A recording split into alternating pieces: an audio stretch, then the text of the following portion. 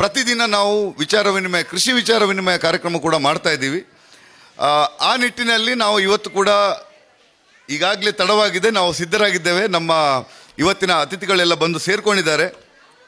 ಅವ್ರನ್ನ ಸ್ವಾಗತ ಮಾಡಲಿಕ್ಕೆ ಮುಂಚೆ ಈ ಕಾರ್ಯಕ್ರಮ ಯಾವುದೇ ಆಗಬೇಕಂದ್ರೆ ನಮಗೆ ಪ್ರಾಯೋಜಕರು ಮತ್ತು ಪ್ರೋತ್ಸಾಹಕರು ಬೇಕು. ಯಾಕೆಂದರೆ ಎಲ್ಲ ವ್ಯವಸ್ಥೆ ಒಟ್ಟು ಸೇರಬೇಕಂದ್ರೆ ಕೆಲಸ ಮಾಡುವ ಒಂದು ಸ್ವಯಂ ಸೇವಕ ತಂಡ ಬೇಕು. ಅದ್ರ ಜೊತೆನೇ ನಮಗೆ ಆರ್ಥಿಕತೆಯ ಒಂದು ಬಲ ಕೂಡ ಬೇಕು. ಈ ಸಂದರ್ಭದಲ್ಲಿ ನಮಗೆ ಪ್ರಾಯೋಜಕತ್ವ, ಈ ಕಾರ್ಯಕ್ರಮಕ್ಕೆ ಪ್ರಾಯೋಜಕತ್ವ ನೀಡಿ ಈ ಕಾರ್ಯಕ್ರಮವನ್ನು ಇಷ್ಟು ಚಂದದ ರೀತಿಯಲ್ಲಿ ಮಾಡಲಿಕ್ಕೆ ಸಹಕಾರ ಕೊಟ್ಟಿರುವಂಥವರನ್ನು ಒಮ್ಮೆ ನೆನೆಸ್ಕೊಳ್ಳಿಕ್ಕೆ ಇಷ್ಟಪಡ್ತಾ ಇದ್ದೀನಿ. Muliya farm lands, Muliya properties ಮತ್ತು Muliya farm lands Puttur, Dwaraka constructions, united Toyota, Campco, Gramajanya ರೈತ ಉತ್ಪಾದಕ ಸಂಸ್ಥೆ, ಅಡಿಕೆ ಪತ್ರಿಕೆ, SRK ಲ್ಯಾಡರ್ಸ್, ತೆಂಗು ರೈತ ಉತ್ಪಾದಕ ಸಂಸ್ಥೆ, ಕೋಕೋನಟ್ FPO, ಜೆಕಾಮ್ table, Puttur table 1.0, Nirman associates, Vijaya solar, rotary club Puttur ಯುವ, ಪಶುಪತಿ ಲೈಟ್ಸ್ ಹಾಗೂ ರಾಧಾ ಡ್ರೆಸ್ಸಸ್, ಇವರೆಲ್ಲ ಮತ್ತೆ ಇನ್ನಿತರರು ಕೂಡ ಇದ್ದಾರೆ. ಆದರೆ ಮುಖ್ಯವಾಗಿ ಇವರೆಲ್ಲ ನಮಗೆ ಆರ್ಥಿಕವಾಗಿ ಪ್ರಾಯೋಜಕತ್ವವನ್ನು ನೀಡಿ ಈ ಕಾರ್ಯಕ್ರಮದ ಯಶಸ್ಸಿಗೆ ಅವರ ಕಾಂಟ್ರಿಬ್ಯೂಷನನ್ನು ನೀಡಿ ನಮಗೆ ಬಹಳ ಸಹಕಾರ ಮಾಡಿದ್ದಾರೆ. ಇವ್ರನ್ನೆಲ್ಲ ನೆನೆಸ್ಕೊಂಡು ಇವತ್ತಿನ ವಿಚಾರ ವಿನಿಮಯ, ಕೃಷಿ ವಿಚಾರ ವಿನಿಮಯ ಮೌಲ್ಯವರ್ಧನೆ ವಿಷಯದಲ್ಲಿ ಈ ಕಾರ್ಯಕ್ರಮಕ್ಕೆ ನಾನು ಇದನ್ನು ನಿರ್ವಹಣೆ ಮತ್ತು ಸಮನ್ವಯ ಮಾಡಲಿಕ್ಕೆ ಶ್ರೀ ಶಿವಸುಬ್ರಹ್ಮಣ್ಯ ಪೆಲತಡ್ಕ ಸರ್, ನಿಮ್ಮನ್ನು ಸ್ವಾಗತ ಮಾಡ್ತಾ ಇದ್ದೀನಿ.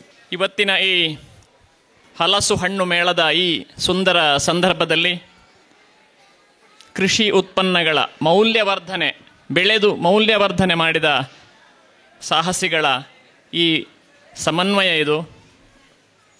ಈ ಗೋಷ್ಠಿಯ ಅಧ್ಯಕ್ಷತೆಯನ್ನು ಶ್ರೀ ಶಂಕರ ಸಾರಡ್ಕ, ನಿವೃತ್ತ ಮುಖ್ಯೋಪಾಧ್ಯಾಯರು, ಸರಕಾರಿ ಪ್ರೌಢಶಾಲೆ ಮತ್ತು ಕೃಷಿಕರು, ಪ್ರಸ್ತುತ ಸಮೃದ್ಧಿ ಗಿಡಗೆಳೆತನ ಸಂಘದ ಅಧ್ಯಕ್ಷರು ಬರಬೇಕು, ಈ ವೇದಿಕೆಯ ಅಧ್ಯಕ್ಷತೆಯನ್ನು ವಹಿಸಿಕೊಳ್ಬೇಕು ಅಂತ ಕೇಳ್ತೇವೆ.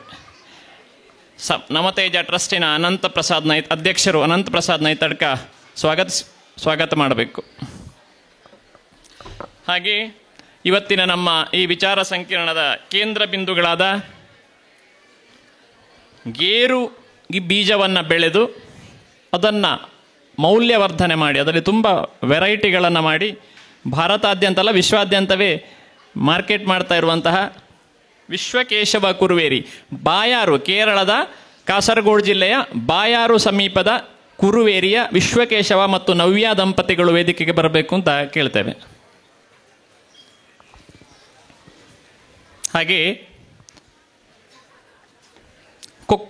ಕೊಕ್ಕೋವನ್ನು ಬೆಳೆದು ಅದರ ವಿವಿಧ ಉತ್ಪನ್ನಗಳನ್ನು ತಯಾರು ಮಾಡಿ ವಿಶ್ವಾದ್ಯಂತ ಸ್ವತಃ ಮಾರ್ಕೆಟ್ ಮಾಡ್ತಾ ಇರುವಂಥ, ಮುಖ್ಯವಾಗಿ ಸಾವಯವ ಚಾಕ್ಲೇಟ್ ತಯಾರು ಮಾಡ್ತಾ ಇರುವಂತಹ ಸಾಫ್ಟ್ವೇರ್ ಕ್ಷೇತ್ರದಲ್ಲಿ ಕೆಲಸ ಮಾಡಿ ಕಳೆದ 5 ವರ್ಷಗಳಿಂದ ಪೂರ್ಣಾವಧಿ ಕೃಷಿ ಮತ್ತು ಚಾಕ್ಲೇಟ್ ಉದ್ಯಮಕ್ಕೆ ಏರಿದಂತಹ ಶ್ರೀ ಬಾಲಸುಬ್ರಹ್ಮಣ್ಯ PS, ಪುತ್ತೂರು ತಾಲೂಕಿನ ಬೆಟ್ಟಂಪಾಡಿಯವರಿವರು, ಅವರು ವೇದಿಕೆಗೆ ಬರಬೇಕಂತ ಕೇಳ್ತೇವೆ.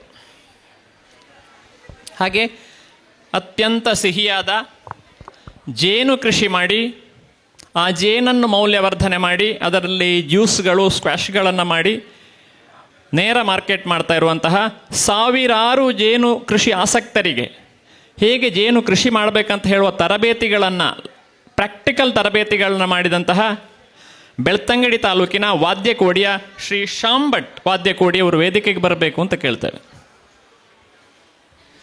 ಹಾಗೆ ವೈದ್ಯಕೀಯ ತುಂಬ ಮಹತ್ವ ಇರುವಂತಹ ಆರೋಗ್ಯದ ಸಮಸ್ಯೆಗಳಿಗೆ ಅದ್ಭುತವಾದ ಒಂದು ಸಂಜೀವಿನಿ ಅಂತ ಹೇಳಲ್ಪಡುವಂತಹ ಸಣ್ಣ ಮುಜಂಟಿ ಜೇನು, ಈ ಮುಜಂಟಿ ಜೇನಿನ ಕೃಷಿಯನ್ನು ಮಾಡಿ ಅದರ ಹೇಗೆ ಬೆಳೆಯುವುದು ಅಂತ ಹೇಳುವ ತರಬೇತಿಯನ್ನು ಕೊಡ್ತಾ, ಒಕ್ಕಲುಗಳನ್ನು ಹಂಚುತ್ತಾ, ಸೊನ್ನೆಯಿಂದ ಬಂದು ಇವತ್ತು ತುಂಬ ದೊಡ್ಡ ಮಟ್ಟದಲ್ಲಿ ಬೆಳೆದಂತಹ ಕಾಸರಗೋಡು ಜಿಲ್ಲೆಯ ಬದಿಯಡ್ಕದ ಶ್ರೀ ರಾಮಚಂದ್ರ ಪುದ್ಯೋಡು ಮುಜಂಟಿ ಜೇನು ಕೃಷಿಕರು ವೇದಿಕೆಗೆ ಬರಬೇಕು ಅಂತ ಕೇಳ್ತಾ ಇದ್ದೇವೆ.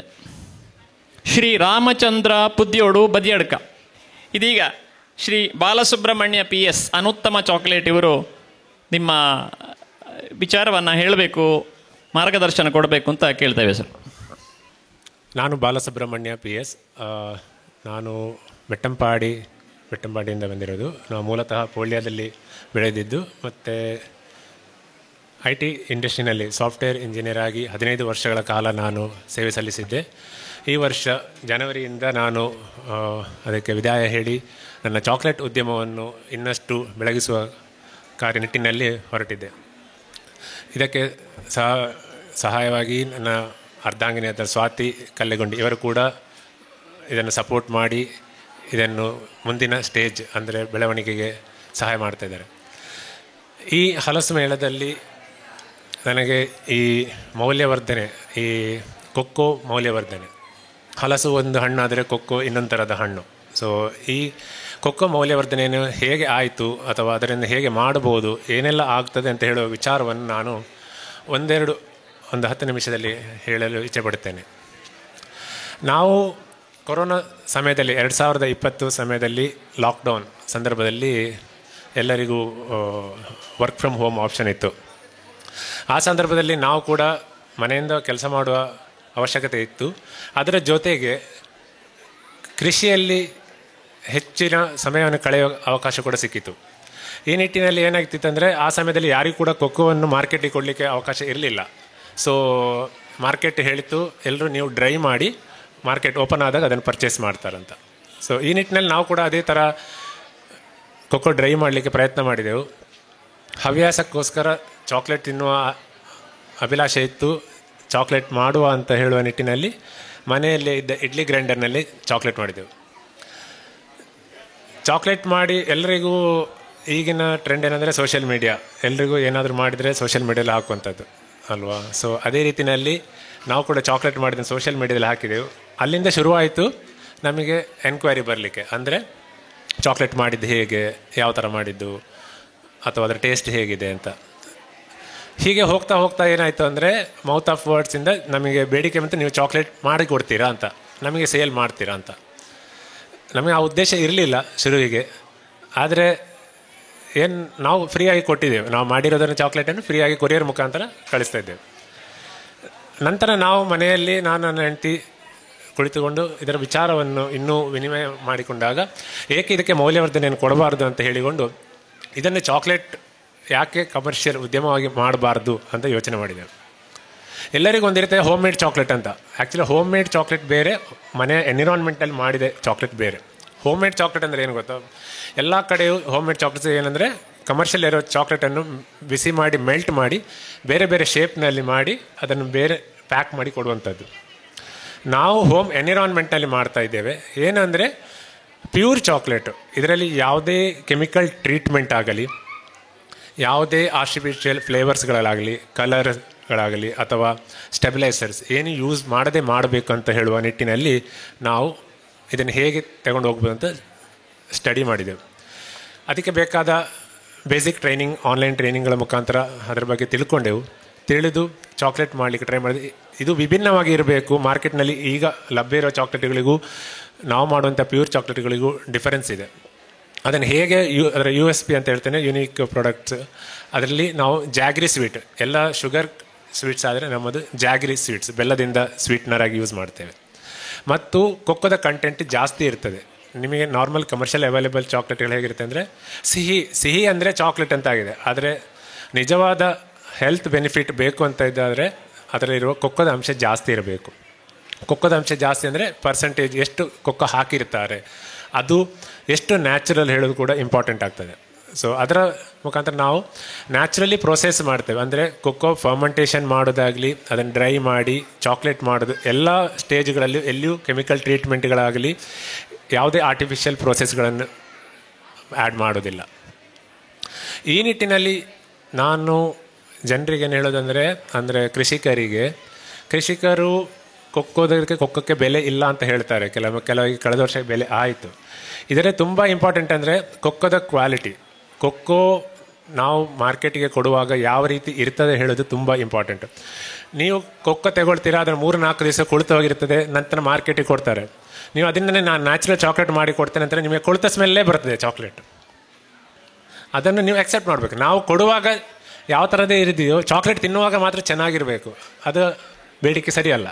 ನಾವು ಕೊಡುವಾಗ ನೀವು ಯಾವ ರೀತಿ ಚಾಕ್ಲೇಟ್ ಎಕ್ಸ್ಪೆಕ್ಟ್ ಮಾಡ್ತೀರೋ, ಪ್ರಾಡಕ್ಟ್ ಕೂಡ ನೀವು ಮಾರ್ಕೆಟಿಗೆ ನೀವು ಕೃಷಿಕರು ಯಾವಾಗ ಕೊಕ್ಕೋವನ್ನು ಕೊಡ್ತೀರೋ ಅದರ ಕ್ವಾಲಿಟಿ ಕೂಡ ನೋಡಬೇಕು. ಯಾಕೆ ಸ್ವತಃ ನಾನು ಕೂಡ ನನ್ನ ಲೋಕಲಿಗೆ ಬೆಟ್ಟಂಪಾಡಿ ಗ್ರಾಮದಲ್ಲಾಗಲಿ ಆಸುಪಾಸಿನ 10-15 ಕಿಲೋಮೀಟರ್ಗಳಿಂದ ನಾನು ಕೊಕ್ಕೋ ಬೀಜವನ್ನು ಖರೀದಿ ಮಾಡ್ತೇನೆ. ಖರೀದಿ ಮಾಡುವಾಗ ನಾನು ಅವರಿಗೆ ಹೇಳ್ತೇನೆ, ನನಗೆ ಚೆನ್ನಾಗಿರೋ ಕೊಕ್ಕವನ್ನೇ ಕೊಡಬೇಕು, ನಿಮಗೆ ಬೆಲೆಯಲ್ಲಿ ಉತ್ತಮ ಬೆಲೆ ಕೊಡ್ಬೋದು, ಅಥವಾ ಅದರಲ್ಲಿ ಮುಂಗೆ ಬರುವುದಿರೋದು ಕೊಳತೋಗಿರ್ಬೋದು, ಇದು ಅದನ್ನು ಸಪ್ರೇಟ್ ಮಾಡಿ ಕೊಡಿ. ನಾವು ಸಪ್ರೇಟ್ ಮಾಡಿದ್ರೆ ನಮಗೆ ಆ್ಯಕ್ಚುಲಿ ಅದು ವೇಸ್ಟ್, ಅದನ್ನು ಯೂಸ್ ಮಾಡಲಿಕ್ಕೆ ಆಗೋದಿಲ್ಲ. ಆದರೆ ನಾವು ಕೃಷಿಕರಿಗೆ ಅದಕ್ಕೆ ಮೌಲ್ಯವನ್ನು ಕೊಡ್ತೇವೆ, ಯಾಕಂದರೆ ಅವರು ಸಪ್ರೇಟ್ ಮಾಡಿದಾರಲ್ಲ ಅಟ್ಲೀಸ್ಟ್, ಆ ದೃಷ್ಟಿಯಿಂದ ನಾವು ಅವರಿಗೆ ಮೌಲ್ಯವನ್ನು ಕೊಡ್ತೇವೆ. ಹಾಗಾಗಿ ಮೌಲ್ಯವರ್ಧನೆ ಆಗಬೇಕು ಅಂತ ಹೇಳಿದರೆ ಬರೀ ಬೆಳೆದ್ರೆ ಸಾಕಾಗೋದಿಲ್ಲ, ಅದರ ಗುಣಮಟ್ಟತೆ ತುಂಬ ಇಂಪಾರ್ಟೆಂಟು. ಯಾವಾಗ ಅದರ ಗುಣಮಟ್ಟತೆ ಒಳ್ಳೆದಿದೆಯೋ ಅದರ ಬೇಡಿಕೆಯೂ ಜಾಸ್ತಿ ಇರ್ತದೆ. ಕಳೆದ ವರ್ಷ ಕೊಕ್ಕಕ್ಕೆ ತುಂಬ ರೇಟ್ ಆಯಿತು, ಈ ವರ್ಷಕ್ಕೆ ಕೊಕ್ಕಕ್ಕೆ ರೇಟ್ ಇಲ್ಲ ಅಂತ ಹೇಳ್ತಾರೆ. 3 ವರ್ಷದ ಹಿಂದೆಗೆ ಕಂಪೇರ್ ಮಾಡಿದರೆ ಈಗ ರೇಟ್ ಚೆನ್ನಾಗಿದೆ.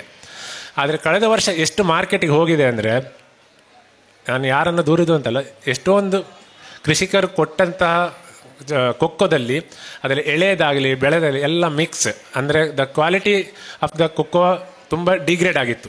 ಕಳೆದ ವರ್ಷ ಅದರಲ್ಲಿ ರೇಟ್ ಜಾಸ್ತಿ ಆಯಿತು ಅಂತ ಹೇಳಿಕೊಂಡು ಪೀಕ್ ಇರುವಾಗ ಎಲ್ಲ ಕೊಕ್ಕವನ್ನು ಕೊಯ್ದು ಮಾರ್ಕೆಟಿಗೆ ಬಂದಿದೆ. ಅದು ಹೆಚ್ಚಾಗಿ ನಾನು ನೋಡ್ತೇನೆ ಟ್ರೇಡರ್ಸ್ ಅವರಲ್ಲಿ ನಾನು ಸಂಶೋಧನೆ ಮಾಡಿದಾಗ ನೋಡುವಾಗ ತುಂಬ ಎಳೆಯದಿರ್ತದೆ ಅಥವಾ ಹಾಳಾದ ಕೊಕ್ಕವನ್ನು ತಂದಿರ್ತದೆ. ಇದರಿಂದಾಗಿ ಆ್ಯಕ್ಚುಲಿ ದ ಕಮರ್ಷಿಯಲ್ ದೊಡ್ಡ ಬ್ರ್ಯಾಂಡ್ಗಳಿಗೆ ಕೂಡ ತುಂಬ ಇಂಪ್ಯಾಕ್ಟ್ ಆಗಿದೆ. ಈವನ್ ದೊಡ್ಡ ಕಂಪನಿಗಳು ಚಾಕ್ಲೇಟ್ ಮ್ಯಾನುಫ್ಯಾಕ್ಚರ್ ಇದ್ದರೂ ಕೂಡ ಕಳೆದ ವರ್ಷ ರೇಟ್ ಹೈಕ್ ಆಗಿದೆ, ಆದರೆ ಕೊಕ್ಕದ ಕ್ವಾಲಿಟಿ ಬಂದಿರುವಂಥದ್ದು ಅಷ್ಟು ಒಳ್ಳೆಯದು ಬಂದಿರಲಿಲ್ಲ.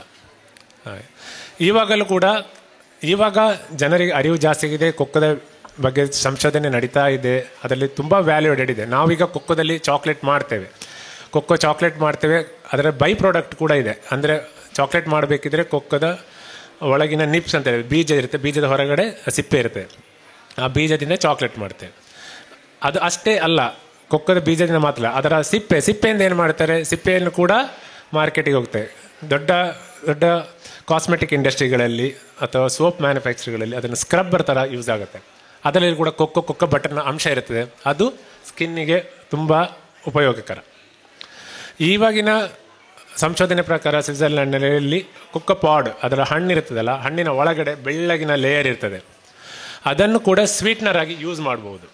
ಅದು ಇನ್ನೂ ಬರ್ತಾ ಇದೆ ಅಷ್ಟೇ. ಅದರ ಹೊರಗಿನ ಬಿಳಿಯ ಲೇಯರ್ ಇದೆಯಲ್ಲ, ಇನ್ನು ಮುಂದಿನ ಕ್ಷಣಗಳಲ್ಲಿ ಕೊಕ್ಕದ ಸಿಪ್ಪೆ ಕೂಡ ಬೇಡಿಕೆ ಬರುವ ಸಾಧ್ಯತೆಗಳಿದೆ. ಯಾಕಂದರೆ ಅದರಲ್ಲಿ ಕೂಡ ಸಿಹಿಯ ಅಂಶ ಇದೆ, ಅದು ತುಂಬ ನ್ಯಾಚುರಲ್ ಕೂಡ, ತುಂಬ ಹೈಲಿ ಕಾನ್ಸಂಟ್ರೇಟೆಡ್ ಕೂಡ. ಆವಾಗ ಆ ಬೇಡಿಕೆ ಬಂದಾಗ ಆ ಕೊಕ್ಕ ಸಿಪ್ಪೆಯನ್ನು ಕೂಡ ಎಲ್ಲರೂ ಶೇಖರಣೆ ಮಾಡಲಿಕ್ಕೆ ಶುರು ಮಾಡ್ತಾರೆ.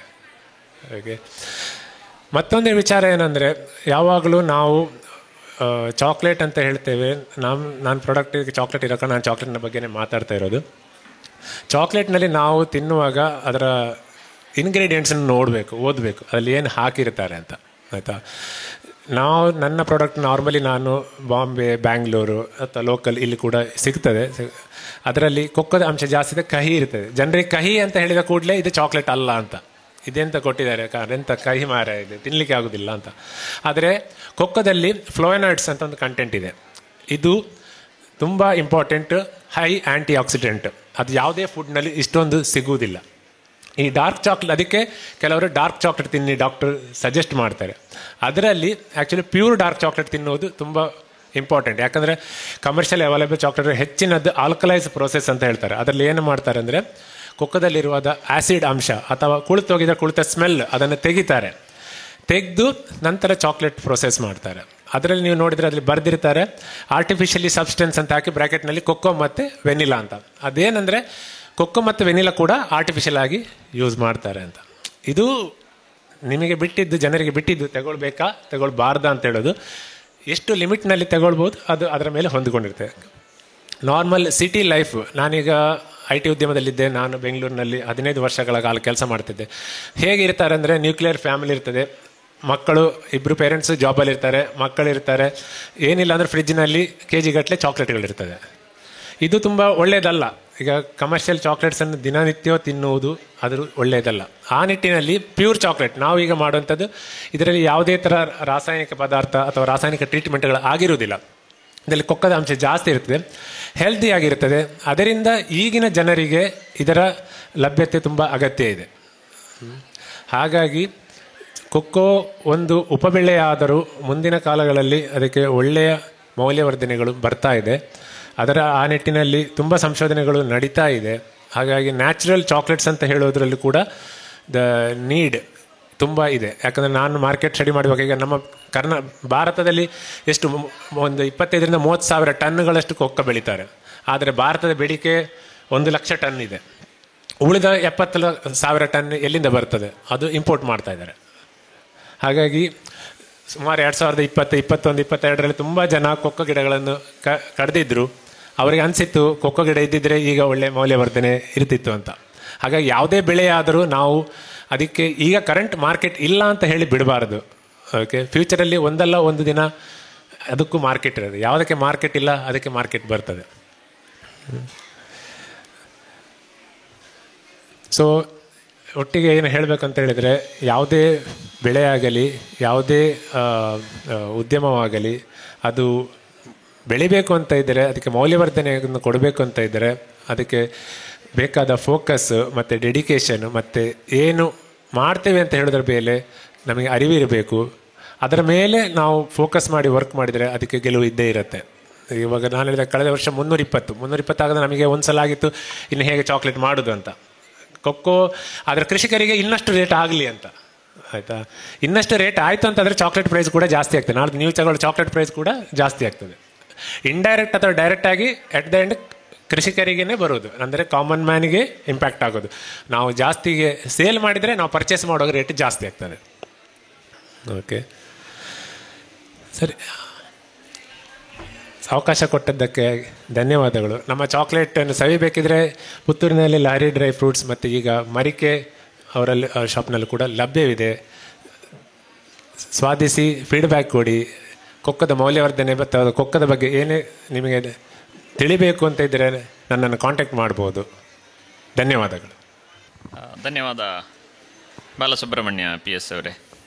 ಇದೀಗ ಗೇರು ಕೃಷಿ ಮಾಡಿ ಬೆಳೆದು ಅದನ್ನು ಮೌಲ್ಯವರ್ಧನೆ ಮಾಡಿ ಮಾರುಕಟ್ಟೆ ಮಾಡಿದ ಶ್ರೀ ವಿಶ್ವಕೇಶವ ಮತ್ತು ನವ್ಯಶ್ರೀ ಕುರುವೇರಿ ನೀವು ಮಾತಾಡಬೇಕು ಅಂತ ಕೇಳ್ತೇನೆ.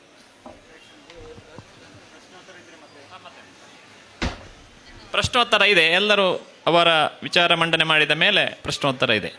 ಮತ್ತೊಂದು ವಿಚಾರ, ಇದು ಇಡೀ ಸುದ್ದಿ ಮೂಲಕ ಲೈವ್ ಹೋಗ್ತಾ ಇದೆ ಮತ್ತು ಯೂಟ್ಯೂಬ್ ನಲ್ಲಿಯೂ ಲಭ್ಯ ಇರ್ತದೆ. ಹಾಗಾಗಿ ತುಂಬ ಜನರಿಗೆ ಈ ವಿಷಯ ಮುಟ್ತದೆ. ಇವತ್ತು ವೇದಿಕೆಯಲ್ಲಿರುವ ಎಲ್ಲರಿಗೂ ನನ್ನ ನಮಸ್ಕಾರಗಳು. ಹಾಗೆ ಈ ಒಂದು ಅವಕಾಶವನ್ನು ನಮಗೆ ಇವತ್ತು ಹಲಸಿನ ಮೇಳದಲ್ಲಿ ನಮಗೊಂದು ಕುರುವೇರಿ ಕ್ಯಾಶ್ಯೂವಿನ ಬಗ್ಗೆ ಒಂದು ಮಾತಾಡಲಿಕ್ಕೆ ಅವಕಾಶ ಕೊಟ್ಟದಕ್ಕೆ ಕೂಡ ಧನ್ಯವಾದಗಳು. ಹಾಗೆ ನಾನು ವಿಶ್ವಕೇಶವ್ ಅಂತ, ಬಾಯಾರು, ಕುರುವೇರಿ ನಮ್ಮ ಊರು. ಹಾಗೆ ನನ್ನ ಅರ್ಧಾಂಗಿನಿ ನವ್ಯಶ್ರೀ ಅಂತ. ಹಾಗೆ ನಾವು 2011ರಲ್ಲಿ ನಾನು ಆ್ಯಕ್ಚುಲಿ ಮೊದಲು 2008-09ಕ್ಕೆ ನಾನು ಬ್ಯಾಂಗ್ಳೂರಲ್ಲಿ ಸ್ವಲ್ಪ ವರ್ಷ ಕೆಲಸ ಮಾಡ್ತಾಯಿದ್ದೆ. 10-12 ವರ್ಷ ಬ್ಯಾಂಗ್ಳೂರಲ್ಲಿ ಕೆಲಸ ಮಾಡ್ತಾಯಿದ್ದೆ. ಹಾಗೆ ನಮಗೆ ಕೃಷಿಯೆಲ್ಲ ಉಂಟು. ಹಾಗೆ ನಮಗೆ ಅದು ಪೇಟೆ ಜೀವನ ನಮಗೆ ಸ್ವಲ್ಪ ಕಷ್ಟ ಅಂತಾಯಿತು. ಹಾಗೆ ನಮ್ಮಲ್ಲೇ ಉಂಟಲ್ಲ, ಜಮೀನೆಲ್ಲ ಉಂಟಲ್ಲ, ಹಾಗೆ ನಾವು ನಮ್ಮ ಊರಲ್ಲಿ ಏನಾದ್ರು ಮಾಡುವ ಅಂತೇಳಿ ಕೆಲಸ ಬಿಟ್ಟು ನಾವು ಊರಿಗೆ ಬಂದಂಥದ್ದು. ಆಗ ಕೋವಿಡ್ ಏನಿರಲಿಲ್ಲ, 2012. ಸೊ ನಾವು ಬಂದು ಸಣ್ಣಕ್ಕೆ ನಮ್ಮ ಕೃಷಿಯನ್ನು ತಂದೆಯೊಟ್ಟಿಗೆ ಅವರಿಗೆ ಸಪೋರ್ಟ್ ಮಾಡ್ತಾ ಇದ್ದೆ. ಹಾಗೆ ಸ್ವಲ್ಪ ಖಾಲಿ ಜಾಗ ಎಲ್ಲ ಇತ್ತು. ಹಾಗೆ ಆ ಖಾಲಿ ಜಾಗವನ್ನು ನೋಡಿ ನಾವು ಏನು ಯೋಗ್ಯ ಭೂಮಿಯಲ್ಲ, ಅದು ಬರೀ ಕಲ್ಲು ಇರುವಂತಹ ಮಣ್ಣಿನ ಒಂದು ಜಾಗ. ಆ ಭೂಮಿಯಲ್ಲಿ ನಾವು ಏನು ಕೃಷಿ ಮಾಡ್ಬೋದು? ನೀರಿಲ್ಲ, ಮತ್ತೆನ್ನೇನು ಕೃಷಿ ಮಾಡ್ಬೋದು? ಹಾಗಾದರೆ ಯೋಚನೆ ಮಾಡಿ ಸ್ವಲ್ಪ ಸಂಬಂಧಿಕರು ಮತ್ತು ವಿಜ್ಞಾನಿಗಳ ಹತ್ರ ಎಲ್ಲ ಕೇಳಿದಾಗ ಅದು ಎಂತಕ್ಕೂ ಆಗಲಿಕ್ಕಿಲ್ಲ, ಆ ಭೂಮಿ ಅದು ನಿಮಗೆ ಗೇರು ಬೀಜಕ್ಕೆ ಆದೀತು ಅಂತ. ಗೇರು ಬೀಜ ಅಂದರೆ ಅದು ಯಾರಿಗೂ ಬೇಡದಂಥದ್ದು. ಹಾಗೆ ಸರಿ, ಗೇರು ಬೀಜ ಹಾಕುವ, ನೋಡುವ ಅಂತೇಳಿ ಪುತ್ತೂರು NRCCಯಿಂದ ನಾವು 2012ರಲ್ಲಿ ನಾವು ಗಿಡವನ್ನು ತಗೊಂಡು ಬಂದು ನಾವು 2013ಕ್ಕೆ ನಾವು ಅದರದ ಕೆಲಸ ಎಲ್ಲ ಕಂಪ್ಲೀಟ್ ಮಾಡ್ತೇವೆ. ಮತ್ತು ಅದರಲ್ಲಿ ಸ್ವಲ್ಪ 2013, 14 ಹಾಗೆ 15ನೇ ವಿಷಯವೇ ಆಗುವಾಗ ನಮಗೆ ಅದರಲ್ಲಿ ಸ್ವಲ್ಪ ಬೆಳೆ ಬರಲಿಕ್ಕೆ ಸರಿ, ಅಂದರೆ 3 ವರ್ಷ ಆಗಬೇಕು. 3 ವರ್ಷಕ್ಕೂ ಬೆಳೆ ಬರಲಿಕ್ಕೆ ಶುರು ಆಯಿತು. ಹಾಗೆ ಇದನ್ನು ನಾವು ಹೆಕ್ಕಿಸ್ತಾ ಇರುವಾಗ ಸ್ವಲ್ಪ 3ನೇ ವರ್ಷ ನಮಗೊಂದು 10-11 ಕ್ವಿಂಟಲ್ ಬಂತು ಬೆಳೆ. ಮತ್ತು 4-5-6 ವರ್ಷ ಆಗುವಾಗ 20-25 ಕ್ವಿಂಟಲ್ ಹಾಗೆ ತುಂಬ ಜಾಸ್ತಿ ಬೆಳೆ ಬರಲಿಕ್ಕೆ ಶುರು ಆಯಿತು. ಕೊನೆಗೆ 2020 ಆಗುವಾಗ 3,000-3,500 ಸಡನ್ ಜಂಪ್ ಆಗಲಿಕ್ಕೆ ಶುರು ಆಯಿತು. ಇದು ನಮಗೆ ಅದನ್ನು ಹೆಕ್ಕಲಿಕ್ಕೆ ಕೂಲಿ ಆಳುಗಳನ್ನು ಮಾಡಬೇಕು. ನಮಗೆ ನಾವು ಮನೆಯವರು ಮಾಡಲಿಕ್ಕೆ ಸಾಧ್ಯ ಇಲ್ಲ. ಅಂದರೆ ಅಷ್ಟು ಬೀಳುವಾಗ ಒಬ್ಬೊಬ್ಬರಿಗೆ ನಾವು ಎಂತ ಮಾಡೋದು, ಒಬ್ಬೊಬ್ಬರು ನಾವು ಮಾಡಲಿಕ್ಕೆ ಸಾಧ್ಯ ಇಲ್ಲ. ಹಾಗೆ ಅದಕ್ಕೆಲ್ಲ ನಾವು ಬೇರೆ ನಮ್ಮ ಹತ್ತಿರ ಇರುವಂತಹ ಹೆಂಗಸರ ಸಹಾಯವನ್ನು, ಅಂದರೆ ಅಲ್ಲಿರುವ ಊರಲ್ಲಿರುವ ಕೃಷಿಕರ ಕಾರ್ಮಿಕರನ್ನು ನಾವು ಅವಲಂಬನೆ ಮಾಡಬೇಕು. ಸೊ ಅವರಿಗೆ ಅವಲಂಬನೆ ಮಾಡುವಾಗ ಅವರಿಗೆ ನಾವು ಸತತವಾಗಿ, ಅಂದರೆ ಇದು ಗೇರು ಬೀಜ ನಿಮಗೆ ಇದೀಗ ಹೈಬ್ರಿಡ್ ಬೀಜ ಆದ ಕಾರಣ ನಿಮಗೆ ಫೆಬ್ರವರಿ ತಿಂಗಳಲ್ಲಿ ಸ್ಟಾರ್ಟ್ ಆಗ್ತದೆ, ಅದರ ಈಲ್ಡಿಂಗ್ ಸ್ಟಾರ್ಟ್ ಆಗ್ತದೆ. ಮೇ ಲಾಸ್ಟ್ವರೆಗೆ ಕೂಡ ನಿಮಗೆ ಬರ್ತಾ ಇದೆ ಕಂಟಿನ್ಯೂಸ್. ನಿಮಗೆ ಒಂದು 400-500 ಮರ ಇದ್ದರೆ ನಿಮಗೊಂದು 5-6 ಜನ ಬೇಕೇ ಬೇಕು ಅದನ್ನು ಹೆಕ್ಕಲಿಕ್ಕೆ, ಇಲ್ಲದ್ರೆ ಹೆಕ್ಕಿ ಆಗೋದಿಲ್ಲ. ತಂದು ಅದನ್ನು ಪಿಂಟ್ಬೇಕು, ಗೇರು ಬೀಜವನ್ನು ಸಪ್ರೇಟ್ ಮಾಡಬೇಕು, ಅಂಥದ್ದೆಲ್ಲ ತುಂಬ ಕೆಲಸ ಉಂಟು. ಹಾಗೆ ಅದೆಲ್ಲ ಮಾಡ್ತಾ ಇದ್ವಿ ನಾವು. ಹಾಗೆ ಮಾಡುವಾಗ 2020 ನೋಡಿ, ಒಂದು ಇದು ಕೋವಿಡ್ ಅಂತ ಬಂತು. ಹಾಗೆ ಎಲ್ಲ ಮಾಡಿ ಆಯಿತು, ನಾವು ಬಂಡವಾಳ ಹಾಕಿ ಆಯಿತು, ಎಲ್ಲ ಹಾಕಿ ಆಯಿತು. ನಾವು ಹಾಕಿದ ಇದನ್ನು ಕೃಷಿಯ ಉತ್ಪನ್ನವನ್ನು ವಾಪಸ್ ನಮಗೆ ಮಾರಲಿಕ್ಕೆ ಆಗ್ತಾ ಇಲ್ಲ. ಎಲ್ಲರೂ ಅಷ್ಟು ನಾವು ಖರ್ಚು ಮಾಡಿ ಎಲ್ಲ ಮಾಡಿದಾಗ ನಮಗೆ ಅದನ್ನು 80 ರೂಪಾಯಿಗೆ ಮತ್ತು 60 ರೂಪಾಯಿಗೆ ನಮ್ಮಿಂದ ಕೇಳ್ತಾಯಿದ್ರು ಈ ಗೇರು ಬೀಜವನ್ನು. ಎಂತ ಮಾಡೋದು, ಇದನ್ನು ನಾವು ಮಾಡಿ ನನಗೆ ಲಾಸ್, ಅಂದರೆ ನಮಗೆ ಅದರಲ್ಲಿ ಲಾಸ್ ಅಂದರೆ ದೊಡ್ಡ ಅಷ್ಟು ಕಷ್ಟಪಟ್ಟು ಮಾಡಿದಾಗ ನಮಗೆ ಅದರಲ್ಲಿ ಉಳಿತಾಯ ಎಂದು ಆಗ್ತಾ ಇರಲಿಲ್ಲ. ಹಾಗೆ ಇದನ್ನು ಏನಾದ್ರು ಒಂದು ಮಾಡಬೇಕಲ್ಲ ಅಂಥೇಳಿ ನಾನು ನನ್ನ ಶ್ರೀಮತಿಯವರ ಹತ್ರ ನಾವು ಮಾತಾಡ್ತಾ ಇದ್ವಿ. ಹಾಗೆ ಒಂದು ದಿವಸ ನಾವು ಮಾತಾಡ್ತಿರುವಾಗ ಸಡನ್ನಾಗಿ ನಾವು ನೋಡುವ ಇದನ್ನು ಅಂತೆಲ್ಲ ಸ್ವಲ್ಪ ಸ್ಟಡಿ ಮಾಡಿ, ಸ್ವಲ್ಪ ಯೂಟ್ಯೂಬಲ್ಲೆಲ್ಲ ಸ್ಟಡಿ ಮಾಡಿದ್ವಿ. ಹಾಗೆ ಮತ್ತು ನಮ್ಮ ಗೇರು ಬೀಜದ ಸೈಂಟಿಸ್ಟ್ಗಳಿದ್ದಾರೆ, ಡಾಕ್ಟರ್ ಮೋಹನ್ ತಲಕಾಳ್ಕೊಪ್ಪ ಅವರು ನಮಗೆ ಕೂಡ ಕೆಲವು ಮಿಷಿನರಿ ಡೀಟೇಲ್ಗಳನ್ನೆಲ್ಲ ಕೊಟ್ಟಿದ್ದರು. ಸೊ ಹಾಗೆ ಅದನ್ನು ನಾವು ಸ್ಟಡಿ ಮಾಡಿ ಮತ್ತೆ ನಾವು ಮಹಾರಾಷ್ಟ್ರಕ್ಕೆ ನೋಡುವ ಅಂಥೇಳಿ ಮಹಾರಾಷ್ಟ್ರಕ್ಕೆ ಹೋದ್ವಿ. ಮಹಾರಾಷ್ಟ್ರದಲ್ಲಿ ನಾವು ಹೋಗಿ ಬಂದ ಮೇಲೆ ನಮಗೆ ಅಲ್ಲಿ ಎಲ್ಲ ಐಡಿಯಾ ಸಿಕ್ಕಿತ್ತು, ಯಾವ ಥರ ಮಿಷಿನ್ಗಳೆಲ್ಲ ಉಂಟು, ಇದನ್ನು ಹೇಗೆ ಮಾಡೋದು. ಯಾಕಂದರೆ ದೊಡ್ಡ ಮಟ್ಟದಲ್ಲಿ ಮಾಡಲಿಕ್ಕೆ ಸಾಧ್ಯ ಇಲ್ಲ. ನಮಗೆ ಆಗುವಂಥದ್ದು ಕೇವಲ 3-3.5 ಟನ್, ಮ್ಯಾಕ್ಸಿಮಮ್ ಅಂದರೆ 4 ಟನ್, 4,000 kg ಆಗ್ಬೋದು. ಅದಕ್ಕೆ ನಾವು ಇಷ್ಟೆಲ್ಲ ಬಂಡವಾಳ ಹಾಕಿದರೆ ನಮಗೆ ಆಗಲಿಕ್ಕಿಲ್ಲ. ಸಣ್ಣ ಮಟ್ಟದಲ್ಲಿ, ಸ್ಮಾಲ್ ಈಸ್ ಬ್ಯೂಟಿಫುಲ್, ಅಂದರೆ ಚಿಕ್ಕದಾಗಿರಬೇಕು ಯಾವಾಗಲೂ. ಹಾಗೆ ಆ ನಿಟ್ಟಿನಲ್ಲಿ ನಾವು ಯೋಚನೆ ಮಾಡಿ ಸಣ್ಣ ಮಿಷಿನ್ಗಳೇನು ಉಂಟು ಅಂತ ಹೇಳಿ ನೋಡುವಂಥ ಒಂದು ಕಂಪನಿ ಸಿಕ್ಕಿತ್ತು ನಮಗೆ, ರೋಟೆಕ್ಸ್ ಅಂತ ಪೂನಾದಲ್ಲಿ. ಸೊ ಅವರಿಂದ ನಾವು ಮಿಷಿನ್ಗಳನ್ನು ನೋಡಿ ನಮಗೆ ಯಾವ ಥರ ಬೇಕು ಆ ಥರ ತಗೊಂಡು ಬಂದು ನಾವು ಅದನ್ನು ಪ್ರಯೋಗ ಮಾಡ್ತೇವೆ. 2020 ಪ್ರಯೋಗ ಮಾಡ್ತೇವೆ. ಮನೆಯಲ್ಲಿ ತಂದು ನಾವು ಮಿಷಿನ್ಗಳನ್ನೆಲ್ಲ ಇಡ್ತೇವೆ. ಸಣ್ಣ ಒಂದು ಕುಕ್ಕರ್, ಅಂದರೆ ಬಾಯ್ಲರನ್ನು ಇಡ್ತೇವೆ. ಅದು ಬಾಯ್ಲರ್ ಅಲ್ಲ, ಕುಕ್ಕರ್, ಸಣ್ಣ ಮಟ್ಟ. ಅಂದರೆ ನಮಗೆ ಅದು ಯಾವ ಟೈಪ್ ಇದು ಮುಂದೆ ಹೋಗ್ತದೆ ನಮಗೆ ಗೊತ್ತಿಲ್ಲ. ಸುಮ್ಮನೆ ನಾವು ಹೇಗೂ ಬೀಜದಲ್ಲಿ ಗೇರು ಬೀಜಕ್ಕೆ ಬಂಡವಾಳ ಹಾಕಿ ಸೋತಿದ್ದೇನೆ, ನೋಡುವ ಇದರಲ್ಲಿ ಹೋಗಲಿ, ತೊಂದರೆ ಇಲ್ಲ, ಹೋದರೆ ಹೋಗಲಿ ಅಂತ ಹೇಳಿ ಪುನಃ ನಾನು ಸ್ವಲ್ಪ ಬಂಡವಾಳ ಹಾಕಿ ಒಂದು 3.5 ಲಕ್ಷ ನಾವು ಕೈಯಿಂದ ಹಾಕಿದ್ದೀವಿ. ಹಾಕಿ ಮತ್ತೆ ಮಿಷನರಿಗಳನ್ನ ತಂದ್ವಿ. ಸಣ್ಣ ಕುಕ್ಕರ್, ಅಂದರೆ ಒಂದು 50 kg ಆಗುವಷ್ಟು ನಾವು ಮಾಡುವಂಥದ್ದು, ಅದಕ್ಕಿಂತ ಹೆಚ್ಚು ಮಾಡಲಿಕ್ಕಿಲ್ಲ ಅಂಥೇಳಿ ತಂದು ಮಾಡಲಿಕ್ಕೆ ಶುರು ಮಾಡಿದೆವು. ಆಗ ನಮ್ಮ ಮಾಡ್ತಾ ಇರುವಾಗ ಅದರ ಪರಿಮಳ ನಮ್ಮ ಶ್ರೀಪಡ್ರೆ ಅವರಿಗೆ ತಲುಪಿತು. ಸೊ ಅವರು ಅಡಿಕೆ ಪತ್ರಿಕೆಯಲ್ಲಿ ಬರೆದ್ರು.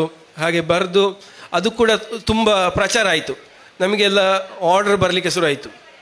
ಹಾಗೆ ಸ್ವಲ್ಪ ಸ್ವಲ್ಪ ಮಾರಾಟ ಮಾಡ್ತಾ ಇದ್ವಿ. ಹಾಗೆ ಮತ್ತೆ ಒಂದು ಸತಿ ಬಂದವರು ಮತ್ತೆ ಪುನಃ ಬರಬೇಕಂದ್ರೆ ಇದು ಸ್ವಲ್ಪ ಕಾಸ್ಟ್ಲಿ ಐಟಮ್. ಅಂದರೆ ಗೇರು ಬೀಜ ನಮಗೆ ಕೊಡುವಾಗ ನಾವು ಮಾರುವಾಗ 100 ರೂಪಾಯಿ ಆದರೂ, 120 ರೂಪಾಯಿ ಇದ್ದರೂ ಕೂಡ ಮೌಲ್ಯವರ್ಧನೆ ಆಗುವಾಗ ಸ್ವಲ್ಪ ಜಾಸ್ತಿ ಆಗ್ತದೆ ರೇಟು. ಅಂದರೆ ಆಗಿನ ಕ್ರಯದಲ್ಲಿ ಸಾಧಾರಣ ಒಂದು 900 ರೂಪಾಯಿ ಇತ್ತು. ಹಾಗೆ 2021 900 ರೂಪಾಯಿ ಇತ್ತು. ಆದರೂ ಆಗಿನ ಸಮಯಕ್ಕೆ ಅದು ದೊಡ್ಡ ಬೆಲೆ. ಹಾಗೆ ಎಂತ ಮಾಡೋದು, ಇದನ್ನು ಮಾರಾಟ ಮಾಡೋದು ಈಗ ತಂದೆಲ್ಲ ನಾವು ಎಲ್ಲ ಮಾಡಿ ಆಯಿತು, ಇದನ್ನು ಮಾರಾಟ ಮಾಡೋದು ಹೇಗೆ? ಹಾಗೆ ಇದನ್ನು ಮಾರಾಟ ಮಾಡೋದು ಮತ್ತು ಎಂತ ಮಾಡೋದು?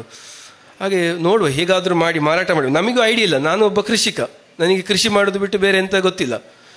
ಸೊ ಎಂತ ಮಾಡೋದು, ಹೋಗಿ ಕೊನೆಗೆ ಯಾರ್ದಾರ್ದು ಮದುವೆ ಫಂಕ್ಷನ್ ಎಲ್ಲ ಇದ್ದರೆ ಅವ್ರ ಹತ್ರ ಕೇಳೋದು, ಇದು ನಿಮ್ಮಲ್ಲಿ ಒಂದು ನಾವು ಸ್ಟಾಲ್ ಇಡ್ಬೋದಾ? ಅವರು ಧಾರಾಳ ಇಡಿ, ನೀವು ಸ್ಟಾಲ್ ಇಡಿ ಅಂತ. ಸರಿ ಎಲ್ಲರೂ ನನಗೆ ಬೈಲಿಕ್ಕೆ ಶುರು ಮಾಡಿದ್ರು, ನಿನಗೆ ಅಡಿಕೆ ಆಗುವ, ನಿನಗೆಂತ ಪೈಸೆಗೆ ಗತಿ ಇಲ್ವಾ ನಿನಗೆ, ನೀನು ಯಾಕೆ ಮಾಡೋದು ಇದನ್ನೆಲ್ಲ, ನೀನು ಸುಮ್ಮನೆ ಅಡಿಕೆ ಸುಲಿದು ಕ್ಯಾಂಪ್ಕೋಕ್ಕೆ ಕೊಟ್ಟು ನಿಮಗೆ ಸುಮ್ಮನೆ ಇರಬಾರ್ದಾ, ಇದೆಲ್ಲ ಬೇಕಾ ನಿನಗೆ ಅಂತ. ಅಲ್ಲ, ನೋಡುದು ನಾನೊಂದು ಆಗ್ತದ ಇಲ್ವಾ ಅಂತ ಒಂದು ಪ್ರಯತ್ನ, ಒಂದೇ ಮೌಲ್ಯವರ್ಧನೆ ಮಾಡಬೇಕು, ಹೇಗೋ ಒಂದು ನೋಡುವ. ಸರಿ, ಎಲ್ಲರ ಹತ್ರ ಬೈಸ್ಕೊಂಡಾಯಿತು. ಸ್ಟಾಲ್ ಇಟ್ಟಿವೆ ನಾವು. ಹಾಗೆ ಸ್ಟಾಲ್ ಇಡುವಾಗ ಒಂದೊಂದು ಸ್ಟಾಲ್ನಲ್ಲಿ ಒಂದು 10-20 ಸಾವಿರದ್ದು ಗೇರು ಬೀಜ ಹೋಗಲಿಕ್ಕೆ ಶುರುವಾಯಿತು. ಹಾಂ, ಸರಿ ತಗೊಳ್ಳಿ. ಮತ್ತೆ ಇನ್ನೊಂದು ಸ್ವಲ್ಪ ಆಸೆ ಹುಟ್ಟಿತು ನಮಗೆ, ಇನ್ನು ಇಲ್ಲಿ ಮದುವೆ ಉಂಟು, ಕಾಗದ ಬರಲಿಕ್ಕೆ ಕಾಯೋದು. ಎಲ್ಲಿ ಬರ್ತದೆ ಕಾಗದ? ಬಂದ ಕೂಡಲೇ ನೆಕ್ಸ್ಟ್ ಅವ್ರ ಹತ್ರ ಕೇಳೋದು, ಹೀಗೆ ನಾವು ಇನ್ನೊಂದು ಸ್ಟಾಲ್ ಇಡಬೇಕಾ, ಸರಿ ಇಡಿ ಅಂತ ಹೇಳಿದ್ರು ಅವರು. ಹಾಗೆ ಎಲ್ಲರೂ ನಮಗೆ ಸಪೋರ್ಟ್ ಮಾಡ್ತಾಯಿದ್ರು, ಎಲ್ಲರೂ ಕೂಡ ಸಪೋರ್ಟ್ ಮಾಡಿದರು. ಹಾಗೆ ಸ್ಟಾಲ್ ಇಟ್ವಿ. ಅವರು ಒಬ್ಬೊಬ್ಬರು ತೆಕ್ಕೊಂಡವರು ಪುನಃ ಬರಲಿಕ್ಕೆ ಶುರು ಮಾಡಿದರು. ಆಗ ನಮಗೆ ಆಯಿತು, ಇದು ಏನೋ ಒಂದು ಉಂಟು ಇದರಲ್ಲಿ ಭಾರಿ ಒಂದು ಐಟಮ್ ಉಂಟು. ನಮಗೆ ಗೊತ್ತಿಲ್ಲ ನಾವು ಮಾಡೋ ಮೌಲ್ಯವರ್ಧನೆ, ನಾವು ಸುಮ್ಮನೆ ನಮಗೆ ವರ್ಕೌಟ್ ಆಗೋದಿಲ್ಲ ಅಂತೇಳಿ ನಾವು ಮಾಡ್ತಾ ಇದ್ದದ್ದು.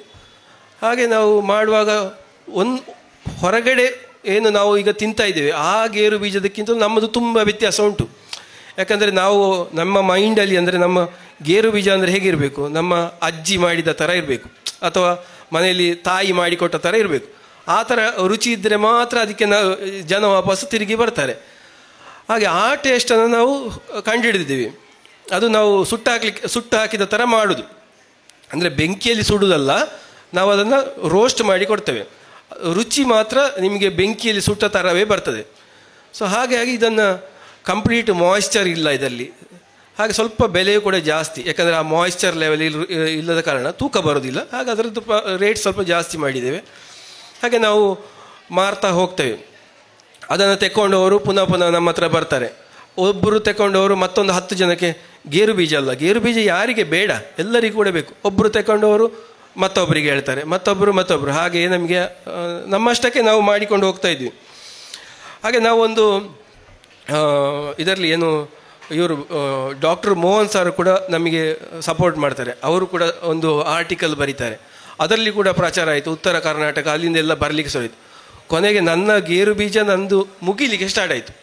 ಈಗ ನಾನು ಎಂತ ಮಾಡೋದು, ಇನ್ನು ಗೇರು ಬೀಜ ಎಲ್ಲಿಗೆ ಹೋಗೋದು ನಾನು ಗೇರು ಬೀಜಕ್ಕೆ?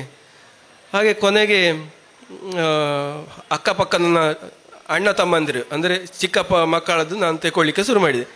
ಸ್ವಲ್ಪ ಮಾರ್ಕೆಟಿಂದ ಒಂದು 10 ರೂಪಾಯಿ 20 ರೂಪಾಯಿ ಹೆಚ್ಚು ಕೊಟ್ಟು ತೆಗೊಳ್ಳಿಕ್ಕೆ ಶುರು ಮಾಡಿದೆ. ಅವರಿಗೂ ಖುಷಿ ಆಯಿತು, ಮನೆಯಿಂದಲೇ ಹೋಗ್ತದಲ್ಲ, ನಾವು ಅದನ್ನು ತೆಗೊಂಡೋಗಿ ಅಲ್ಲಿ ನಮಸ್ಕಾರ ಹಾಕಲಿಕ್ಕೆಲ್ಲ ಇಲ್ಲಲ್ಲ, ಆಯಿತು ನಿಮಗೆ ಕೊಡುವ ಅಂತೇಳಿ ನಮಗೆ ಕೊಟ್ಟರು.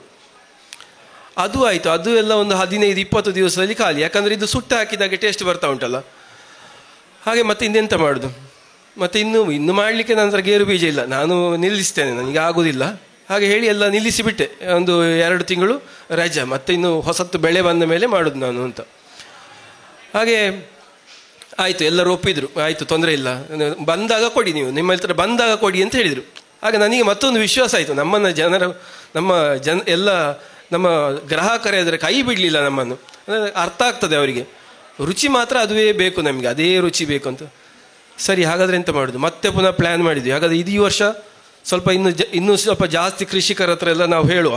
ಹಾಗೆ ಒಂದು 20-30 ಕೃಷಿಕರ ಹತ್ರ ನಾವು ಮೊದಲೇ ಹೇಳಿರ್ತೇವೆ. ಅಂದರೆ ನಮಗೆ ಹೈಬ್ರಿಡ್, ಅಂದರೆ ಸಿಲೆಕ್ಟೆಡ್ ಹೈಬ್ರಿಡ್ ಬೀಜ ಬೇಕಾಗುವಂಥದ್ದು, ಅವರೆಲ್ಲ ನಮಗೆ ತೆಗೆದಿಡ್ತಾರೆ.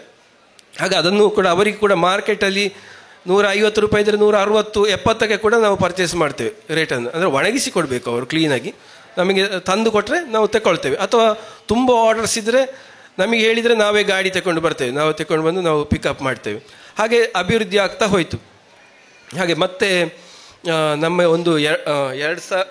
ಒಂದು ವರ್ಷ ಹಿಂದೆ ನಾವೊಂದು ರಾಜಸ್ಥಾನಕ್ಕೆ ಟೂರ್ ಹೋಗಿರ್ತೇವೆ. ಆಗ ಶಿವಸುಬ್ರಹ್ಮಣ್ಯ ಅವರು, ನಿರಂಜನ ಪೋಳ್ಯ ಅವರೆಲ್ಲ ಬಂದಿರ್ತಾರೆ ನಮ್ಮ ಮನೆಗೆ. ಸುಹಾಸ್ ಮರಿಕೆಯವರು, ಅವರಿಗೂ ಕೂಡ ನಾವು ಕೈಯಲ್ಲಿ ಸ್ವಲ್ಪ ಗೇರು ಬೀಜ ಇದ್ದದನ್ನು ಗೇರು ಬೀಜವನ್ನು ನಾವು ಅವರಿಗೆ ಕೊಡ್ತೇವೆ. ಅವರಿಗೆ ಸುಹಾಸ್ ಹೇಳಿದ, ಇದು ಸುಹಾಸ್ ಮರಿಕೆ ಅಂತ ಮರಿಕೆ ಸ್ಟೋರ್ ಉಂಟಲ್ಲ, ಅವರು ಇದು ಭಾರಿ ಒಳ್ಳೇದುಂಟು ವಿಶ್ವಣ್ಣ. ಅವರು ನನ್ನನ್ನು ಯಾವಾಗಲೂ ಫೋನ್ ಮಾಡುವಾಗ ವಿಶ್ವಣ್ಣ ಅಣ್ಣ ಅಣ್ಣ ಅಂತ ಹೇಳೋದು, ನಾನು ಅವರಿಗೆ ತಮ್ಮ ತಮ್ಮ ತಮ್ಮ ಏನು ತಮ್ಮ ಅಂತ ಮಾತಾಡೋದು. ಹಾಗೆ ಅವರಿಗೆ ಕೊಟ್ಟೆವು. ಅವರ ಮಿಸ್ಸಸ್ ಎಲ್ಲ ಹೇಳಿದರು, ಅವರ ತಂದೆ ಎಲ್ಲ ಇದು ಭಾರಿ ಒಳ್ಳೆಯದುಂಟು, ಇದು ನಮಗೆ ನಮ್ಮ ಅಂಗಡಿಗೆ ನೀವು ಆದರೆ ಹಾಕಿ. ನಾನು ಹೇಳಿ ನನಗೆ ಕೊಡಲಿಕ್ಕೆ ಆಗೋದಿಲ್ಲ. ನನ್ನ ಸಪ್ಲೈಯರ್ಸ್ ಅಂದರೆ ನಮ್ಮ ಗ್ರಾಹಕರು, ನಾವೇನು ಮದುವೆ ಮನೆಯಲ್ಲೆಲ್ಲ ಇಟ್ಟಿದ್ದೀವಿ ನೋಡಿ, ಅವರಿಂದ ಬಂದ ಗ್ರಾಹಕರು ಯಾರು ಇರ್ತಾರೆ ಅವರೇ ಬರ್ತಾರೆ, ನಮಗೆ ಕೊಡಲಿಕ್ಕೆ ಆಗೋದಿಲ್ಲ. ಎಂತ ಮಾಡೋದು, ಆಗುವಾಗ ಕೊಡಿ, ಹಾಗೆ ನೋಡುವ. ಅವರಿಗೊಂದು ಬ್ಯಾಚ್ ಕೊಡುವಂತ, ಒಂದು 80 kg ಮಾತ್ರ ಕೊಡ್ತೇನೆ, ನನಗೆ ಆಗೋದಿಲ್ಲ ಅಂತ. ಸರಿ ಅಂತ ಇಟ್ಟು 3 ದಿವಸದಲ್ಲಿ ವಿಶ್ವಣ್ಣ ಬೀಜ ಖಾಲಿ ಬೇಕೇ ಬೇಕು ಅಂತ ದಿವಸಕ್ಕೆ 3 ಸತಿ ಫೋನ್ ಮಾಡ್ತಾಯಿದ್ರು. ಮತ್ತೆ ಎಂತ ಮಾಡೋದು, ಹಾಗೆ ಮತ್ತೆ ಏನೋ ಮಾಡಿ ಅವರಿಗೆ ಕನ್ವಿನ್ಸ್ ಮಾಡಿದೆವು, ಆಯ್ತು ಮಾಡಿ ಕೊಡ್ತೇವೆ.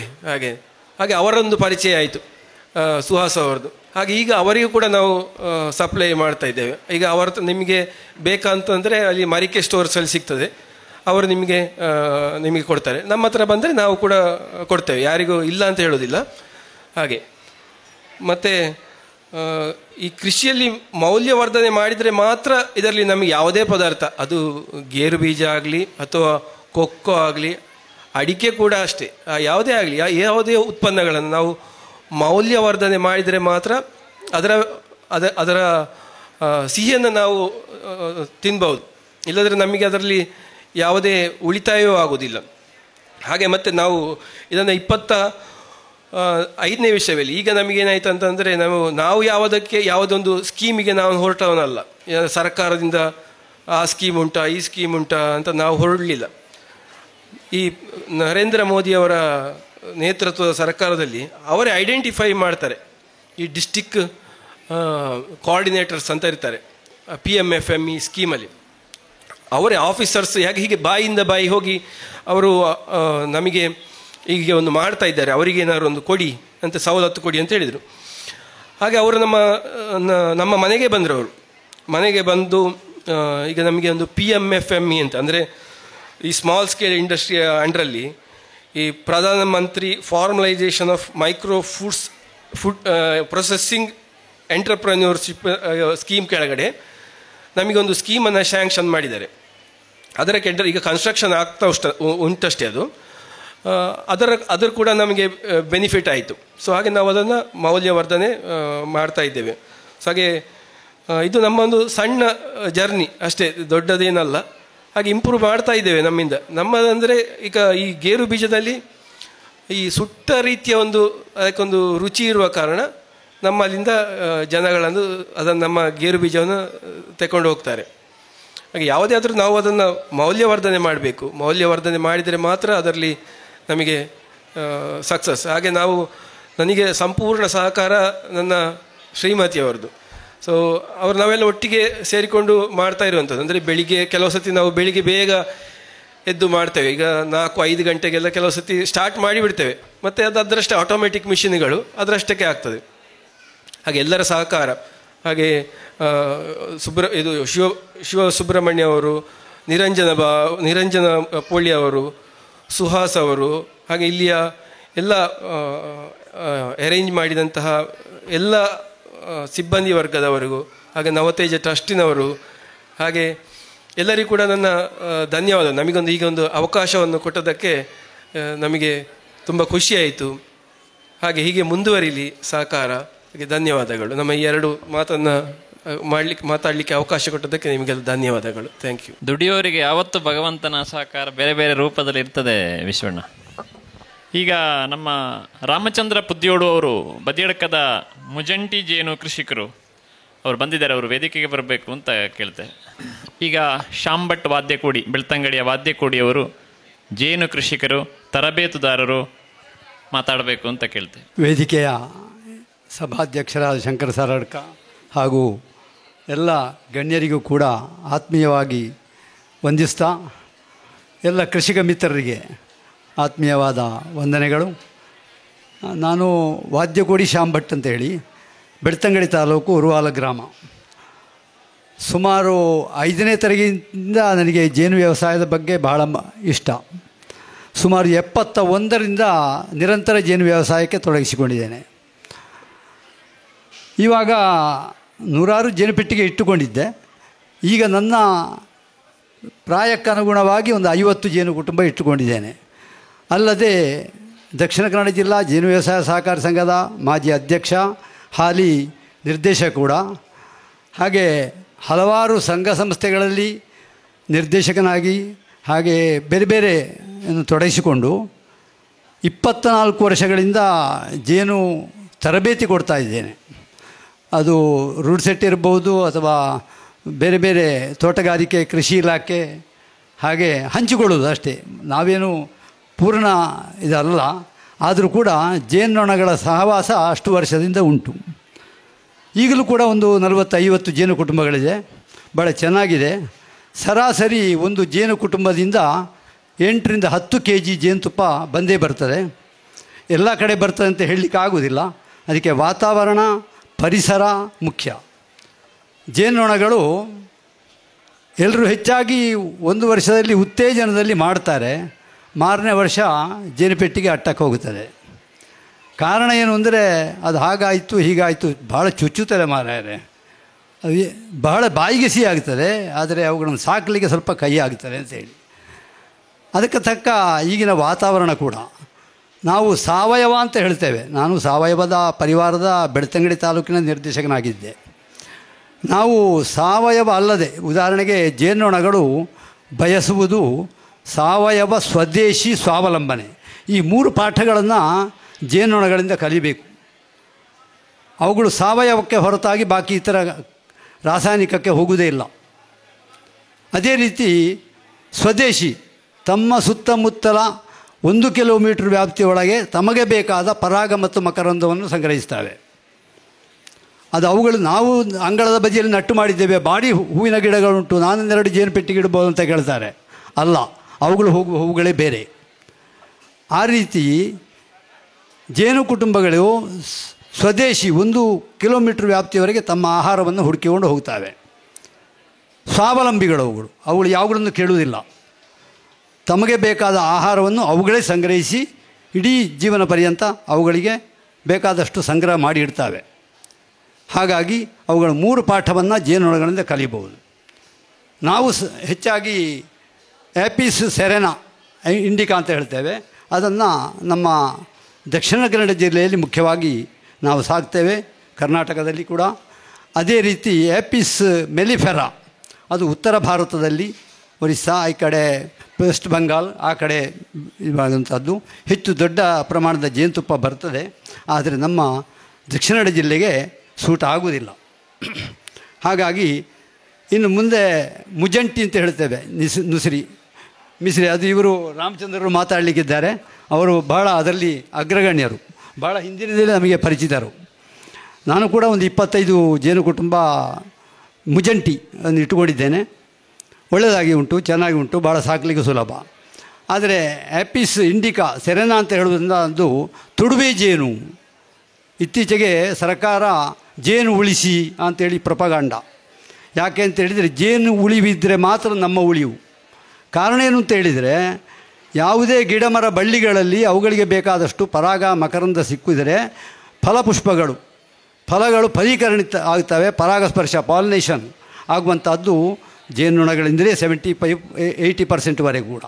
ಅದಕ್ಕಾಗಿ ಜೇನು ಸಾಕಣೆ, ಉತ್ತಮ ಜೇನಿಗಾಗಿ ಜೇನು ಸಾಕಣೆ. ಈಗ ಮಾರ್ಕೆಟಿಗೆಲ್ಲ ಕಲಬೆರಕೆ ಜೇನುಗಳು ಬರ್ತವೆ, ನಮ್ಗೆ ಗೊತ್ತಾಗುವುದಿಲ್ಲ. ಅದನ್ನು ಹೇಗೆ ಆಯ್ಕೆ ಮಾಡುವುದು ಅಂತಲೇ ಗೊತ್ತಾಗುವುದಿಲ್ಲ. ಹಾಗಾಗಿ ನಾವೇ ಬೆಳೆದಂತಹ, ನಾವೇ ಸಾಕಿದಂತಹ ಜೇನು ಪೆಟ್ಟಿಗೆಯಿಂದ ಜೇನನ್ನು ನಾವು ಪಡ್ಕೊಂಡ್ರೆ ಅದು ಅತ್ಯುತ್ತಮ. ಅದೇ ರೀತಿ ದನದ ಹಾಲು ಕೂಡ ಹಾಗೆ. ಹಾಲು ಮತ್ತು ಜೇನಿಗೆ ಪರ್ಯಾಯ ವಸ್ತು ಇಲ್ಲ. ಹಾಲಿಗೆ ದನದ ಹಾಲೇ ಬರಬೇಕು, ಕೆಚ್ಚಲಿಂದ ಬರುವಂಥ ಹಾಲನ್ನೇ ನಾವು ಉಪಯೋಗ ಮಾಡಬೇಕು. ಅದೇ ರೀತಿ ಜೇನು ಪೆಟ್ಟಿಗೆಯಿಂದ ಪಡೆದಂಥ ಜೇನನ್ನೇ ನಾವು ಉಪಯೋಗ ಮಾಡಬೇಕು. ಅದರಲ್ಲಿ ಔಷಧೀಯ ಗುಣ ಉಂಟು. ಅದರಲ್ಲಿಯೂ ನಮಗೆ ಮುಖ್ಯವಾಗಿ ದಕ್ಷಿಣ ಕನ್ನಡ ಜಿಲ್ಲೆಯವರಿಗೆ ಮೆಡಿಕೇಟೆಡ್ ಹನಿ ಅಂತಲೇ ಮೊದಲಿಂದಲೇ ಉಂಟು. ಯಾಕೆ ಅಂತ ಹೇಳಿದರೆ, ಈಗ ಅಂಥ ಮರಗಳು ಇಲ್ಲ, ಆದರೂ ಪರವಾಗಿಲ್ಲ, ಋತುಮಾನಕ್ಕನುಗುಣವಾಗಿ ಬೇರೆ ಬೇರೆ ಋತುಗಳಲ್ಲಿ ಮರಗಳು ಹೂವಾಗ್ತವೆ, ಅದರಿಂದ ಪರಾಗ ಮಕರಂದ ಸಂಗ್ರಹಿಸ್ತವೆ. ನಾವು ಹೇಳುವುದುಂಟು ಅಭಾವದ ಕಾಲ ಅಂತೇಳಿ. ಜೂನ್, ಜುಲೈ, ಆಗಸ್ಟ್, ಸೆಪ್ಟೆಂಬರ್ 4 ತಿಂಗಳು ಅಭಾವದ ಕಾಲ. ಅಕ್ಟೋಬರ್, ನವಂಬರ್, ಡಿಸೆಂಬರ್, ಜನವರಿ ಅಭಿವೃದ್ಧಿಯ ಕಾಲ, ಡೆವಲಪ್ಮೆಂಟ್. ಆಮೇಲೆ ಫೆಬ್ರವರಿ, ಮಾರ್ಚ್, ಏಪ್ರಿಲ್, ಮೇ 4 ತಿಂಗಳು ಹೈಯೆಸ್ಟು ಜೇನು ಉತ್ಪಾದನೆ ಆಗುವಂಥ ಕಾಲ ನಮ್ಮ ದಕ್ಷಿಣ ಕನ್ನಡ ಜಿಲ್ಲೆಯಲ್ಲಿ ವಿಶೇಷವಾಗಿ. ಹಾಗಾಗಿ ನಮಗೆ ಆ ಸಂದರ್ಭದಲ್ಲಿ ಜೇನು ಬರಬೇಕಿದ್ದರೆ ಅಭಿವೃದ್ಧಿ ಕಾಲದಲ್ಲಿ ಜೇನು ಕುಟುಂಬಗಳನ್ನು ಡೆವಲಪ್ ಮಾಡಿ ಇಟ್ಟಿರಬೇಕು. ಮಳೆಗಾಲದಲ್ಲಿ ಯಾವಾಗ ಅವುಗಳನ್ನು ನಾವು ಉಪವಾಸ ಬೀಳದ ಹಾಗೆ ಕೃತಕಾಹಾರ ಕೊಡುವುದರ ಮೂಲಕ ಸಾಕಿ ಇಟ್ಟಿದ್ದೇವಾ, ಶತ್ರುಗಳಿಂದ ರಕ್ಷಣೆ ಮಾಡಿದ್ದೇವಾ, ಅಂಥ ಕುಟುಂಬಗಳಿಂದ ಉತ್ತಮ ಜೇನನ್ನು ಪಡೀಲಿಕ್ಕೆ ಸಾಧ್ಯತೆ ಉಂಟು. ಭಾಳ ಹೇಳುವುದುಂಟು, ಈ ತುಡ್ಡಿಟ್ಲ ಬೇತೆ ಬೇತೆ ವೆರೈಟಿ ಉಂಟಾ ಅಂತೇಳಿ ಕೇಳ್ತಾರೆ ಕೆಲವರು. ಜಾತಿಗಳಿದ್ದಾವಂತ, ಇದ್ದಾವೆ, ಇಲ್ಲ ಅಂತಲ್ಲ. ಆದರೆ ಕರಿತೊಡ್ಡುವೆ ಅಂತ ಹೇಳ್ತೇವೆ. ಆದರೆ ಕೆಲವಕ್ಕೆ ಚುಚ್ಚುವ ಸ್ವಭಾವ, ಈ ಸ್ವಭಾವಗಳು ಕೂಡ ಉಂಟು. ಕೆಲವಕ್ಕೆ ಚುಚ್ಚುವುದೇ ಸ್ವಭಾವ, ಕೆಲವಕ್ಕೆ ಪರಾಗ ಸಂಗ್ರಹಿಸುವುದೇ ಸ್ವಭಾವ, ಕೆಲವಕ್ಕೆ ಜೇನು ಮಾಡುವುದೇ ಸ್ವಭಾವ. ಈ ಬೇರೆ ಬೇರೆ 10 ಕುಟುಂಬಗಳಿದ್ದರೆ 10 ಸ್ವಭಾವದವು ಇದ್ದಾವೆ. ನಾನೇನು ಮಾಡಿದ್ದೇನೆ ಅಂದರೆ, ನಮ್ಮ ಗುರುಗಳು ಶ್ರೀ ಬಿ ಜಾನಕಿನಾಥ್ ಅವರು ಖಾದಿ ಗ್ರಾಮೋದ್ಯೋಗ ಇಲಾಖೆಯಲ್ಲಿ ಇಲ್ಲಿ ಸೂಪರ್ವೈಸರ್ ಆಗಿ ನಮ್ಮ ಪುತ್ತೂರು ಇದರಲ್ಲಿದ್ದರು. ಹಾಗೆ ಅವರು ನನಗೆ ಗುರುಗಳು. ಕೇವಲ 3 ದಿವಸ ಮತ್ತೊಂದು 5 ದಿವಸದ ಕ್ಲಾಸುಗಳು ನನಗೆ 72ರಲ್ಲಿ ಆಗಿದೆ.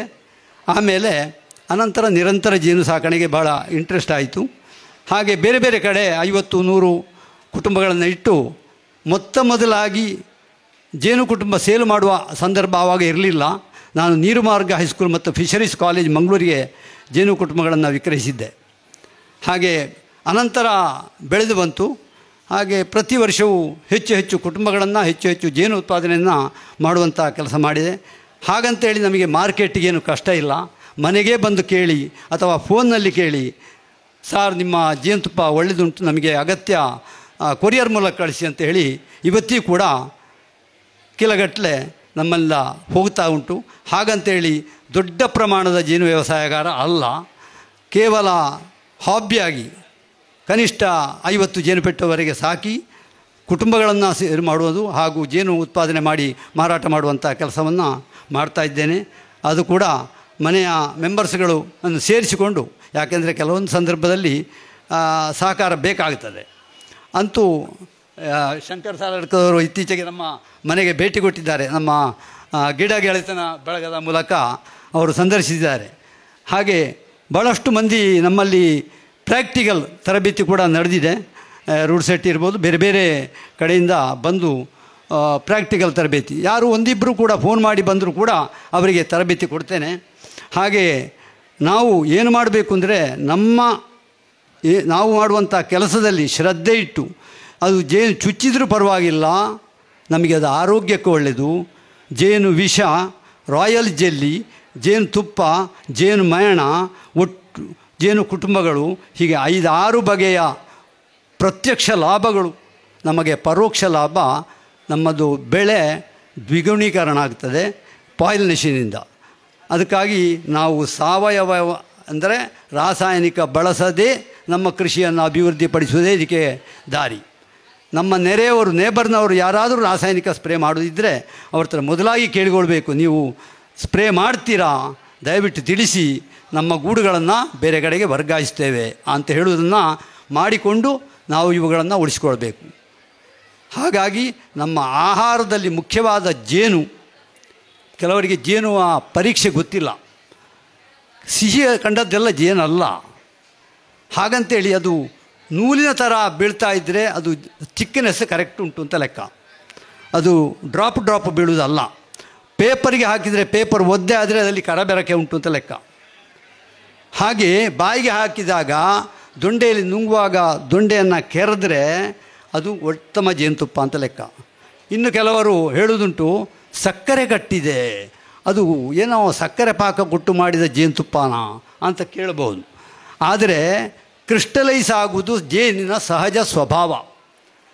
ಹೂವಿನಲ್ಲಿ ಯಾವಾಗ ಲೆವಿಲೋಸ್ ಅಂತ ಹೇಳುವಂಥ ಇದು ಸಿಕ್ಕಿತ, ಆ ಸಂದರ್ಭದ ಜೇನುತುಪ್ಪ ಮಾತ್ರ ಕ್ರಿಸ್ಟಲೈಸ್ ಆಗ್ತದೆ ವಿನಃ ಬಾಕಿ ಸಂದರ್ಭದಲ್ಲಿ ಜೇನು ಸಕ್ಕರೆ ಕಟ್ಟುವುದಿಲ್ಲ.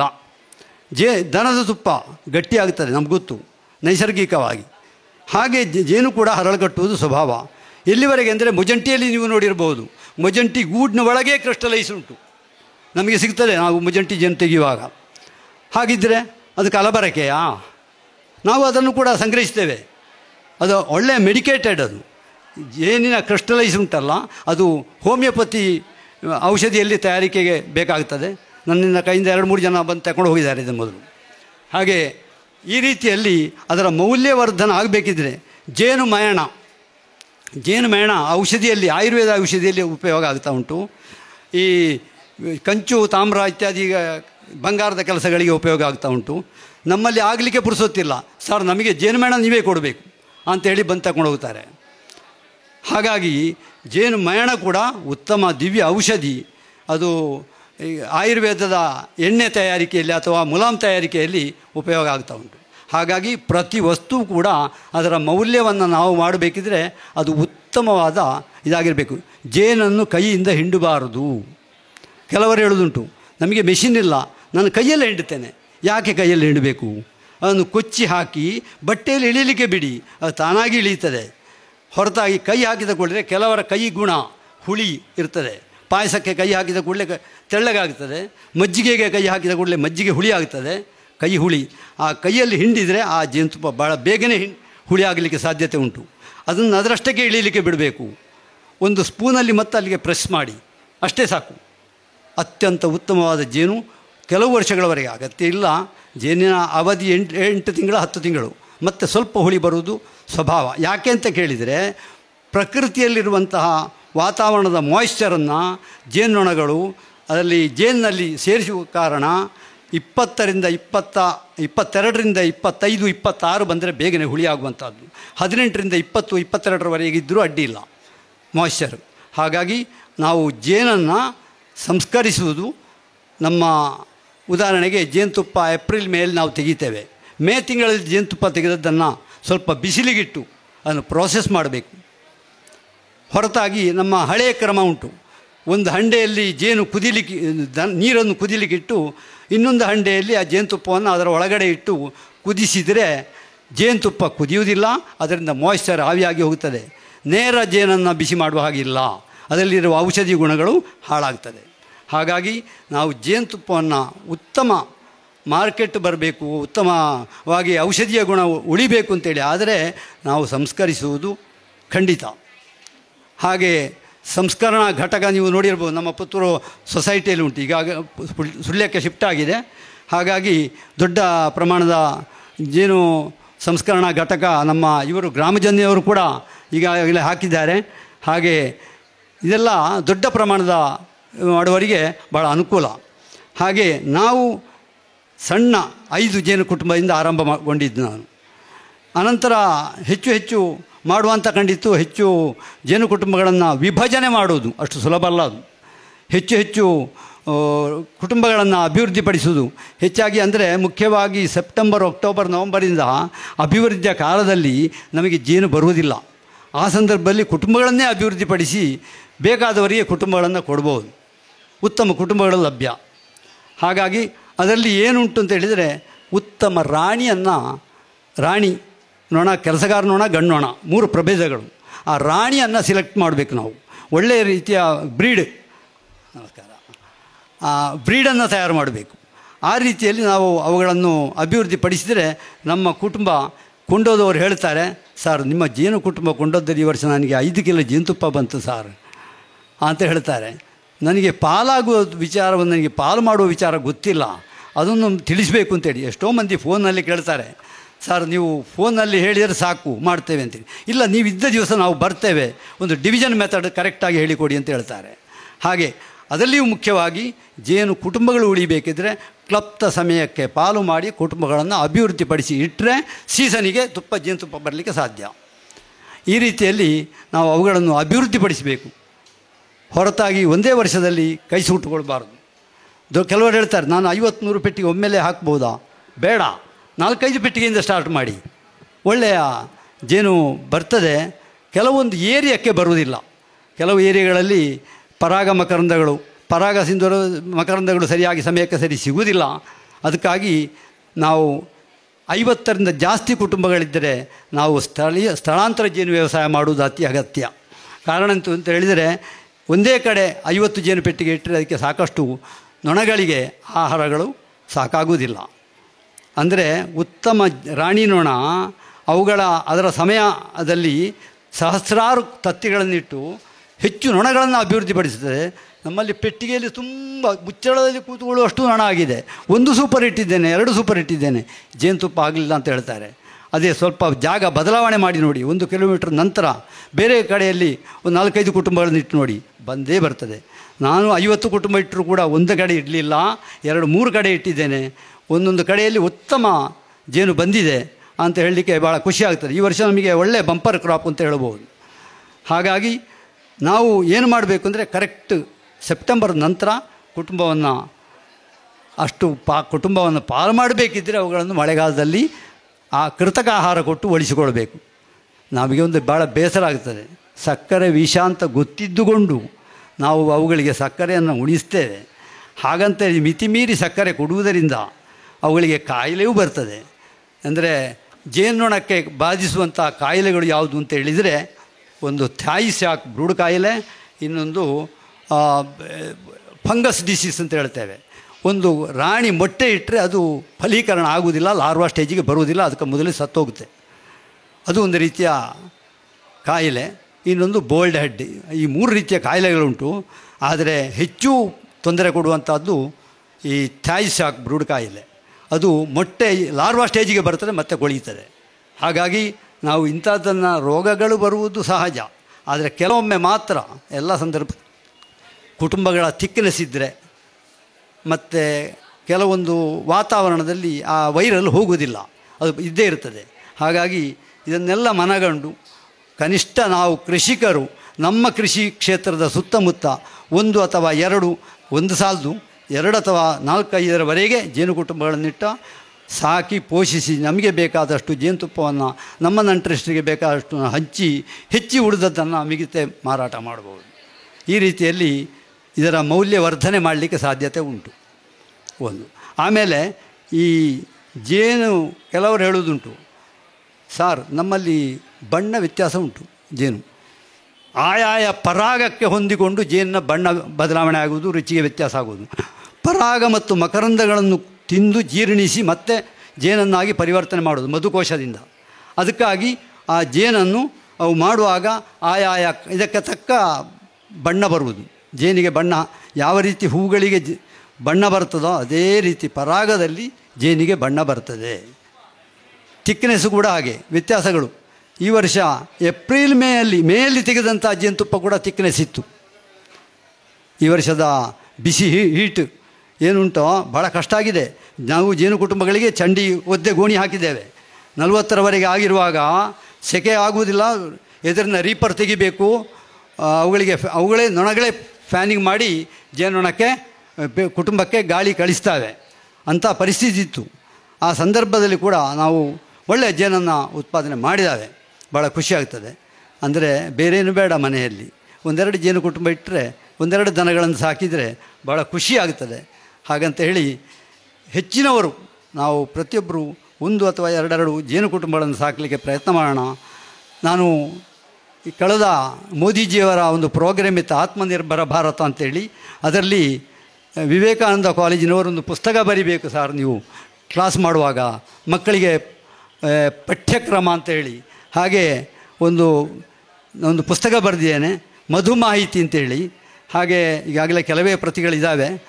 ಹಾಗೆ ಅದನ್ನು ಯಾರು ಬೇಕಾದರೂ ಫೋನ್ ನಂಬರ್ ತಕ್ಕೊಂಡು ಇದು ಮಾಡ್ಬೋದು. ನನ್ನ ಜೇನುತುಪ್ಪಕ್ಕೆ ಪ್ರಶಾಂತ ಮಧುವನ ಅಂತೇಳಿ ಬ್ರ್ಯಾಂಡ್, ಅದು ಕೂಡ ಭಾಳ ಕಡೆಗೆ ಹೋಗ್ತಾ ಉಂಟು ಜೇನುತುಪ್ಪಗಳು. ಹಾಗಂತೇಳಿ ನಾನು ದೊಡ್ಡ ಪ್ರಮಾಣದ ಯಾರ ಕೈಯಿಂದಲೂ ಪರ್ಚೇಸ್ ಮಾಡೋದಿಲ್ಲ. ನಾನು ಕಲಿಸಿದ ನನ್ನ ಸ್ಟೂಡೆಂಟ್ಗಳ ಕೈಯಿಂದ ಅವರು ಕೊಡುವುದಿದ್ದರೆ ನಾನು ತಗೊಳ್ತೇನೆ ಅಷ್ಟೇ ಹೊರತಾಗಿ ನಾನು ದೊಡ್ಡ ಮಾರ್ಕೆಟಿಂಗ್ಗೆ ಹೋಗಲಿಲ್ಲ. ಖಂಡಿತ ನಮಗೆ ಮನೆಗೆ ಬಂದು ತಗೊಂಡು ಹೋಗ್ತಾರೆ. ಹಾಗಾಗಿ ಇದಿಷ್ಟನ್ನು ನನ್ನ ಇಷ್ಟು ಸಂದರ್ಭದಲ್ಲಿ ಹೇಳಲಿಕ್ಕೆ ಅವಕಾಶ ಮಾಡಿಕೊಟ್ಟಿದ್ದೀರಿ. ಇನ್ನೂ ತುಂಬ ಮಾತಾಡಲಿಕ್ಕಿದ್ದಾರೆ. ಹಾಗೆ ಶಂಕರ್ ಸಾರಡ್ಕ ಅವರಿಗೆ ಅವರು ಕೂಡ ವೀಕ್ಷಿಸಿದ್ದಾರೆ ಕ್ಷೇತ್ರವನ್ನು ಕಳೆದ ಈಗ 1 ತಿಂಗಳ ಹಿಂದೆ.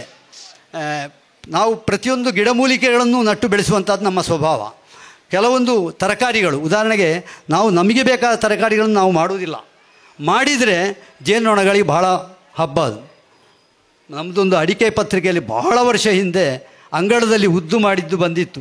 ಶ್ರೀ ಪಡ್ರೆಯವರಿಗೆ ನೆನಪುಂಟ ಗೊತ್ತಿಲ್ಲ, ಮರಿಕೆಯವರು ಒಂದು ಸಂದರ್ಶನ ಮಾಡಿ ಹಾಕಿದ್ದು. ಆವಾಗ ಕೂಡ ಹಾಗೆ ನಮ್ಮ ಅಂಗಳದಲ್ಲಿ ಆ ಉದ್ದಿನ ಹೂವಿಗೆ ಅಥವಾ ಸೌತೆಗೆ ಜೇನುನೊಣಗಳು ಮುತ್ತಿಗೆ ಹಾಕ್ತಾ ಇದ್ದವು. ಹಾಗಾಗಿ ಈಗ ಒಂದು ಕಳೆ ಉಂಟು, ಹಳದಿ ಹೂವು ಅಂತೇಳಿ. ಆ ಹಳದಿ ಹೂವಿನಲ್ಲಿ ಭಾಳಷ್ಟು ಅವುಗಳಿಗೆ ಜೇನುನೊಣಗಳಿಗೆ ಬೇಕಾದ ಆಹಾರ ಉಂಟು. ಆದರೆ ನಾವು ಅದಕ್ಕೆ ಏನು ಮಾಡ್ತೇವೆ, ರೌಂಡಪ್ ಅಥವಾ ಕರಾಟೆ ಹೊಡೆದು ಅದನ್ನು ಸಾಯಿಸ್ತೇವೆ. ಅಷ್ಟಾಗುವಾಗ ಜೇನುನೊಣಗಳಿಗೆ ಸ್ವಲ್ಪ ತೊಂದರೆ ಉಂಟು. ಅದೇ ಬೋರ್ಡೋ ದ್ರಾವಣದಿಂದ ಯಾವತ್ತೂ ಜೇನುನೊಣಗಳಿಗೆ ತೊಂದರೆ ಆಗುವುದಿಲ್ಲ. ಈ ಥರ ರಾಸಾಯನಿಕ ವಿಷದ ಔಷಧಿಗಳನ್ನು ಸ್ಪ್ರೇ ಮಾಡಿದರೆ ಜೇನುಗೂಡು ತನ್ನಿಂತಾನೇ ಖಾಲಿ ಆಗ್ತದೆ. ಹಾಗಾಗಿ ನಾವೆಲ್ಲ ಆದಷ್ಟು ಸಾವಯವದ ಮೂಲಕ ಜೇನು ಉಳಿಸೋಣ, ಬೆಳೆಸೋಣ, ಉತ್ತಮ ಸವಿಯಾದ ಜೇನನ್ನು ಸವಿಯೋಣ ಅಂತ ಹೇಳಿ ನಿಮ್ಮೆಲ್ಲರೆಲ್ಲರೂ ಕೇಳಿಕೊಡ್ತಾ ನನ್ನ ಚಿಕ್ಕ ಈ ಅವಕಾಶಕ್ಕಾಗಿ ಧನ್ಯವಾದಗಳನ್ನು ವಂದಿಸ್ತೇನೆ. ಪ್ರಶ್ನೋತ್ತರ ಮುಂದೆ ಇದೆ. ಧನ್ಯವಾದಗಳು ಶಾಮಣ್ಣ. ಇದೀಗ ರಾಮಚಂದ್ರ ಪುದ್ಯೋಡು ಬದಿಯಡ್ಕದ ಮಜಂಟಿ ಜೇನು ಕೃಷಿಕರು ಮಾತಾಡಬೇಕು ಅಂತ ಕೇಳ್ತೇನೆ. ವೇದಿಕೆಯಲ್ಲಿರುವಂಥ ನಮ್ಮ ಗುರುಗಳು ಶಂಕರ ಸರ್ ಮಾಸ್ಟರ್ ಇದ್ದಾರೆ, ಮತ್ತು ಜೇನಿನ ಗುರುಗಳು ಶಾಂಭಟ್ರಿ ಅವರಿದ್ದಾರೆ. ನಮಸ್ತೆ, ವಂದನೆಗಳು. ಹಾಗೂ ಸಭಿಕರಿಗೆ ಶ್ರೀ ಭಟ್ರೆ ಅವರು ಎಲ್ಲರಿಗೂ ವಂದನೆಗಳು. ಈಗ ನಾನು ಮೊಜಂಟಿ ಜೇನು ಕೃಷಿ ಶುರು ಮಾಡಿ ಸಾಮಾನ್ಯ ಒಂದು 20 ವರ್ಷದ ಅಂದಾಜು ಆಗಿರಬೇಕು. ಮೊದಲೇ ಇತ್ತು ಮನೆಯಲ್ಲಿ, ಅಂದರೆ ಮೊದಲೇ ಬಿದಿರಳ್ಳಿ ಮತ್ತು ಮಡಿಕೆಯಲ್ಲಿ ಎಲ್ಲ ಜೇನು ಬೆಟ್ಟಿಗೆ ಅದರಲ್ಲಿ ಜೇನು ನಾವು ಕೃಷಿ ಮಾಡ್ತಾಯಿದ್ದೆವು, ತಂದೆಯವರು ಮಾಡ್ತಾಯಿದ್ದರು. ನಂತರ ಒಂದು 2010ರಲ್ಲಿ ಇರಬೇಕು, ನಮ್ಮ ಅಡಿಕೆ ಪತ್ರಿಕೆಯಲ್ಲಿ ಇದರ ಬಗ್ಗೆ ಮೊಜಂಟಿ ಜೇನಿನ ಕೃಷಿ ಬಗ್ಗೆ ಒಂದು ಲೇಖನ ಬರೆದರು. ಆವಾಗ ನಾನು ಜೇನು ಕೃಷಿ ಮಾಡ್ತೇನೆ ಅಂತೇಳಿ. ಅದರ ನಂತರ ಸ್ವಲ್ಪ ಫೇಮಸ್ ಆದ್ವಿ ನಾವು, ಎಲ್ಲ ಕಡೆ ಜೇನು ಪೆಟ್ಟಿಗೆ ಮತ್ತು ಇಡುವುದು ಇದೇ ಆಯಿತು ಹವ್ಯಾಸ. ತುಡಿ ಜೇನು ಕೂಡ ಉಂಟು. ಆದರೆ ಈ ತುಡಿ ಜೇನಲ್ಲಿ ಏನು ಸಮಸ್ಯೆಯಲ್ಲಿದ್ದರೆ ತಾಯಿ ಸಾಕು ಬ್ರೂಡು, ಮಾಸ್ಟರ್ ಹೇಳಿದಾಗೆ ತಾಯಿ ಸಾಕು ಬ್ರೂಡು ರೋಗ ಬರ್ತದೆ, ಮತ್ತು ಅದಕ್ಕೆ ವ್ಯಾಕ್ಸ್ ಮತ್ತು ಬರ್ತದೆ, ಇಂಥದ್ದೆಲ್ಲ ಸಮಸ್ಯೆಗಳು ತುಡಿ ಜೇನಲ್ಲಿ. ಈ ಮುಜಂಟಿಯಲ್ಲಿ ಅಂಥ ಸಮಸ್ಯೆಗಳಿಲ್ಲ. ಇವಾಗ ಸ್ಟಿಂಗ್ಲಸ್ ಬಿ ಹೇಳಿದರೆ ದೊಡ್ಡ ಫೇಮಸ್ ಕೂಡ, ಮತ್ತು ಒಳ್ಳೆ ರೇಟು ಕೂಡ ಉಂಟು ಅದಕ್ಕೆ. ಈಗ ನಾವೆಲ್ಲ 1 kg ಸ್ಟಿಂಗ್ಲಸ್ ಬಿ ಮೊಜಂಟಿ ಜೇನು 3000ಕ್ಕೆ ಮಾರ್ತಾ ಇದ್ದೇವೆ. ಅಂದರೆ ಅಷ್ಟು ಬೇಡಿಕೆ ಉಂಟು. ಮತ್ತು ಅದು ಸಂಗ್ರಹಣೆ ಮಾಡೋದು ಕೂಡ ಹಾಗೆ. ಈ ತುಂಬೆ, ತುಳಸಿ ಇಂಥ ಔಷಧೀಯ ಸಸ್ಯಗಳಿಂದ ಜಾಸ್ತಿ ಕಲೆಕ್ಟ್ ಮಾಡೋದಂತೆ. ಅದಕ್ಕೆ ಬೇಕಾಗಿ ಅದು ಮದ್ದಿನ ಗುಣ ಅದರಲ್ಲಿ ಜಾಸ್ತಿ, ಅದಕ್ಕೆ ಬೇಡಿಕೆಯೂ ಜಾಸ್ತಿ. ಹಾಗೆ ಇದು ಈ ತುಡಿಗೆ ಪರ್ಯಾಯವಾಗಿ ಇದನ್ನೇ ಸಾಕ್ಬೋದು. ಈಗ ಪೇಟೆಯಲ್ಲಿದ್ದವರು ಕೂಡ, ಈಗ ಟೆರೆಸ್ ಗಾರ್ಡನ್ ಮಾಡೋರು ಪರಾಗಸ್ಪರ್ಶಕ್ಕೆ ಮಾಸ್ಟರ್ ಹೇಳಿದಾಗೆ ಪಾಲಿನೇಷನ್ಗೆ ಬೇಕಾಗಿ ಈಗ ತುಡೆ ಬದಲು ಇದನ್ನು ಸಾಕ್ಬೋದು. ಮಾತ್ರ ತುಡೆಗೆ ಇದು ಸಮ ಆಗಲಿಕ್ಕಿಲ್ಲ. ಯಾಕೆಲ್ಲಿದ್ದ ತುಡೆಯಲ್ಲಿ ಒಂದು 10 kg ತೆಗೆದ್ರೆ ಇದರಲ್ಲಿ ವರ್ಷದಲ್ಲಿ ಒಂದು ಅರ್ಧ kg ಅಷ್ಟೇ ತೆಗಿಬೋದು ಒಂದು ಪೆಟ್ಟಿಗೆಯಿಂದ. ಅಂದರೆ ಅಷ್ಟು ಕಾಸ್ಟ್ಲಿ. ಮಾತ್ರ ನಮಗೆ ಅರ್ಧ kg ಸಿಕ್ಕಿದ್ರು ಕೂಡ ಒಳ್ಳೆ ರೇಟ್ ಇದೆ, ಒಳ್ಳೆ ಬೇಡಿಕೆಯೂ ಇದೆ. ಅದನ್ನೇ ಕೇಳ್ಕೊಂಡು ಬರುವವರು ಇರ್ತಾರೆ, ಮದ್ದಿಗೆ ಬೇಕಂತ ಹೇಳಿ. ಇದು ಮತ್ತೊಂದು ಮಾತು ಹೇಳ್ಬೇಕಂತ ನನಗೆ ನೆನಪು ಬರ್ತದೆ. ನಾನು ಕಲೀಲಿಕ್ಕೆ ಸ್ವಲ್ಪ ದಡ್ಡ ಶಾಲೆಯಲ್ಲಿ ಇರುವಾಗ ಮಾಸ್ಟರ್ ಅವರು, ಅಂದರೆ ನಮಗೆ ಕೆಮಿಸ್ಟ್ರಿಗೆ ಮತ್ತು ಗಣಿತಕ್ಕೆ ಸಾರಾಡ್ಕ ಮಾಸ್ಟರ್ ಅವರು, ಆಗ ಅವರು ಬೈತಿದ್ರು, ಯಾಕೆ ನೊನಾಡಿಲಿಕ್ಕೆ ಬರೋದ, ಕಲಿಯೋದು ಸ್ವಲ್ಪ ಕಡಿಮೆ ಅಲ್ಲ, ಮಾರ್ಕ್ ಕಡಿಮೆ. ಆವಾಗ ಮಾಸ್ಟರ್ ಒಂದು ಬೈಗುಳವೇ ಒಂದು ವರ ಇರ್ಬೋದು. ಇವಾಗ ಅದೇ ಕೆಲಸ ಮಾಡಿ ಒಂದು ಪುದ್ಯೋಡು ಹನಿ ಬಿ ಅಂತ ಒಂದು ಫಾರ್ಮ್ ಮಾಡಿದ್ದೇವೆ. ಅದರಲ್ಲಿ ಒಂದು 10 ಜನ ನಾವು ಕೆಲಸಕ್ಕಿದ್ದೇವೆ. ಈಗ ದೊಡ್ಡ ಮಟ್ಟಿಗೆ ಅದಂದರೆ ನಾವು ಅದನ್ನು ಮಾಡಿ ಈಗ ಸೂಪರ್ ಮಾರ್ಕೆಟ್ಗೆ ಕೂಡ ನಾವು ಮಾರ್ಕೆಟಿಂಗ್ ಮಾಡ್ತಾ ಇದ್ದೇವೆ ಜೇನು. ಅದಕ್ಕೆ ಫುಡ್ ಲೈಸೆನ್ಸ್ ಎಲ್ಲ ಮಾಡಿ, ಅಂದರೆ ಒಂದು ಮಾಸ್ಟರ್ ನಮಗೆ ಅದೊಂದು ವರವಾಗಿ ಸಿಕ್ಕಿದೆ ಅಂತ ಹೇಳ್ತೇನೆ ಈ ಸಂದರ್ಭದಲ್ಲಿ. ಮತ್ತು ಮೊಜಂಟಿ ಕೃಷಿ ಮಾಡಲಿಕ್ಕೆ ತುಂಬ ಸುಲಭ, ಯಾರಿಗೂ ಮಾಡ್ಬೋದು. ಇದರಲ್ಲಿ ಒಂದು ಆಸಕ್ತಿ ಇದ್ದರೆ ಸಾಕು. ಅದು ಪಾಳು ಮಾಡುವುದು ಮತ್ತು ದೊಡ್ಡ ಇದರ ತುಡಿಯಾಗೆ ಕೆಲಸ ಇಲ್ಲ. ಕರೆಕ್ಟ್ ಇಬ್ಬಾಗ ಮಾಡುವಂಥ 2 ಬಾಕ್ಸುಗಳು ಇರ್ತವೆ. ಅದನ್ನು ಜೋಡಣೆ ಮಾಡಿ ಅದರೊಳಗೆ ಕುಟುಂಬಗಳನ್ನು ತುಂಬಿಸಿಟ್ರೆ ಕರೆಕ್ಟ್ ಇಬ್ಬಾಗ ಮಾಡಿದಾಗೆ 2 ಪೆಟ್ಟಿಗೆಯಲ್ಲಿ ಕೂಡ ಮೊಟ್ಟೆ, ಪರಾಗ, ಜೇನು ಅಂತ ಇರ್ತದೆ. ಅದಕ್ಕೆ ಒಂದೊಂದು ಎಂಟಿ ಖಾಲಿ ಬಾಕ್ಸ್ಗಳನ್ನು ಮುಚ್ಚಿದರೆ ಅವು ಪಾಳಾಗ್ತವೆ. ಮತ್ತು ಅದರಲ್ಲಿ ರಾಣಿ ಕೂಡ ಅವು ಮಾಡ್ಕೊಳ್ತೇವೆ, ಏನೋ ಸಮಸ್ಯೆ ಇಲ್ಲ. ಕೆಲವರು ಅದರಲ್ಲಿ ರಾಣಿ ಈಗ ಸೆಲ್ ಮಾಡೋದಿಲ್ಲ, ಹಾಗೆ ಹೀಗೆ ತುಂಬ ಮಾತುಗಳುಂಟು. ಆದರೆ ನೀವು ಹೊಸ ಮೊಟ್ಟೆಯನ್ನು ಕೊಟ್ಟರೆ, ಅಂದರೆ ಓಪನ್ ಸೆಲ್ ಅಂತ ಹೇಳ್ತೀವಿ ನೀವು, ಅದರಲ್ಲಿ ಅವುಗಳು ಅದಕ್ಕೆ ಬೇಕಾದ ಫೀಡ್ ಕೊಟ್ಟು ಅವು ರಾಣಿ ಮಾಡ್ತವೆ, ಏನು ತೊಂದರೆ ಇಲ್ಲ. ಅವುಗಳೇ ಬೇಕಾದ ಅದಕ್ಕೆ ಆಹಾರ ಕೊಟ್ಟು ರಾಣಿ ಸೆಲ್ ಮಾಡಿ ಅದು ಹುಷಾರಾಗ್ತೇವೆ. 1-2 ತಿಂಗಳು ಟೈಮ್ ಹಿಡಿತೇವೆ ಅಷ್ಟೇ. ಮತ್ತು ನಮಗೆ ಎಷ್ಟು ಕುಟುಂಬ ಬೇಕಾದರೂ ಮಾಡ್ಬೋದು. ಈಗ ನಾನು 1,000 ಕುಟುಂಬ ಮಾಡಿದ್ದೇವೆ ಎಲ್ಲ ಕಡೆಯೂ. ಅಂದರೆ ಒಂದೇ ಕಡೆ ಇಡಲಿಕ್ಕೆ ಆಗೋದಿಲ್ಲ. ಒಂದು ಕುಟುಂಬ ಅಂದರೆ ಅವು 800 ಮೀಟರ್ ವ್ಯಾಪ್ತಿಯಲ್ಲಿ ಮಾತ್ರ ಅಂತೆ ಸಂಚಾರ, ಅದಕ್ಕಿಂತ ದೂರ ಹೋಗುವುದಿಲ್ಲ ಅಂತ ಲೆಕ್ಕ ಮೊಜಂಟಿ ನೊಣಗಳು ಶಾಸ್ತ್ರ ಜನ ಹೇಳ್ತಾರೆ. ಹಾಗೆ ಒಂದು ಏರಿಯಾದಲ್ಲಿ 25 ಪೆಟ್ಟಿಗೆ, ಆ ಲೆಕ್ಕ ನಮಗೆ ಬೇರೆ ಬೇರೆ ಫ್ರೆಂಡ್ಸ್ ಮನೆಯಲ್ಲಿ ಸಂಬಂಧಿಕರ ಮಾಡಿ ಎಲ್ಲ 25 ಬಾಕ್ಸ್ ಲೆಕ್ಕ ಇಟ್ಕೊಂಡು ಹೋಗ್ಬೋದು. ಒಳ್ಳೆ ಬೇಡಿಕೆ ಇದೆ, ಕುಟುಂಬಕ್ಕೂ ಬೇಡಿಕೆ ಇದೆ, ಎಲ್ಲರೂ ಕೇಳ್ತಾ ಇದ್ದಾರೆ. ಮತ್ತು ಈ ಕೃಷಿ ಮಾಡುವ ಎಲ್ಲ ಕೃಷಿ ಭೂಮಿಗೆ ಈಗ ರಂಬುಟಾನ್, ಡ್ರ್ಯಾಗನ್ ಫ್ರೂಟಿಗೆಲ್ಲ ಪರಾಗಸ್ಪರ್ಶ ಮಾಡಲಿಕ್ಕೆ ಈ ಮೊಜಂಟಿ ನೊಣಗಳೇ ಬೇಕು. ಯಾಕೆಂದರೆ ಈ ಡ್ರ್ಯಾಗನ್ದೆಲ್ಲ ರಾತ್ರಿ ಹೂವಾರಲ್ಲಿ ಬೆಳಿಗ್ಗೆ ಆಗೋ ಮುದುಟಿ ಆಗ್ತದೆ. ಈ ತುಡಿ ಜೇನಿಗೆ ಅದರೊಳಗೆ ಹೋಗ್ಲಿಕ್ಕೆ ಆಗೋದಿಲ್ಲ. ಈ ಮುಜಂಟಿ ಜೇನುಗಳಾಗೆಲ್ಲ ಎಷ್ಟು ಸಣ್ಣ ರಂಧ್ರ ಇದ್ರೂ ಸಾಕು, ಅವು ಹೋಗಿ ಪರಾಗಸ್ಪರ್ಶ ಮಾಡಿ ಬರ್ತವೆ ಅಂತೇಳಿ. ಮತ್ತು ಇದು ಕೂಡ ಹಾಗೆ ರಂಬುಟಾನು, ಅದು ಸಣ್ಣ ಸಣ್ಣವು. ಈ ತುಡು ಜೇನುಗಳು ಕೂರುವಾಗಲೇ ಬಿದ್ದು ಹೋಗ್ಬೋದು, ಅಷ್ಟು ಸಣ್ಣವು. ಈ ಮೊಜಂಟಿ ಜೇನುಗಳು ಅದರಿಂದ ಕೂಡ ಆಹಾರ ಸಂಗ್ರಹ ಮಾಡ್ತೇವೆ. ಇದೆಲ್ಲ ತುಂಬ ಗುಣ ಉಂಟು ಮೊಜಂಟಿಯಿಂದ. ನಾವೀಗ ಅದೊಂದು ಅಭಿಯಾನದಾಗೆ ಮಾಡಿದ್ದೇವೆ, ಎಲ್ಲರಿಗೆ ಇದರ ಬಗ್ಗೆ ಸ್ವಲ್ಪ ಮಾಹಿತಿ ಕೊಡೋದು. ಅದಕ್ಕೆ ಶಿವರಾಮ ಸರ್ ಕೂಡ, ನಮಗೆ ಪತ್ರಕರ್ತ ಶಿವರಾಮ ಸರ್ ಕೂಡ ಇದರ ಬಗ್ಗೆ ಚುಚ್ಚದ ಜೇನು ಅಂತ ಒಂದು ಪುಸ್ತಕ ಕೂಡ ಬರೆದಿದ್ರು. ನಾವು ಕೂಡ ಅದೇ ಹೆಡ್ಡಿಂಗನ್ನು ಇಟ್ಟೀಗ ಅಂದರೆ ಸ್ಟಾಲ್ ಹಾಕ್ತೀವಿ. ಇಲ್ಲಿಗ ಹಠತ್ತನೆ ಮಳೆ ಬಂದು ಮೊನ್ನೆ ನಮಗೆ ಜೇನು ತೆಗೆಯುವುದೆಲ್ಲ ಬಾಕಿ ಇತ್ತು, ಹಾಗೆ ಇಲ್ಲಿ ಸ್ಟಾಲ್ ಹಾಕ್ಲಿಕ್ಕೆ ಆಗಲಿಲ್ಲ. ಇಲ್ಲದ್ರೆ ನಾವು ಪ್ರತಿಯೊಂದು ಕೃಷಿ ಮೇಳದಲ್ಲಿ ಕೂಡ ಒಂದು ಸ್ಟಾಲ್ ಹಾಕ್ತೀವಿ, ಚುಚ್ಚದ ಜೇನು ಅಂತ ಹೆಸರಿಟ್ಟು. ಅಂದರೆ ಜನಗಳನ್ನು ಆಕರ್ಷಣೆ ಮತ್ತು ಇದರ ಬಗ್ಗೆ ಸ್ವಲ್ಪ ಮಾಹಿತಿ ಮತ್ತು ನಮಗೆ ಮಾರಾಟ, ಸ್ವಲ್ಪ ಹಣ ಗೀಸೆ ಅಷ್ಟೇ. ಇದು ಸಂತೋಷ ನನಗೆ ಕೂಡ ಮಾತಾಡಿದ್ದಕ್ಕೆ. ಮತ್ತು ಇದರ ಬಗ್ಗೆ ಎಲ್ಲರೂ ಮೊಜೆಂಟಿ ಕೃಷಿ ಮಾಡಿ ಮತ್ತು ಇದರ ಬಗ್ಗೆ ಏನಾದರೂ ಸಂಶಯ ಇದ್ದರೆ ಮತ್ತು ಸಂಶಯ ನಿವಾರಣೆಗೆ ಅಂತ ಕಾಲ್ ಮಾಡಲಿಕ್ಕೆ ಹೇಳಿದ್ದಾರೆ, ನಾವು ಮಾತಾಡ್ತೀವಿ ಅದರ ಬಗ್ಗೆ. ಸರ್, ಈಗ ಮೊಜೆಂಟಿ ಕೃಷಿ, ಈಗ ನಿಮ್ಮ ಮನೆಯಲ್ಲಿ ಅಥವಾ ಇಲ್ಲಿ ಆಸ್ಪಾಸು ಮೊಜೆಂಟಿ ನೊಣಗಳಿರ್ತವೆ, ಮೀಟರ್ ಬಾಕ್ಸಲ್ಲಿ ಇರ್ಬೋದು, ಗೋಡೆಯಲ್ಲಿ ಇರ್ಬೋದು, ಅಂಥಗಳಿಗೆ ನಾವು ಟ್ರ್ಯಾಪ್ ಅಂತ ಮಾಡ್ತೀವಿ. ಅಂದರೆ ಮೇಸ್ತ್ರಿಗಳು ಹೋಟೆಲಲ್ಲಿ ನೋಡುವಂಥ ಪೈಪನ್ನು MCಲಲ್ಲಿ ಅಲ್ಲಿ ಫಿಟ್ ಮಾಡಿ ಮತ್ತೆ ಒಂದು ಬಾಕ್ಸಿನ ಒಳಗಡೆ ಕೊಡಬೇಕು. ನಿಮಗೊಂದು ಹೌದೌದು, ಸಪ್ರದ ಪೈಪ್. ಅದರ ಇದು ನೋಡಲಿಕ್ಕೆ ನಮಗೆ ಒಳ್ಳೆಯದು, ಅಂದರೆ ಅದರಲ್ಲಿ ನೊಣಗಳು ಬರುವುದು ಕಾಣುತ್ತದೆ ನಮಗೆ. ಬಿದಿರಲ್ಲಿ ಬೇಡ ಸರ್, ಬಿದಿರನ್ನು ನಿಮಗೆ ಓಪನ್ ಮಾಡಿ ಡೈರೆಕ್ಟ್ ತುಂಬಿಸ್ಬೋದು. ಅಥವಾ ನಮಗೆ ಗೋಡೆಯಲ್ಲಿ ಮೀಟ್ರಲ್ಲಿ ಇದ್ದರೆ ಈ ಥರ ಪೈಪಿನ ಮುಖಾಂತರ ಪೆಟ್ಟಿಗೆ ಕನೆಕ್ಟ್ ಮಾಡಿದರೆ ನಮಗೆ ಒಂದು 3-4 ತಿಂಗಳಲ್ಲಿ ಪೆಟ್ಟಿಗೆ ಬಂದು ಬಿಡ್ತವೆ. ನಂತರ ನಿಮಗೆ ಅದನ್ನು ಡಿವಿಷನ್ ಮಾಡೋದು ಬಾಕಿ ಎಲ್ಲ ಸುಲಭ. ಅಥವಾ ನಿಮಗೆ ಹಾಗೆ ಕುಟುಂಬ ಬೇಕಿದ್ದರೆ ನಾನು ನಂಬರ್ ಕೊಡ್ತೀನಿ ಸರ್, ಮಾತಾಡ್ಬೋದು. ನಾನು ಕುಟುಂಬ ಕೊಡ್ತೀವಿ, ಕುಟುಂಬ ಸೇಲ್ ಮಾಡುವವರು ತುಂಬ ಜನ ಇದ್ದಾರೆ, ಮೊಜೆಂಟಿ ಕುಟುಂಬ. ಹೌದೌದು ಮೈಕ್ ಕೊಡಬಹುದು. ಹೌದು, ಕುಟುಂಬ ನಿಮಗೆ ಎಷ್ಟು ಬೇಕಾದರೂ ಮಾಡ್ಬೋದು. ಅಥವಾ ನೀವು ಹೈಯೆಸ್ಟ್ ಮಾಡ್ತಿದ್ರೆ ಅಂದರೆ 100 ಕುಟುಂಬ ಎಲ್ಲ ಮೊಜೆಂಟಿ ಕುಟುಂಬ ಮಾಡ್ತಿದ್ರೆ ನಮಗೆ ಬೇಡಿಕೆ ಕೂಡ ಉಂಟು, ನಾವು ನಿಮ್ಮಿಂದ ಖರೀದಿ ಕೂಡ ಮಾಡ್ತೇವೆ ಸರ್. ಒಳ್ಳೆಯ ಬೇಡಿಕೆ ಉಂಟು, ಅದಕ್ಕೆ ಏನು ತೊಂದರೆ ಇಲ್ಲ. ಎಲ್ರಿಗೂ ಅದೇ ನಾವು ಹೇಳೋದು, ನೀವು ಮೊಜೆಂಟಿ ಕುಟುಂಬ ದೊಡ್ಡ ಮಟ್ಟಿಗೆ ಮಾಡಿ, ಅಂದರೆ ಒಂದು 150 ನಿಮ್ಮಿಂದ ಖರೀದಿಸುವಾಗೆ ಆಗಲಿ ನಮಗೆ. ಅಂದರೆ ದೊಡ್ಡ ಮಟ್ಟಿಗೆ ಅದು ನಮಗೆ ಕೂಡ ಬೇಕು, ಮಾರ್ಕೆಟ್ ತುಂಬ ಇದೆ ಅದರದ್ದು ಕೂಡ. ಎಲ್ಲರಿಗೂ ಧನ್ಯವಾದಗಳು. ಏನಾದರೂ ಸಂಶಯ ಇದ್ದರೆ ಮತ್ತೆ ಮಾತಾಡ್ತೀನಿ.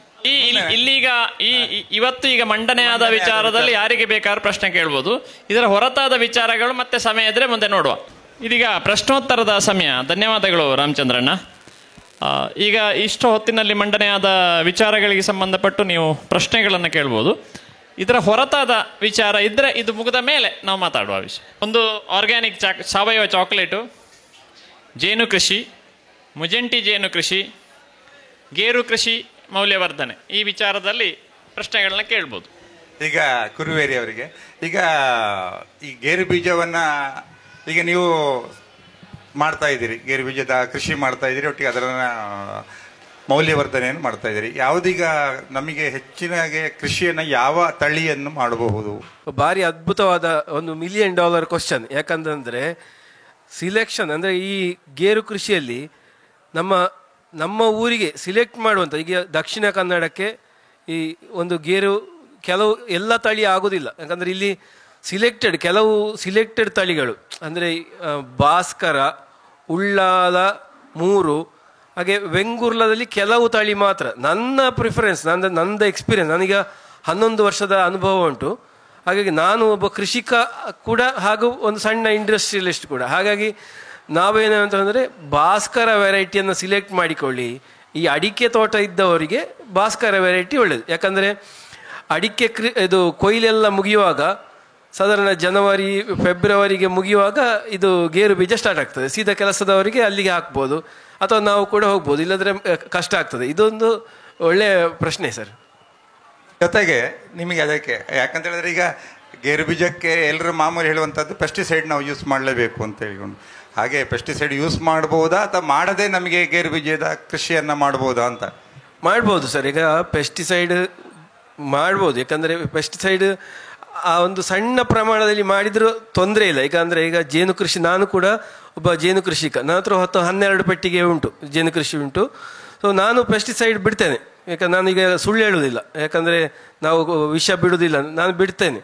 ನಾನು ಅಡಿಕೆ ತೋಟಕ್ಕೆ ಬಿಡ್ತೇನೆ. ಅಂದರೆ ನಿಗದಿತ ಪ್ರಮಾಣದಲ್ಲಿ ಅವರು ಏನು, ನಾವು ಸೈಂಟಿಸ್ಟ್ಗಳೇನು ಹೇಳ್ತಾರೆ, ಈಗ ಬೇರೆ ಬೇರೆ ವಿಷಯಕ್ಕೆ ಅದರದ್ದೇ ಆದ ಪ್ರಮಾಣ ಉಂಟು, ಅದರ ಒಳಗೆ ನಾವು ಬಿಟ್ಟರೆ ಅದು ಏನು ನಮಗೆ ತಾಪತ್ರಯ ಆಗೋದಿಲ್ಲ. ಈಗ ನಾನು ವರ್ಷಕ್ಕೊಂದು 50-60 kg ಜೇನು ನಾನು ತೆಗಿತೇನೆ. ನಾನು ಮದ್ದು ಬಿಟ್ಟಾಗ ನಾನು ನೋಡ್ತೇನೆ, ಬಂದು ನನ್ನ ಪೆಟ್ಟಿಗೆ ಹತ್ರ ಜೇನು ಹುಳ ಸತ್ತುಕೊಂಡು ಉಂಟ ಅಂತ. ಇಲ್ಲ, ಯಾಕೆ ನಾವು ಹೇಳಿದ ನಿಗದಿತ ಪ್ರಮಾಣ ಜೇನು ಹುಳುಗಳಿಗೆ ಬಾಧಿಸದ ಇನ್ಸೆಕ್ಟಿಸೈಡ್ಗಳನ್ನು ನಾವು ಬಿಡಬೇಕು.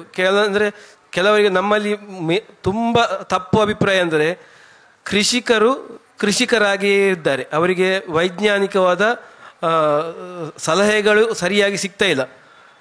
ಈಗ ನಾವು ನನ್ನ ಪಕ್ಕದ ಸೈಟ್ಗಳಲ್ಲಿ ಅಥವಾ ಬೇರೆ ಕಡೆ ಹೇಳುವಾಗ ಆ ವಿಷವನ್ನು ಒಂಜಿ ಕುಪ್ಪಿ ಬಾಡಿ ಫುಲ್ ಒಂಜಿ ಕುಪ್ಪಿ ಬಾಡಿ ಅಂತ, ಅಷ್ಟು ಹಾಕಲಿಕ್ಕಿಲ್ಲ. 0.5 ml ಅಂದರೆ ಸಣ್ಣ ಪ್ರಮಾಣದಲ್ಲಿ, 0.5 ml ಅಂದರೆ ಸಾಧಾರಣ ಒಂದು 100 ಲೀಟ್ರಿಗೆ ಸಾಧಾರಣ 5 ml ಹಾಕಬೇಕು.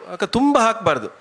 ಮತ್ತು ನಾವು ಈ ವಿಷ, ನೀವು ಇನ್ನೊಂದು ಪ್ರಶ್ನೆ ಕೇಳಿದ್ರಿ, ವಿಷ ಬಿಡದೆ ಅಂದರೆ ಮದ್ದು ಬಿಡದೆ ಕೂಡ ಮಾಡ್ಬೋದು. ಯಾಕಂದರೆ ಈ ಅರ್ಲಿ ವೆರೈಟಿಗಳೇನಿರ್ತದಲ್ಲ ಗೇರು ಕೃಷಿಯಲ್ಲಿ, ಈ ಉಳ್ಳಾಲ 3 ಮತ್ತು ಬೇರೆ ಅದರಲ್ಲಿ ಇನ್ನು ಬೇಗ ಆಗುವಂಥದ್ದು ಸಿಲೆಕ್ಷನ್ ಅಂತ ಎಲ್ಲ ಉಂಟು, ಬೇರೆ ಬೇರೆ ತಳಿ. ಅದಕ್ಕೆಲ್ಲ ಸ್ವಲ್ಪ ಪೆಸ್ಟಿಸೈಡ್ ಬೇಕಾಗ್ತದೆ. ಯಾಕಂದರೆ ಅದು ಬೇಗ ಚಿಗುರ್ತದೆ. ಅಷ್ಟೊತ್ತಿಗೆ ಮಳೆ ನಿಲ್ಲುವ ಸಮಯ ಟೀ ಮಾಸ್ಕಿಟೋ ಬಾಧೆ ಜಾಸ್ತಿ ಇರ್ತದೆ. ನಾವು ಯಾಕೆ ಒತ್ತಿ ಆ ಭಾಸ್ಕರ ತಳಿಯನ್ನು ಹೇಳ್ತಾ ಇದ್ದೇನೆ ಅಂತಂದರೆ, ಕೆಲಸ ಕಮ್ಮಿ ಭಾಸ್ಕರ ಅಂದರೆ. ಇದು ಅಡಿಕೆ ನಿಮಗೆ ಮುಗಿಯುವಾಗ ರೆಡಿ ಆಗ್ತದೆ ಭಾಸ್ಕರ ತಳಿ. ಇದಕ್ಕೆ ಮದ್ದು ಬೇಡ. ಇದಕ್ಕೆ ನೀವು ಸರಿಯಾಗಿ ಅದಕ್ಕೆ ಒಂದು ಗೊಬ್ಬರ ಹಾಕಿಬಿಟ್ರೆ ನಿಮಗೆ ಒಳ್ಳೆ ಸೈಜಿನ ಕೂಡ ಬೀಜ, ಒಳ್ಳೆ ರುಚಿಯಾಗಿರುವ ಬೀಜ, ಆದಷ್ಟು ಅದೇ ಈ ಭಾಸ್ಕರ ವೆರೈಟಿಯನ್ನೇ ಸಿಲೆಕ್ಟ್ ಮಾಡಿ. ಯಾಕಂದರೆ ಅದಕ್ಕೆ ಮದ್ದು ಬೇಡ. ಸಾಧಾರಣ ನಿಮಗೆ ಏಪ್ರಿಲಲ್ಲಿ ಅಂದರೆ ವಿಷು ಸಮಯದಲ್ಲಿ ನಿಮಗೆ ಆಗುವಂಥದ್ದು. ವಿಷು ಸಮಯದಲ್ಲಿ ನಿಮಗೆ ಟೀ ಮಾಸ್ಕಿಟೋ ಬಾಧೆ ಕಡಿಮೆ ಇರ್ತದೆ. ಸಾಧಾರಣ ಒಂದು 10 ವರ್ಷದಲ್ಲಿ ಆ್ಯಾವರೇಜ್ ಒಂದು ವರ್ಷ ಎಲ್ಲ ಹೋದರೆ ದೊಡ್ಡ ವಿಷಯ ಅಲ್ಲ. ಕ್ರಾಪ್ ಹೋದರೆ ಫೈಲ್ ಆದರೆ ದೊಡ್ಡ ವಿಷಯ ಅಲ್ಲ. ಸಾಧಾರಣ ಭಾಸ್ಕರವೇ ನನ್ನ ಮನಸ್ಸಿನಲ್ಲಿರೋದು, ಭಾಸ್ಕರ ತಳಿ ಒಳ್ಳೆಯದು ಅಂತ.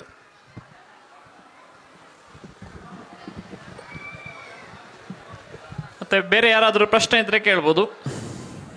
ಹಾಗೆ ನಮ್ಮ ಬಾಲಸುಬ್ರಹ್ಮಣ್ಯಂ ಚಾಕ್ಲೇಟ್ನವ್ರ ಬಗ್ಗೆ ಸರ್, ಅದನ್ನು ಚಾಕ್ಲೇಟನ್ನು ನೀವು ಈಗ ಈ ಕೊಕ್ಕೋದಿಂದ ಅದನ್ನು ಫರ್ಮೆಂಟೇಷನ್ ಮಾಡದೆ ಡೈರೆಕ್ಟಾಗಿ ಚಾಕ್ಲೇಟ್ ಮಾಡ್ತೀರಾ, ಅಥವಾ ಅದನ್ನು ಈಗ ಒಡೆದ ತಕ್ಷಣವೂ ಅದನ್ನು ಫರ್ಮೆಂಟೇಷನ್ ಮಾಡಿ ಈಗ ಬಾಗಿದ ಕಡೆಯೆಲ್ಲ ಮಾಡತಕ್ಕಂಥದ್ದನ್ನು ಒಣಗಿಸಿ ಆ ಥರ ಮಾಡುವಂಥದ್ದು, ಅಲ್ಲ ಡೈರೆಕ್ಟಾಗಿ ಅದನ್ನು ಉಪಯೋಗಿಸಿ ಮಾಡ್ತಾ ಇದ್ದೀರಾ ಅಂತ? ಚಾಕ್ಲೇಟ್ ಮಾಡಲಿಕ್ಕೆ ಫರ್ಮೆಂಟೇಷನ್ ತುಂಬ ಇಂಪಾರ್ಟೆಂಟು. ಅದರಲ್ಲೂ ಕೊಯ್ದ 24 ಗಂಟೆ ಒಳಗಡೆ ಅದನ್ನು ಫರ್ಮೆಂಟೇಷನ್ ಬಾಕ್ಸಿಗೆ ಹಾಕಬೇಕು. ಯಾಕಂದರೆ ಅದರಲ್ಲಿ ಇರುವ ಏನು ಸಿಹಿ ಅದು ನೀರು ಬಿಡಲಿಕ್ಕೆ ಶುರು ಆಗ್ತದಲ್ಲ, ಅದನ್ನು ಹಾಗೆ ಬಿಡಬಾರ್ದು. ಅದಕ್ಕೆ ನಾವು ಏನು ಮಾಡ್ತೇವೆ, 24 ಗಂಟೆ ಫರ್ಮೆಂಟೇಷನ್ ಮಾಡ್ತೇವೆ. ಫರ್ಮೆಂಟೇಷನ್ ಅಂದರೆ ಏನು ಗೊತ್ತಾ, ಅದನ್ನು ನೀವು ಬೀಜ ಕಟ್ ಮಾಡಿದರೆ ಹಸಿಲಿದೆ ಪರ್ಪಲ್ ಕಲರ್ ಇರ್ತದೆ. ಫರ್ಮೆಂಟೇಷನ್ ಆಗುವಾಗ ಅದು ಬ್ರೌನ್ ಕಲರ್ಗೆ ಟರ್ನ್ ಆಗ್ತದೆ. ಅದು ಕರೆಕ್ಟಾಗಿ ಆದಾಗ ಚಾಕ್ಲೇಟ್ ಫ್ಲೇವರ್ ಬರ್ತದೆ. ಅದು ಇಲ್ಲದೆ ಮಾಡಬಾರ್ದು ಅಂತೆಲ್ಲ, ತಿನ್ನಲಿಕ್ಕೆ ಆಗೋದಿಲ್ಲ. ಅದರಲ್ಲಿ ಫ್ಲೋಯನೈಡ್ ಕಂಟೆಂಟ್ ತುಂಬ ಹೈ ಇರ್ತದೆ. ಒಂಥರ ಕನರು, ಅದು ತಿನ್ನಲಿಕ್ಕೆ ತುಂಬ ಕಷ್ಟ. ಅದಕ್ಕೆ ಫರ್ಮೆಂಟೇಷನ್ ಮಾಡಿದರೆ ಅದಕ್ಕೊಂದು ಅರೋಮ ಬರ್ತದೆ, ಒಳ್ಳೆ ಸ್ಮೆಲ್, ಚಾಕ್ಲೇಟ್ ಸ್ಮೆಲ್ ಬರ್ತದೆ, ಮತ್ತು ಫ್ಲೇವರ್ ಸಿಗ್ತದೆ. ಅದು ಒಂದು ರುಚಿಯನ್ನು ಕೊಡಲಿಕ್ಕೆ ಹೆಲ್ಪ್ ಮಾಡ್ತದೆ. ಅದಕ್ಕೆ ಫರ್ಮೆಂಟೇಷನ್ ಒಂದು 5 ರಿಂದ 7 ದಿನ ಮಾಡಿ ನಾವು ಅದನ್ನು ಕಟ್ ಮಾಡಿ ಸ್ಟೇಜ್ ಬೈ ಸ್ಟೇಜ್ ನೋಡ್ತೇವೆ ಅದು ಕರೆಕ್ಟ್ ಫರ್ಮೆಂಟೇಷನ್ ಆಗಿದೆ ಅಂತ. ನಾವು ಥಿಯರಿಯಲ್ಲಿ ಹೇಳಿದಾಗ 5 ದಿನ ಇಟ್ಟು ಫರ್ಮೆಂಟೇಷನ್ ಆಯಿತು ಅಂತ ಅಲ್ಲ. ಯಾಕಂದರೆ ಅದು ಎನ್ವಿರಾನ್ಮೆಂಟ್, ಸೆಕೆ, ಅದರ ಫರ್ಮೆಂಟೇಷನ್ ಬಾಕ್ಸಿನಲ್ಲಿ ಯಾವ ಥರ ಇಟ್ಟಿದ್ದೇವೆ, ಅದರ ಸರೌಂಡಿಂಗಲ್ಲಿ ಏನಿದೆ. ಈಗ ಮಳೆ ಬಂದರೆ ವ್ಯತ್ಯಾಸ ಆಗ್ತದೆ, ಅಥವಾ ಬಿಸಿಲು ಜಾಸ್ತಿ ಇದ್ದಾಗ ಫರ್ಮೆಂಟೇಷನ್ ವ್ಯತ್ಯಾಸ ಆಗ್ತದೆ. ಅದನ್ನು ನೋಡಿಕೊಂಡು ಫರ್ಮೆಂಟೇಷನ್ ಆದ ಮೇಲೆ ಬಿಸಿಲಲ್ಲಿ ಒಣಗಿಸುವಂಥದ್ದು. ಬಿಸಿಲಲ್ಲಿ ಒಣಗಿಸಿ ನಂತರ ಅದನ್ನು ಯಾವಾಗ ಕೂಡ ಚಾಕ್ಲೇಟ್ ಮಾಡ್ಬೋದು. ಸರ್, ಈಗ ನಿಮ್ಮದು ಆರ್ಗ್ಯಾನಿಕ್ ಚಾಕ್ಲೇಟ್ ಅಂತ ಹೇಳಿದಿರಿ. ನೀವು ಅಂದರೆ ಇದು ಹಾಳಾಗದಾಗೆ, ಅದು ಈಗ ಹಾಳಾಗದೇ ಇರುವುದು ಹೇಗೆ ಅಂತ. ಈಗ ನಾವು ಯಾವುದೇ ಒಂದು ಹಲ್ವಾ ಮಾಡಿದರೆ, ಮೈಸೂರು ಪಾಕ್ ಮಾಡಿದರೆ, ಅದೆಲ್ಲ ಒಂದು ತಿಂಗಳಲ್ಲಿ ಎಲ್ಲ ನಿಮಗೆ ಗೊತ್ತು ವಾಸನೆ ಬರ್ತದೆ. ಇದೀಗ ನೀವು ಶೆಲ್ಫ್ ಲೈಫ್ 6 ತಿಂಗಳು 1 ವರ್ಷ ಇರ್ಬೋದು ಅಲ್ವಾ? ಹೌದು. ಅದು ಹೇಗೆ, ಎಷ್ಟು ಸಮಯ ಉಂಟು ಶೆಲ್ಫ್ ಲೈಫು, ಮತ್ತು ಏನು ಕಾರಣ ಹಾಗೆ ಉಳಿಲಿಕ್ಕೆ? ಇದು ಆರ್ಗ್ಯಾನಿಕ್ ಚಾಕ್ಲೇಟ್ ಅಂದರೆ ಇದರಲ್ಲಿ ನಾನು ಆರ್ಗ್ಯಾನಿಕ್ ಸರ್ಟಿಫೈಡ್ ಚಾಕ್ಲೇಟ್ ಅಂತ ಹೇಳ್ತಾರೆ. ಇದರಲ್ಲಿ ಯಾವುದೇ ಕೆಮಿಕಲ್ ಟ್ರೀಟ್ಮೆಂಟ್ ಆಗೋದಿಲ್ಲ. ಅಂದರೆ ನ್ಯಾಚುರಲಿ ಪ್ರೋಸೆಸ್ ಆಗ್ತದೆ. ನಾನು ಆಲ್ಕಲೈಸ್ ಪ್ರೋಸೆಸ್ ಅಂತ ಮಾಡ್ತಾರೆ. ಅದರಲ್ಲಿ ಏನಂದರೆ ಕಹಿಯನ್ನು ತೆಗೆಯೋದು. Acidic in nature, cocoa acidic in nature ಅಂದರೆ ಅದರ pH ಅಂಶ 4-5 ಕೆಳಗೆ ಇರುತ್ತೆ. ಚಾಕ್ಲೇಟಿಗೆ ಮಾಡುವಾಗ ಅದನ್ನು ಆಲ್ಕಲೈಸ್ ಮಾಡಿ 6.3, 6.5ಕ್ಕೆ ತಂದು ಅದರ ಕಹಿ ಮತ್ತು ಅದರ ಸ್ಮೆಲ್ಲನ್ನು ತೆಗೆದು ಮಾಡುವಂಥದ್ದು ಚಾಕ್ಲೇಟ್. ಮತ್ತು ಚಾಕ್ಲೇಟ್ ಮಾಡಿದಾಗ ಬರೀ ಕೊಕ್ಕೋ ಅದಕ್ಕೆ ಶೆಲ್ಫ್ ಲೈಫ್ ಇಲ್ಲ, ಅದು 1 ವರ್ಷ ಕೂಡ ಉಳಿತದೆ. ನಾವು ಯಾವಾಗ ಅದಕ್ಕೆ ಬೇರೆ ಇಂಗ್ರೀಡಿಯೆಂಟ್ ಹಾಕ್ತೇವೆ ಆವಾಗ ಅದರ ಶೆಲ್ಫ್ ಲೈಫ್ ಕಡಿಮೆ ಆಗ್ತದೆ. ನಾವು ಹಾಲು, ಮಿಲ್ಕ್ ಪೌಡರ್ ಹಾಕಿದೆ ಅಂತ ಇಟ್ಕೊಳ್ಳಿ, ಆವಾಗ ಅದರ ಶೆಲ್ಫ್ ಲೈಫ್ ಕಡಿಮೆ ಆಗುತ್ತೆ. ಆವಾಗ ಅದಕ್ಕೆ ಸ್ಟೆಬಿಲೈಸರ್ಸ್ ಬೇಕು. ಅಂದರೆ ಅದನ್ನು ಉಳಿಸ್ಬೇಕಂತ ಇದ್ದರೆ ಎಡಿಷನಲ್ ಸ್ಟೆಬಿಲೈಸರ್ಸ್ ಹಾಕಿದೆ, ಎಮಲ್ಸಿಫೈರ್ಸನ್ನು ಆ್ಯಡ್ ಮಾಡ್ತಾರೆ. ನಾವು ಈಗ ಬೆಲ್ಲ ಹಾಕ್ತೇವೆ, ಬೆಲ್ಲ ಕೂಡ ಶೆಲ್ಫ್ ಲೈಫ್ ಕಡಿಮೆ. ನೀವು ಸಕ್ಕರೆಗೆ ನೋಡಿದರೆ, ಬೆಲ್ಲಕ್ಕೆ ನೋಡಿದರೆ ಕಡಿಮೆ. ನೀವೊಂದು ಕರಡಿಗೆಲ್ಲಿ ಸಕ್ಕರೆ ಹಾಕಿದರೆ ಸಕ್ಕರೆ ಹಾಗೇ ಇರುತ್ತೆ. ಬೆಲ್ಲ ಅದು ನೀರಾಗ್ಬೋದು, ಅದರ ಸ್ಮೆಲ್ ಚೇಂಜ್ ಆಗ್ಬೋದು. ಪ್ಯೂರ್ ಚಾಕ್ಲೇಟ್ ಮಾಡಿದಾಗ ಬರೀ ಕೊಕ್ಕೋ 100% ಡಾರ್ಕ್ ಚಾಕ್ಲೇಟ್ ತಗೊಂಡ್ರೆ ಅದು 1 ವರ್ಷ ಆದರೂ ಏನೂ ಆಗೋದಿಲ್ಲ. ನಾವು ಬೆಲ್ಲ ಯೂಸ್ ಮಾಡೋ ಕಾರಣ ಅದನ್ನು ನಾವು ಪ್ರಾಕ್ಟಿಕಲಿ 6 ತಿಂಗಳು ಇಟ್ಟು ಅದು 8 ತಿಂಗಳ ತನಕ ಬರ್ತದೆ. 6 ತಿಂಗಳ ತನಕ ನಾವು ಕೊಟ್ಟಿರುವಂಥ ಶೆಲ್ಫ್ ಲೈಫ್. ಹಾಗೆ ಕೊಕ್ಕೋ ಬಟರು ಅದನ್ನು ಪ್ರೊಟೆಕ್ಟ್ ಮಾಡುತ್ತೆ ಶೆಲ್ಫ್ ಲೈಫ್ ಇನ್ಕ್ರೀಸ್ ಮಾಡಲಿಕ್ಕೆ. ಯಾವಾಗ milk content, vanilla essence, artificial add ಮಾಡ್ತೇವೆ, ಪಾಮ್ ಆಯಿಲ್ ಆ್ಯಡ್ ಮಾಡ್ತಾರೆ, ಆವಾಗ ಅದರ ಶೆಲ್ಫ್ ಲೈಫಿಗೆ ಇಂಪ್ಯಾಕ್ಟ್ ಆಗ್ತದೆ. ಅದಕ್ಕೋಸ್ಕರ ಸ್ಟೆಬಿಲೈಸರ್ಸನ್ನು ಯೂಸ್ ಮಾಡ್ತಾರೆ. ಪ್ರಶ್ನೆ ಇದ್ದರೆ ನಿಮಗೆ ಮೈಕ್ ಕೈಗೆ ಬರ್ತದೆ, ಹ್ಯಾಂಡ್ಸೆಟ್ ಬರ್ತದೆ, ಯಾರಾದರೂ ಇದ್ದರೆ ಕೇಳ್ಬೋದು. ವಾದ್ಯ ಕೊಡಿಯವರಿಗೆ ಒಂದು ಪ್ರಶ್ನೆ. ಜೇನಿನ ಮೌಲ್ಯವರ್ಧನೆ, ಈಗ ಜೇನು ಇದ್ದ ಹಾಗೆ ನಾವು ಅದನ್ನು ಬಾಟ್ಲಿಂಗ್ ಮಾಡಿ ಕೊಡುವಂಥದ್ದು, ಅದರಲ್ಲೇ ಮೌಲ್ಯವರ್ಧನೆ ಅಂತ ಹೇಳಿಕೊಂಡು ಮಕ್ಕಳಿಗೆ ಏನಾದರೂ ಚಾಕ್ಲೇಟು ಇಂಥದ್ದು ಏನಾದರೂ ಹೊಸ ಆವಿಷ್ಕಾರ ಆಗಿದೆ, ಅದನ್ನು ಮಾಡಿದ್ದೀರಾ ಅಥವಾ ಮಾಡಿದವರಿದ್ದಾರಾ, ಅದರ ಬಗ್ಗೆ ಒಂದು ಮಾಹಿತಿ ಕೊಟ್ಟರೆ ಒಳ್ಳೆಯದು. ಈ ಜೇನು ಚಾಕೊಲೇಟ್ನಲ್ಲಿ ಉಪಯೋಗ ಮಾಡಿ ಇತ್ತೀಚೆಗೆ ನಮ್ಮ ಸಂಘದಿಂದ ಮೊನ್ನೆ ಸುಳ್ಯದಲ್ಲಿ ಬಿಡುಗಡೆ ಆಯಿತು. ಬ್ಯಾಂಗ್ಳೂರಿನವರು ಮಾಡಿ ಕೊಡುವಂಥದ್ದು ಚಾಕೊಲೇಟನ್ನು. ಹಾಗೆ ನಮ್ಮಿಂದ ಹನಿಯನ್ನು ಅವರು ತಗೊಂಡು ಈ ರೀತಿಯಲ್ಲಿ ಮೊನ್ನೆ ಬಿಡುಗಡೆ ಆಗಿದೆ ಇತ್ತೀಚೆಗೆ. ಅಲ್ಲದೆ ಜೇನನ್ನು ಸಣ್ಣ ಪೋಚುಗಳ ಮೂಲಕ ಪ್ರಯತ್ನಗಳು ನಡೆದಿದೆ. ಅಂಗನವಾಡಿಯಲ್ಲಿ ಕೂಡ ಮೊಟ್ಟೆ ಹಾಲು ಕೊಡುವ ಥರ ಜೇನನ್ನು ಸಣ್ಣ ಪೋಚ್ನಲ್ಲಿ ಮಕ್ಕಳಿಗೆ ಕೊಡುವಂತಹ ವ್ಯವಸ್ಥೆಗಳಾಗಬೇಕು ಅಂತೇಳಿ ಬೇಡಿಕೆ ಸಲ್ಲಿಸಿದೆ. ಅದು ಇನ್ನೂ ಆಗಲಿಲ್ಲ. ಹಾಗೆ ಆದರೆ ಒಳ್ಳೆಯದು ಹಾಗಂತ ಹೇಳಿ ಪ್ರಯತ್ನಗಳು ನಡೆದಿದೆ. ಜೇನು ಅತ್ಯುತ್ತಮ ಔಷಧೀಯ ಗುಣವುಳ್ಳದ್ದೇ, ಆದರೆ ತಗೊಳ್ಳುವ ಪ್ರಮಾಣ ಉಂಟು ಅದಕ್ಕೂ ಕೂಡ. ದಿವಸಕ್ಕೆ ಹಾಗಂತೇಳಿ ಆಹಾರದಾಗೆ ತಗೊಳ್ಳಿಕ್ಕೆ ಬರುವುದಿಲ್ಲ. ನಾವು ತಿಂಡಿ ಜೊತೆಯಲ್ಲಿ ಸ್ವಲ್ಪ ತಗೊಳ್ಬೋದು, ಅದೇ ಪಾನೀಯದ ಮೂಲಕ ತಗೊಳ್ಬೋದು. ಕೆಲವರು ಕೇಳ್ತಾರೆ, ನಾವು ಡಯಾಬಿಟಿಸ್ ಉಂಟು, ಜೇನು ತಗೊಳ್ಬೋದಾ? ಇಲ್ಲ, ಅದರಲ್ಲಿ ಮಧು ಶರ್ಕರ, ಫಲಶರ್ಕರ ಅಂತ ಇರುವುದೇ ಜಾಸ್ತಿ, ಹೆಚ್ಚು. ಈ ಸಕ್ಕರೆ ಅಂಶ ಬಹಳ ಕಡಿಮೆ. ಹಾಗಾಗಿ ಭಾಳ ಹಿಂದಿನ ಭಾರಿ ದೊಡ್ಡ ಪ್ರಮಾಣದ ತೊಂದರೆ ಆಗುವುದಿಲ್ಲ. ಮತ್ತು ಇತ್ತೀಚೆಗೆ ಈಗ ಸಕ್ಕರೆ ಕೊಟ್ಟು ಸಕ್ಕರೆ ಪಾಕ ಮಾಡಿ ಆಹಾರ, ಎಲ್ಲ ಸಂದರ್ಭದಲ್ಲಿ ಸಕ್ಕರೆ ಪಾಕವನ್ನು ತಿನ್ನುವುದೇ ಇಲ್ಲ. ಅಭಾವದ ಕಾಲದಲ್ಲಿ ಮಾತ್ರ ಜೇನುನೊಣಗಳು ತಮ್ಮ ಅಭಾವಕ್ಕನುಗುಣವಾಗಿ ಆಹಾರವನ್ನು ತಿಂತವೆ. ಅದೇ ಜೇನು ಸೀಸನಿಗೆ ಆಗುವಾಗ ನೀವು ಸಕ್ಕರೆ ಪಾಕ ಇಟ್ಟರೆ ಅವುಗಳು ಮುಟ್ಟುವುದೇ ಇಲ್ಲ. ಈ ಸೆಪ್ಟೆಂಬರ್ ಅಕ್ಟೋಬರ್ನಲ್ಲಿರುವಂಥ ನೊಣಗಳು ನಾಡ್ದು ಏಪ್ರಿಲ್ ಮೇ ಅಥವಾ ಜನವರಿ ಫೆಬ್ರವರಿ ನಂತರ ಇರುವುದು ಆ ನೊಣಗಳೇ ಇರುವುದಿಲ್ಲ. ಅವಳದ್ದು ಕೇವಲ 58 ದಿವಸದ ಬಾಡುವೆ. ಅನಂತರ ರಾಣಿ ಮೊಟ್ಟೆ ಇಟ್ಟು ಆದಂತಹ ಮರಿ ನೊಣಗಳಲ್ಲಿ ಮತ್ತೆ ಜೇನು ಮಾಡುವಂಥದ್ದು. ಹಾಗಾಗಿ ಆ ಸಕ್ಕರೆ ನೇರ ಅವುಗಳಿಗೆ ಹೋಗಿ ಅದು ಇದಾಗುವುದಿಲ್ಲ. ಹಾಗಾಗಿ ಮೌಲ್ಯವರ್ಧನೆಗೆ ಚಾಕ್ಲೇಟು ಈಗ ಆರಂಭ ಆಗಿದೆ. ಹಾಗೆ ಇವರು ಕೂಡ ಯೋಚನೆ ಮಾಡಿದರೆ ಬಹಳ ಒಳ್ಳೆಯದು. ಜೇನನ್ನು ಚಾಕ್ಲೇಟ್ನನ್ನು ಹಾಗೆ ಕೇಳಿಕೊಡ್ತಾ ಇದ್ದೇವೆ. ಹಾಗೆ ನಮ್ಮ ಹಳ್ಳಿಯಿಂದಲೇ ಬರಲಿ, ಅದು ಪೇಟೆಯಿಂದಲ್ಲ ಅಂತ ಹೇಳಿ. ಹಾಗೆ ಗೇರು ಬೀಜ ಅವರ ಬಗ್ಗೆ ನಮಗೆ ಒಟ್ಟು ಜೊತೆಯಲ್ಲೇ ಇದ್ದೇವೆ. ಯಾಕೆ ಅಂತ ಕೇಳಿದರೆ ಅದು ಕೂಡ ಪಾಲಿನೇಷನ್ ಆಗುವ ಸಂದರ್ಭದಲ್ಲಿ ಒಂದು ಸ್ವಲ್ಪ ಮಟ್ಟಿಗೆ ಗೇರು ಹೂವಿನಲ್ಲಿ ಪಾಲಿನೇಷನ್ ಆಗ್ತದೆ. ನಮಗೂ ಕೂಡ ಭಾಸ್ಕರ ತಳಿ ಇತ್ತು. ನಮ್ಮಲ್ಲಿ ಜೇನುನೊಣಗಳ ಕೆಲಸದಿಂದಾಗಿ ಅತ್ಯುತ್ತಮ ಬೆಳೆ ಬಂದಿದೆ. ಮಾತ್ರ ಅಲ್ಲ, ಕಾಡು ಮಾವು ಈ ವರ್ಷ ಧಾರಾಳ ಕಾಡು ಮಾವು ಆಗಿದ್ದರೆ ಜೇನುನೊಣಗಳ ಕೆಲಸ ಅದು. ಹಾಗಾಗಿ ಪ್ರತಿಯೊಂದು ಕೂಡ ನಮಗೆ ಮಾವು ಸಿಗಬೇಕು ಅಂತ ಇಲ್ಲ, ಎಲ್ಲ ಪ್ರಾಣಿಗಳಿಗೆ ಸಿಕ್ಕಿದರೆ ಸಾಕು. ಆದರೆ ಹಲಸಿಗೆ ಪರಾಗಸ್ಪರ್ಶ ಜೇನುನೊಣಗಳಿಂದ ಆಗುವುದಿಲ್ಲ. ಹಾಗಂತೇಳಿ ಕೊಳೆತ ಹಲಸಿನ ಹಣ್ಣಿನ ತಿನ್ನಲಿಕ್ಕೆ ಬರ್ತವೆ ಜೇನುನೊಣಗಳು. ಹಾಗಾಗಿ ಅಲ್ಲೇ ಇರ್ತದೆ. ಹೌದೌದು. ಹಾಗಾಗಿ ಜೇನುನೊಣಗಳಿಗೆ ಅವು ಪರಾಗಸ್ಪರ್ಶ ಗಾಳಿಯಿಂದ ಆದರೂ ಹಲಸಿಗೆ, ಹಾಗೆ ಅವುಗಳಿಗೆ ಆಹಾರವಾಗಿ ಹಲಸಣ್ಣು ಕೊಡ್ಬೋದು, ಮಾವು ಹಣ್ಣು ಕೊಡ್ಬೋದು. ಹಾಗೆ ಈ ರೀತಿಯಲ್ಲಿ ಇನ್ನೊಂದು ಪ್ರಶ್ನೆ ನಿಮಗೆ ಹೇಳಿ. ಈಗ ಸಾಧಾರಣವಾಗಿ ಒಂದು ಜೇನು ಪೆಟ್ಟಿಗೆ ಇಟ್ಟರೆ ಎಷ್ಟು ಸಮಯದಲ್ಲಿ ಜೇನನ್ನು ತೆಗಿಬಹುದು ಅಂತ? ಸೀಸನ್ ಬರುವುದು ಯಾವಾಗಲೂ ನಾನು ಆಗಲೇ ಹೇಳಿದೆ. ಈಗ ಜೂನ್ನಿಂದ ಅಭಾವ ಕಾಲ, ಯಾರೂ ದಯವಿಟ್ಟು ಜೇನು ಕುಟುಂಬ ಸಾಕಲಿಕ್ಕೆ ಶುರು ಮಾಡೋದಿಲ್ಲ. ಸೆಪ್ಟೆಂಬರ್ ಅಕ್ಟೋಬರಿಂದ ಜೇನು ಕುಟುಂಬ ಸಾಕಲಿಕ್ಕೆ ಶುರು ಮಾಡ್ತಾರೆ. ಆದರೆ ಈಗ ಇಲಾಖೆಗಳು ಏನು ಮಾಡ್ತವೆ ಅಂದರೆ, ಆದಷ್ಟು ಬೇಗ ನಮ್ಮ ತರಬೇತಿ ಕೊಟ್ಟು ಬಿಡೋಣ, ಆದಷ್ಟು ಬೇಗ ನಮ್ಮ ಇದನ್ನು ಪೂರೈಸಿ ಬಿಡೋಣ ಅಂತೇಳಿ ಜೂನಲ್ಲಿ ಆರಂಭ ಮಾಡ್ತಾರೆ. ಎಲ್ಲಿಯೂ ಪ್ರಾಕ್ಟಿಕಲ್ ಸಿಗಲಿಕ್ಕಿಲ್ಲ. ಮುಚ್ಚಳ ತೆಗೆದರೆ ಆ ಪೆಟ್ಟಿಗೆ ಪರಾರಿ. ಹಾಗಾಗಿ ಕುಟುಂಬ ಪರಾರಿ ಆಗ್ತದೆ. ಅದಕ್ಕಾಗಿ ಆದಷ್ಟು ಸೀಸನ್ ಆರಂಭ ಆಗಸ್ಟ್ ಸೆಪ್ಟೆಂಬರ್, ಮಳೆ ಕಡಿಮೆ ಆಗ್ತದೆ. ಆಗಸ್ಟ್ನಲ್ಲಿ ಟೀಕ್ವುಡ್ ಸಾಗವಾನಿ ಮರ ಹೂವಾಗುತ್ತದೆ. ಅನಂತರ ಇದು ಇದು ಚೆಂಡೆ ಬಳ್ಳಿ ಹೂವಾಗುತ್ತದೆ. ಚೆಂಡೆ ಬಳ್ಳಿಯ ನಂತರ ಮರವದ ಮರ ಹೂವಾಗುತ್ತದೆ. ಹಾಗೆ ಹಂತ ಹಂತವಾಗಿ ಋತುಮಾನಕ್ಕೆ ಅನುಗುಣವಾಗಿ ಬೇರೆ ಬೇರೆ ಕಾಡು ಮರಗಳು ಹೂವಾಗುವುದರಿಂದ ಜೇನ್ನೊಣಗಳಿಗೆ ಆಯಾಯ ಸಮಯಕ್ಕೆ ಪರಾಗ ಮಕರಂದಗಳು ಸಿಗುತ್ತದೆ. ಅಂದರೆ ಸಾಧಾರಣ ಒಂದು 3 ತಿಂಗಳಲ್ಲಿ ನಿಮಗೆ ಪ್ರಥಮ ಹಂತ ತೆಗಿಬಹುದು. ಫೆಬ್ರವರಿ ನಂತರವೇ ಜೇನು ಬರುವುದು.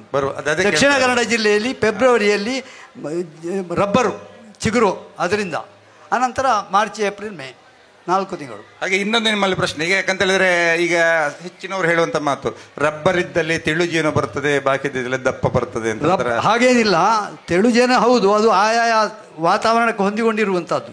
ಎಲ್ಲ ಕಡೆಯ ವಾತಾವರಣಗಳು ಒಂದೇ ರೀತಿ ಇರುವುದಿಲ್ಲ. ರಬ್ಬರ್ ಹನಿ ಕ್ರಿಸ್ಟಲೈಸುವುದು ಆಗುವುದು ಬೇಗ, ಒಂದು ಬ್ಲ್ಯಾಕಿಶ್ ಕಲರ್ ಇಲ್ಲ, ಅದಕ್ಕೆ ಬ್ಲೆಂಡ್ ಮಾಡದೆ ಅದನ್ನು ಮಾರಲಿಕ್ಕೆ ಬರುವುದಿಲ್ಲ. ಅದಕ್ಕೆ ಬೇರೆ ಜೇನನ್ನು ಬ್ಲೆಂಡ್ ಮಾಡಿಯೇ ಮಾರಬೇಕು. ಹಾಗೆ ನಮ್ಮ ಕೇರಳದಲ್ಲಿ ನೇರ ಅದನ್ನು ಮಾಡುವುದು, ಅವರು ಬಲ್ಕ್ ಸೇಲ್ ಮಾಡಿಬಿಡ್ತಾರೆ. ಆದರೆ ದೊಡ್ಡ ದೊಡ್ಡ ಕಂಪೆನಿಗಳು ಅದನ್ನು ಪರ್ಚೇಸ್ ಮಾಡಿ ನಾರ್ತಿನ ಮೆಲಿಫೆರಾ ಹನಿಯನ್ನು ಅದಕ್ಕೆ ಪರ್ಸೆಂಟೇಜ್ ಪ್ರಕಾರ ಮಿಕ್ಸ್ ಮಾಡಿ ಅದು 130, 140ಗೆ ಬರ್ತದೆ ಪರ್ kg. ಇದು ಹಳ್ಳಿಯಲ್ಲಿ ಕೇರಳದಿಂದ ಹಿಡಿದು ಇಲ್ಲಿವರೆಗೆ ರಬ್ಬರ್ ಹನಿ 150, 160, 180ವರೆಗೆ ಬರ್ತದೆ. ಹಾಗಾಗಿ ಇದರ ಮಾಮೂಲು ರೇಟನ್ನೆಲ್ಲ ಪ್ರೊಸೆಸಿಂಗ್ ಎಲ್ಲ ಮಾಡಿ ಸರಿ ಮಾಡಿ ಆಗುವಾಗ ಸಾಧಾರಣ 250 ರೂಪಾಯಿ 300 ರೂಪಾಯಿ ಒಳಗೆ ಮಾರಲಿಕ್ಕೆ ಬರ್ತದೆ. ಇದು ಕಂಪೆನಿ ಅಥವಾ ಸೊಸೈಟಿ ಆಗಲಿ ಯಾವುದೇ ಹೇಳೋದು ನಾನು. ಆದರೆ ನಮ್ಮದ್ದೇ ಪ್ಯೂರ್ ಹನಿ, ಹಳ್ಳಿಯಲ್ಲಿ ನಾವೇ ಮಾಡಿದ ಹನಿಗೆ ಅದು ರಬ್ಬರಿಂದೆಲ್ಲ ಮಿಕ್ಸೆಡೇ ಬರ್ತದೆ. ರಬ್ಬರ್ ಅಂತ ಹೇಳೋದಿಲ್ಲ, ಈ ಥರ ಮರಗಳು ಉಂಟು ನಮ್ಮಲ್ಲಿ. ಹಾಗಾಗಿ ಮಿಕ್ಸೆಡೇ ಬರ್ತದೆ, ಮಿಕ್ಸೆಡ್ ಹನಿ ಅಂತ ಹೇಳಿ, ಜಂಗಲ್ ಹನಿ ಅಂತ ಹೇಳ್ತಾರೆ. ಅದೇ ಕುಂಟಾಲ ಜೇನು ಅಂತೇಳಿ ಭಾಳ ಫೇಮಸ್, ಭಾರಿ ಒಳ್ಳೆ ಫೇಮಸ್ ಅದು. ಕುಂಟಾಲ್ ಮತ್ತು ನರುವಳು, ಅದು ಸೋಪ್ ನಟ್ ಹನಿ ಬರುವಂಥದ್ದು ಹೊನ್ನಾವರ ಈ ಕಡೆ ಎಲ್ಲಿಯೂ ಇಲ್ಲ ಈಗ, ಅದು ನಟ್ಟು ಬೆಳೆಸಿದರೆ ಒಳ್ಳೆಯದು. ಅದು ಡಿಸೆಂಬರ್ನಲ್ಲಿ ಬರ್ತದೆ. ಕುಂಟಾಲದ್ದು ಏಪ್ರಿಲ್ ಮೇಯಲ್ಲಿ ಬರ್ತದೆ. ಅತ್ಯಂತ ಉತ್ಕೃಷ್ಟವಾದ ಮೆಡಿಕೇಟೆಡ್ ಹನಿ. ಹಾಗಾಗಿ ಈಗ ಇದ್ದರೆ ಮೂಡಬಿದ್ರೆ ಮತ್ತು ಎಡಪದ ಆ ಕಡೆ ಕುಂಟಾಲ ಧಾರಾಳ ಉಂಟು, ಒಳ್ಳೆಯ ಹನಿ ಬರ್ತದೆ ಅಲ್ಲಿ. ಬೇರೆ ಬೇರೆ ಕಡೆ ಮೈಗ್ರೇಷನ್ ಮಾಡುವವರಿದ್ದಾರೆ. ಹಾಗೆ ಇದು ಸರ್, ಜೇನು ಕೃಷಿಯ ಬಗ್ಗೆ. ಈಗ ಜೇನು ಕೃಷಿಯಲ್ಲಿ ಈ ತೈಸಾಕ್ ಬ್ರೂಡ್ ಅನ್ನುವ ಕಾಯಿಲೆ ಬರ್ತದೆ, ಅಂದರೆ ಆ ಹುಳ ಕೊಳೆಯುವಂಥದ್ದು. ಈಗ ಅದು ನಮ್ಮ ಒಂದು ಅನುಭವ, ಈಗ ನಾವು ಸಕ್ಕರೆ ನೀರು ಕೊಟ್ಟ ನಂತರ ನನಗೆ ಆ ಸಮಸ್ಯೆ ಬರಲಿಕ್ಕೆ ಶುರುವಾಯಿತು. ನಾನು ಈಗ 2 ವರ್ಷದಿಂದ ಜೇನು ಕೃಷಿಯನ್ನೇ ಸಾವಯವ ಮಾಡಿದ್ದೇನೆ. ಅಂದರೆ ಅದಕ್ಕೆ ಏನೂ ಕೊಡೋದಿಲ್ಲ. ನಾನು ಮೇ ತಿಂಗಳಲ್ಲಿ ನಾನು ತೆಗೆಯುವುದು ನಿಲ್ಲಿಸ್ತೇನೆ. ಅದರಿಂದ ನಂತರ ನನಗೆ ತೈಸಾಕ್ ಬ್ರೂಡ್ ಕಾಯಿಲೆ ಈಗ 5-6 ವರ್ಷದಿಂದ ಇಲ್ಲ. ಸೊ ಈಗ ಬಂದರೆ ಅದಕ್ಕೆ ಏನು ಮಾಡಬೇಕು ಅಂತ ಹೇಳುವೊಂದು ಪ್ರಶ್ನೆ. ಥೈಸಾಕ್ ಬ್ರೂಡ್ ಕಾಯಿಲೆ ಅದು ಕೆಲವೊಮ್ಮೆ ವೈರಲ್ ಆಗಿ ಬರುವಂಥದ್ದು. ಇದಕ್ಕೆ ನಾನು GKVK ಅವರು ನಮ್ಮಲ್ಲಿಗೆ ಬಂದಿದ್ದಾರೆ. ಅವರು ಕೂಡ ಬಂದು ಹೇಳಿದರು, ಸಾರ್ ನೀವು ಅದನ್ನು ಹಾಕಿ ನೋಡಿ ಸಾರ್, ಇದನ್ನು ಹಾಕಿ ನೋಡಿ ಸಾರ್ ಅಂತ ಹೇಳ್ತಾರೆ. ಆಸಿಕ್ಲೋವಿರ್ ಅಂತ ಹೇಳುವ ಮಾತ್ರೆ ಸಕ್ಕರೆ ಪಾಕೆಯಲ್ಲಿ ಕೊಡಲಿಕ್ಕೆ ಹೇಳಿದರು. ಮತ್ತೊಮ್ಮೆ ಅವರು ಸ್ಯಾಂಪಲ್ ಕೊಂಡೋಗುವುದಲ್ಲದೆ ಸರಿಯಾದ ಟ್ರೀಟ್ಮೆಂಟಿಗೆ ಬರುವುದಿಲ್ಲ. ಮತ್ತೊಮ್ಮೆ ನೇರ ನಾವು ನಿಮ್ಮಲ್ಲಿಗೆ ಬರ್ತೇವೆ ಸರ್, ನಿಮಗೆ 3 ತಾಲೂಕು ಕೂಡ ಒಮ್ಮೆ ನಾವು ಒಟ್ಟಿಗೆ ಹೋಗಿ ಬರುವ ಅಂತ ಹೇಳಿದರು. ಹಾಗೆ 3 ತಾಲೂಕುಗಳಿಗೆ, ಬಂಟ್ವಾಳ, ಬೆಳ್ತಂಗಡಿ, ಪುತ್ತೂರು, ಸುಳ್ಯ 4 ತಾಲೂಕುಗಳಿಗೆ ಒಟ್ಟಿಗೆ ಹೋದೆವು. ಕೆಲವು ಕಡೆಯಲ್ಲಿ ಸಿಕ್ಕಾಪಟ್ಟೆ ಥೈಸಾಕ್ TSB ಇತ್ತು. ಆದರೆ ಅವರು ನೆಲನೆಲ್ಲಿ ಪುಡಿ ಮತ್ತು ಅರಸಿನ ಹಾಗೆ ತುಳಸಿ ಈ 3 ಐಟಮ್ಗಳನ್ನು ಬೇರೆ ಬೇರೆ ತಂದಿದ್ದಾರೆ. ಅವರು ಟ್ರೈ ಮಾಡಿ ನೋಡಿದ್ದಾರೆ. ಆ ಸಕ್ಕರೆ ಪಾಕ ಕೂಡ ತಂದಿದ್ದಾರೆ. ನಮ್ಮಲ್ಲಿ ಹಾಕಿ ಪ್ರಯತ್ನ ಮಾಡಿ ನೋಡಿದರು. ಆದರೆ ಬಂದ ಕುಟುಂಬ ಉಳಿಯುವುದಿಲ್ಲ, ಅದು ಹೋಗಿಯೇ ಹೋಗ್ತದೆ. ಆದರೆ ಬರದ ಹಾಗೆ ಬೇರೆ ಯಾವುದಾದ್ರೂ ಒಂದು ಕುಟುಂಬಕ್ಕೆ ಉಂಟು ಅಂತಾದರೆ ಅದನ್ನು ಆದಷ್ಟು ದೂರ ಅದರಷ್ಟಕ್ಕೆ ಹೋಗಲಿಕ್ಕೆ ಬಿಡಿ. ಅದನ್ನು ಆರೈಕೆ ಮಾಡೋದು ಬೇಡ. ಅಥವಾ ಬಾಕಿ ಉಳಿದದಕ್ಕೆ ಬರದ ಹಾಗೆ ಸಕ್ಕರೆ ಪಾಕಕ್ಕೆ ನೆಲೆನಲ್ಲಿಯ ಹುಡಿಯನ್ನು ಪ್ರಯೋಗ ಮಾಡಿ. ನಾನು ಕಳೆದ ವರ್ಷ ಇಡೀ ಅದನ್ನೇ ಮಾಡಿದ್ದು. ನೆಲನೆಲ್ಲಿಯನ್ನು ಒಂದು ಗಿಡವನ್ನೇ ಸಕ್ಕರೆ ಪಾಕಕ್ಕೆ ಹಾಕುವುದು, ಇಲ್ಲ ಇದ್ದರೆ ಅದರ ಎಲೆಯನ್ನು ಒಣಗಿಸಿ ಪುಡಿ ಮಾಡಿ ಹಾಕುವಂಥದ್ದು. ನೆಲನೆಲ್ಲಿ, ಅರಸಿನ ಹುಡಿ ಇತ್ಯಾದಿಗಳು ತುಂಬ ಪ್ರಯೋಜನಕಾರಿಯಾಗ್ತದೆ. ತುಳಸಿಯೂ ಆಗ್ತದೆ, ಇಲ್ಲ ಅಂತಲ್ಲ. ಹಾಗೆ ಇದಿಷ್ಟು ಥೈಸಾಕ್ ಬ್ರೂಡ್ ಕಾಯಿಲೆಗೆ. ಮತ್ತು ಇನ್ನೊಂದು ಉಂಟು, ನಾನು ಹೇಳಿದೆ ಡ್ರೈ ಆಗುವಂಥದ್ದು. ಲಾರ್ವಾ ಸ್ಟೇಜಿಗೆ ಬರುವುದಕ್ಕೆ ಮೊದಲೇ ಅದು ರಾಣಿ ತತ್ತಿ ಇಡ್ತದೆ, 2-3 ದಿವಸಕ್ಕೆ ಅದು ಡ್ರೈ ಆಗಿಬಿಡ್ತದೆ. ನೀವು ಎರಿ ತೆಗೆದು ನೋಡಿದರೆ ಯಾವುದೂ ಪ್ಯೂಪ ಆಗುವುದಿಲ್ಲ. ಲಾರ್ವಾ ಇಲ್ಲ, ಕಡ್ಡಿ ಮೊಟ್ಟೆ ಮಾತ್ರ ಇರ್ತದೆ ರಾಣಿ ಇಟ್ಟದ್ದು. ಅದಕ್ಕೆ ಕೂಡಲೇ ಅದನ್ನು ಬೇರೆ ಪೆಟ್ಟಿಗೆಯಿಂದ ಒಂದು ಎರಿ ಕೊಟ್ಟು ಆದಷ್ಟು ಅದಕ್ಕೆ ನಾವು ಹೇಳ್ತೇವೆ ಟೆಟ್ರೋಸೈಕ್ಲಿನ್ ಅಂತೇಳಿ, ಅದು ವೆಟರ್ನರಿ ಆ ಪೌಡ್ರ್ ಹಾಕುವಂಥದ್ದು. ಅದು ಸಕ್ಕರೆ ಪಾಕದಲ್ಲಿ ಕೊಡ್ಬೋದು, ಫ್ರೇಮಿನ ಮೇಲೆ ಹಾಕ್ಬೋದು. ಅದರಿಂದ ತುಂಬ ಹತೋಟಿ ಆಗ್ತದೆ. ಆದರೆ ಸ್ವಲ್ಪ ಚುಚ್ಚುವ ಸ್ವಭಾವ ಜಾಸ್ತಿ ಆಗ್ತದೆ ನೊಣಗಳು. ಈ ರೀತಿಯಲ್ಲಿ ಇದೆಲ್ಲ ನಾವು ಟ್ರೈ ಮಾಡಿ ನೋಡಿದ ಬಗೆ. ಆದರೆ ಈಗ ಸ್ವಲ್ಪ ರೋಗಗಳು ಆದಷ್ಟು ಕಡಿಮೆ ಆಗಿದೆ ಈ ವರ್ಷದಲ್ಲಿ.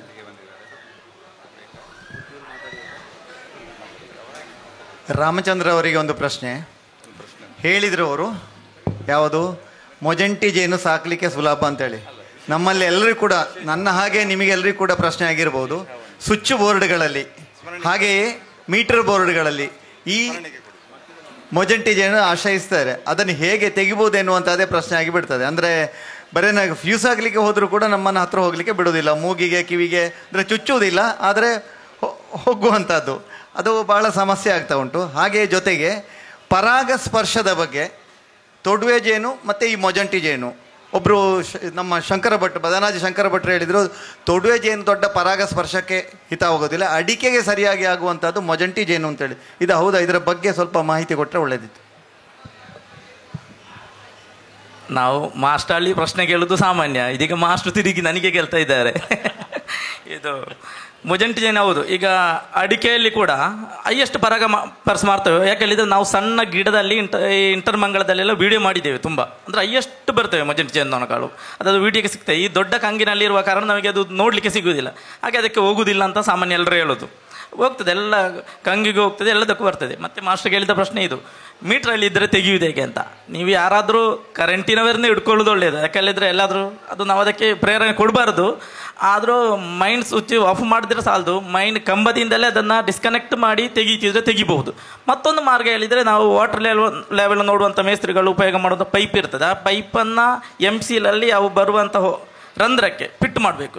ನಂತರ ಈ ಪೈಪ್ನ ಮುಖಾಂತರ ಬರ್ತದೆ ಜೇನುನೊಣಗಳು. ಇದನ್ನೊಂದು ಪೆಟ್ಟಿಗೆ ಒಳಗಡೆ ಕನೆಕ್ಟ್ ಮಾಡಿದರೆ ನಮಗೆ ಒಂದು 6 ತಿಂಗಳಲ್ಲಿ ಅವು ಪೆಟ್ಟಿಗೆ ಒಳಗಡೆ ಬರ್ತವೆ. ಅಂದರೆ ಈ ಹೊರಗಿಂದ ಬರುವುದು ಪರಾಗವನ್ನು ಪೆಟ್ಟಿಗೆ ಒಳಗಡೆ ಶೇಖರಣೆ ಮಾಡ್ತೇವೆ, ಆಚೆಗೆ ಹೋಗೋದಿಲ್ಲ ಪೈಪಲ್ಲಿ.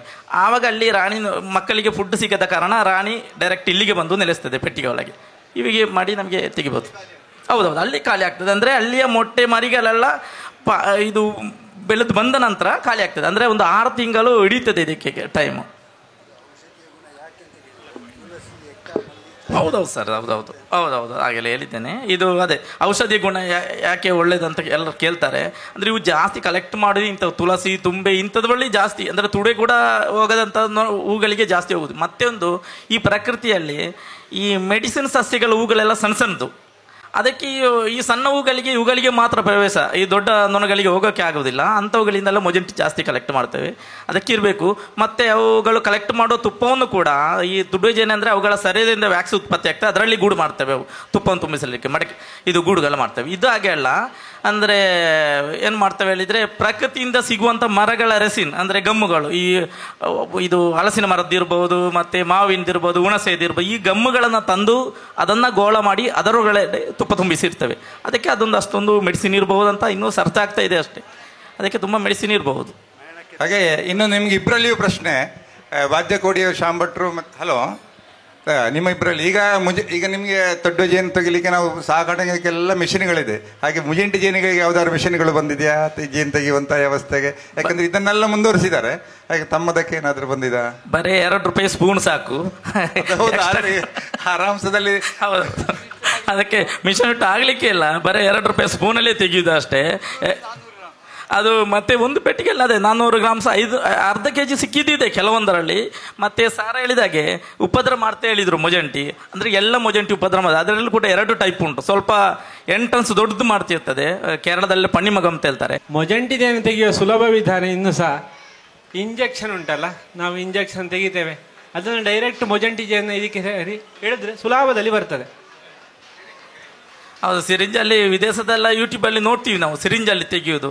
ಅಂದರೆ ನಾವು ತುಂಬ ಪೆಟ್ಟಿಗೆ ಇರೋ ಅದೆಲ್ಲ ಮಾಡ್ಲಿಕ್ಕೆ ಹೋಗ್ಲಿ, ನಾವು ಬರೇ ಸ್ಪೂನಲ್ಲೇ ತೆಗೆದುಬಿಟ್ಟು ಒಂದು ಜಾಲರಿಯಲ್ಲಿ ಹಾಕಿ ಬಿಸಿಲಿಗೆ ಇಟ್ಟರೆ ಅದೇ ಮಾಡ್ತೀವಿ ಅಷ್ಟೇ. ಅದು ಕೂಡ ಮಾಡ್ಬೋದು, ಮಾತ್ರ ಅಲ್ಲಿ ಉಳಿದ ಮೇಣವನ್ನು ನಾವು ಪರಾಗ ಮತ್ತು ಮೇಣ ಬರ್ತದೆ. ಹೌದು, ಅಂದ್ರೆ ಅದು 2 ಟೈಪ್ ಮೊಜೆಂಟಿ ಇದೆ ಅದರಲ್ಲಿ. ಈಗ ನಾವು ಪಣ್ಣಿಮಗ ಅಂತ ಹೇಳ್ತೀವಿ, ಅವು ಪರಾಗ ಮತ್ತು ಜೇನನ್ನ ಮಿಕ್ಸ್ ಮಾಡಿ ಇರ್ತವೆ. ಅವು ಸ್ವಲ್ಪ ತೆಗಿಲಿಕ್ಕೆ ಕಷ್ಟ ಆಗ್ತದೆ ಅಲ್ಲದೆ. ಮತ್ತೊಂದು ಸಾದಾ ಮೊಜೆಂಟಿ ಉಂಟು, ಅದಿಲ್ಲ, ಅದು ಪರಾಗ ಸಪರೇಟ್, ಜೇನುತುಪ್ಪ ಸಪರೇಟ್ ಮಾಡ್ತವೆ, ಅದು ಸುಲಭ ಆಗ್ತದೆ. ನೀವು ಮೊಜೆಂಟಿಯಲ್ಲಿ ಭಯಂಕರ ರಿಸರ್ಚ್ ಮಾಡಿದಿರಿ ಅಪ್ಪ. ಮುಂದೆ ಪ್ರಶ್ನೆ ಇದೆಯಾ? ಸರಿ, ಮುಂದೆ ನಮ್ಮ ಇಂದಿನ ಈ ವಿಚಾರ ಸಂಕಿರಣದ ಸಭಾಧ್ಯಕ್ಷತೆಯನ್ನು ವಹಿಸಿದ ಶಂಕರ್ ಸಾರಡ್ಕ, ಅಧ್ಯಕ್ಷರು, ಸಮೃದ್ಧಿ ಗಿಡಗೆಳೆತನ ಸಂಘ, ಮಾತಾಡಬೇಕು ಅಂತ ಕೇಳಿ. ವೇದಿಕೆಯ ಮೇಲೆ ಆಸೀನರಾಗಿರುವಂಥ ಎಲ್ಲ ಸಂಪನ್ಮೂಲ ವ್ಯಕ್ತಿಗಳೇ, ಕೇಳಲಿಕ್ಕೆ ಬಂದಂತಹ ಎಲ್ಲ ಶ್ರೋತೃಗಳೇ, ಹಾಗೆ ಕ್ಯಾಂಪ್ಕೋದ ಉಪಾಧ್ಯಕ್ಷರಾದಂಥ ಶಮ್ನಾ ಖಂಡಿಗೆ ನಮ್ಮ ಜೊತೆಗೆ ಇದ್ದಾರೆ. ಅವರ ಇರವನ್ನು ಕೂಡ ಗುರುತಿಸಿಕೊಳ್ತೇನೆ. ಪಡ್ರೆ ಅವರಿದ್ದರು, ಈಗಾಗಲೇ ಹೊರಗೆ ಹೋಗಿರಬೇಕು. ಎಲ್ರಿಗೂ ಕೂಡ ನಮಸ್ಕಾರ. 4 ಮಂದಿ ಮೌಲ್ಯವರ್ಧನೆಯ ಕುರಿತು ಮಾತಾಡಲಿಕ್ಕೆ ವೇದಿಕೆಯಲ್ಲಿದ್ದರು. ಇದರಲ್ಲಿ 3 ಮನೆಗೂ ಕೂಡ ಒಬ್ಬನನ್ನು ಈಗಾಗಲೇ ರಾಮಚಂದ್ರ ಈಗಾಗಲೇ ಹೇಳಿದ ನನ್ನ ಗುರುಗಳು ಅಂತ ಹೇಳಿಕೊಂಡು ಮೊದಲೇ ಗೊತ್ತುಂಟು.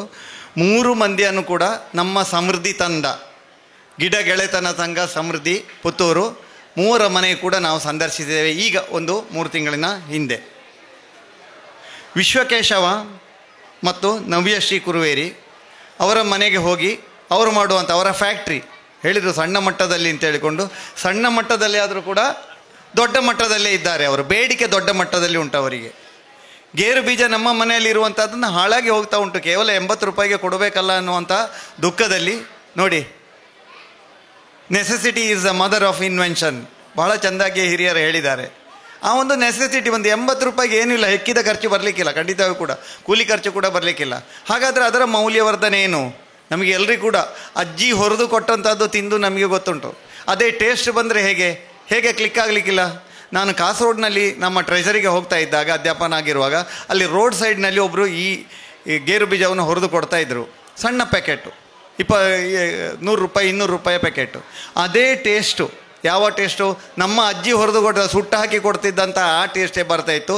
ಇವರದ್ದು ಕೂಡ ಅದೇ ರೀತಿಯಲ್ಲಿ ಬರ್ತದೆ. ಅದು ಬೇಕೆನ್ನುವಂಥ ದೃಷ್ಟಿಯಿಂದ ಮಾಡುವೆ. ಅವರು ಕ್ಲಿಕ್ ಆಗಲಿಕ್ಕೆ ಕಾರಣ ಅದೇ ಟೇಸ್ಟು. ಅದು 100 ರೂಪಾಯಿ ಇರ್ಬೋದು, 200 ರೂಪಾಯಿ ಕಿಲೋದಲ್ಲಿ ಹೆಚ್ಚಿಗೆ ಇರ್ಬೋದು, ಆದರೆ ಜನರಿಗೆ ಅದು ಬೇಕು. ಕೇವಲ ಒಂದು ಫ್ಯಾಕ್ಟ್ರಿಯಲ್ಲಿ, ಬಿಟ್ಲದ ಸುತ್ತಮುತ್ತ, ಪುತ್ತೂರಿನ ಸುತ್ತಮುತ್ತ ತುಂಬ ಫ್ಯಾಕ್ಟ್ರಿಗಳುಂಟು. ನಾವು ಅಂಗಡಿಯಿಂದ ತೆಗೆಯುವಾಗ ಅದು ಗೇರು ಬೀಜ ರಾ ಮೆಟೀರಿಯಲ್ಸ್ ಹಾಗೇ ಬರ್ತದೆ. ನಮಗೆ ತಿನ್ನಲಿಕ್ಕೆ ಟೇಸ್ಟ್ ಉಂಟಪ್ಪ, ಗೇರು ಬೀಜ ಅಂತಲೇ ಟೇಸ್ಟೇ ಅದು.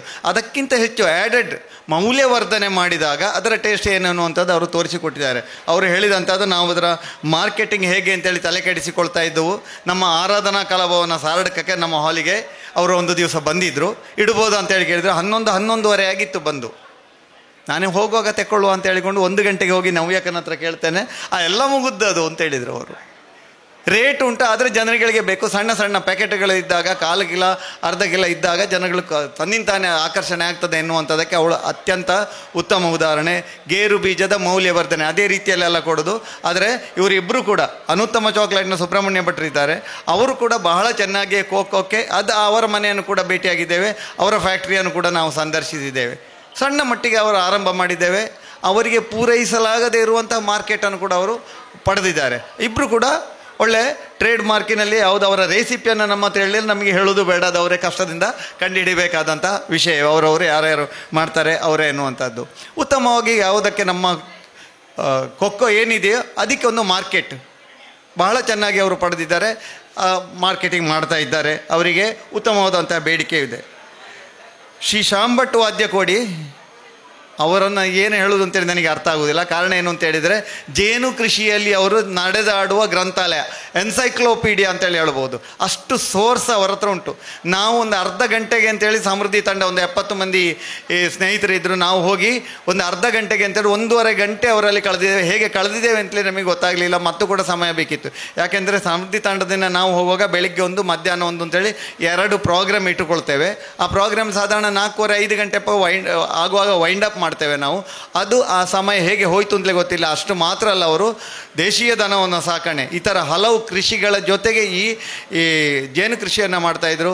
ಎಷ್ಟು ಮಾತಾಡಿದರೂ ಮುಗಿಯೋದಿಲ್ಲ, ಎಷ್ಟು ಕೇಳಿದರೂ ನಮಗೆ ಇನ್ನೂ ಕೇಳಬೇಕು ಅಂತೇಳಿ ಕಾಣ್ತದೆ. ಇವತ್ತು ಈಗ ಮಾಡಿದ ಹಾಗೆ ಈ ರೀತಿಯಲ್ಲಿ ಇಂತಹ ಒಂದು ಅದ್ಭುತವಾದಂತಹ ಜ್ಞಾನ ಸಂಪಾದನೆ ಅವರದ್ದು. ಹಾಗೆ ಮೌಲ್ಯವರ್ಧನೆ ಕೂತು ಈಗ ಹೇಳಿದರು, ಕೆಲವು ಹಂತಗಳಿದೆ. ಮೌಲ್ಯವರ್ಧನೆ ಬೇಡ ಜೇನಿಗೆ. 300, 400, 500 ರೂಪಾಯಿ ಇರುವಾಗ ಅದೇ ಅದರ ಮೌಲ್ಯವರ್ಧನೆ. ಅದನ್ನು ಸಣ್ಣ ಸಣ್ಣ ಶಾಸ್ತ್ರಗಳಲ್ಲಿ ಕೊಡಲಿಕ್ಕೆ ಆದರೆ ಇನ್ನೂ ಒಳ್ಳೆಯದು. ಯಾಕೆಂದರೆ ತರಕಾರಿ ಕ್ಯಾರೆಟಿಗೆ ಮೊನ್ನೆ ಸಂತೆಯಲ್ಲಿ ಹೋಗುವಾಗ ಹೇಳಿದರೆ 25 ರೂಪಾಯಿ ಅಂತೇಳಿ. ಆಶ್ಚರ್ಯ ಆಯಿತು ನನಗೆ, ಏನು 25 ರೂಪಾಯಿಗೆ ಕ್ಯಾರೆಟ್ ಇಳಿದು ಹೋಯ್ತಾ ಅಂತೇಳಿ. ಕೇಳುವಾಗ ಹೇಳಿದ 1/4 ಕಿಲೋಕ್ಕೆ ಸರ್ ಅಂತ ಹೇಳಿದ್ರು. 1/4 ಕಿಲೋಕ್ಕೆ 25 ರೂಪಾಯಿ, 1 ಕಿಲೋಕ್ಕೆ 100 ರೂಪಾಯಿ. ಅದು ಇವತ್ತಿನ ದಿವಸಗಳಲ್ಲಿ ಅದು ಬೇಕಾದ್ದು ಮಾರ್ಕೆಟಿಂಗ್ ಟೆಕ್ನಿಕ್.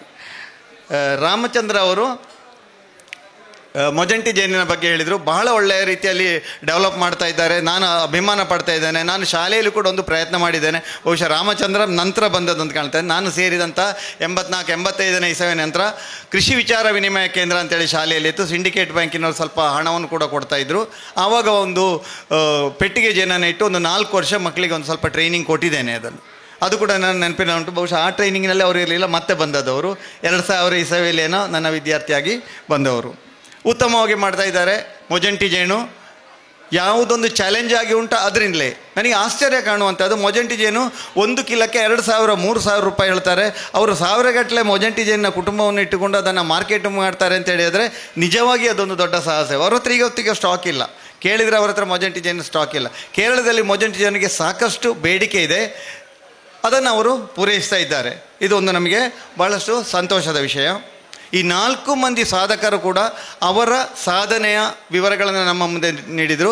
ಅಡಿಕೆಯ ಜೊತೆಗೆ ಮೆಚ್ಚಿಕೊಳ್ಬೇಕಾದೇನು ಅಂತ ಹೇಳಿದರೆ, ತಮ್ಮ ಕೃಷಿಯ ಜೊತೆಗೆ ಇತರ ಒಂದು ಮೌಲ್ಯವರ್ಧನೆಯನ್ನು, ವಿಶ್ವಕೇಶವ ಇರ್ಬೋದು, ಸುಬ್ರಹ್ಮಣ್ಯ ಭಟ್ರು ಇರ್ಬೋದು, ಶ್ಯಾಮ್ ಭಟ್ರು ಇರ್ಬೋದು, ನೇರವಾಗಿ ಅದೇ ಅಲ್ಲ ಅವರಿಗೆ ಜೀವನೋಪಾಯ.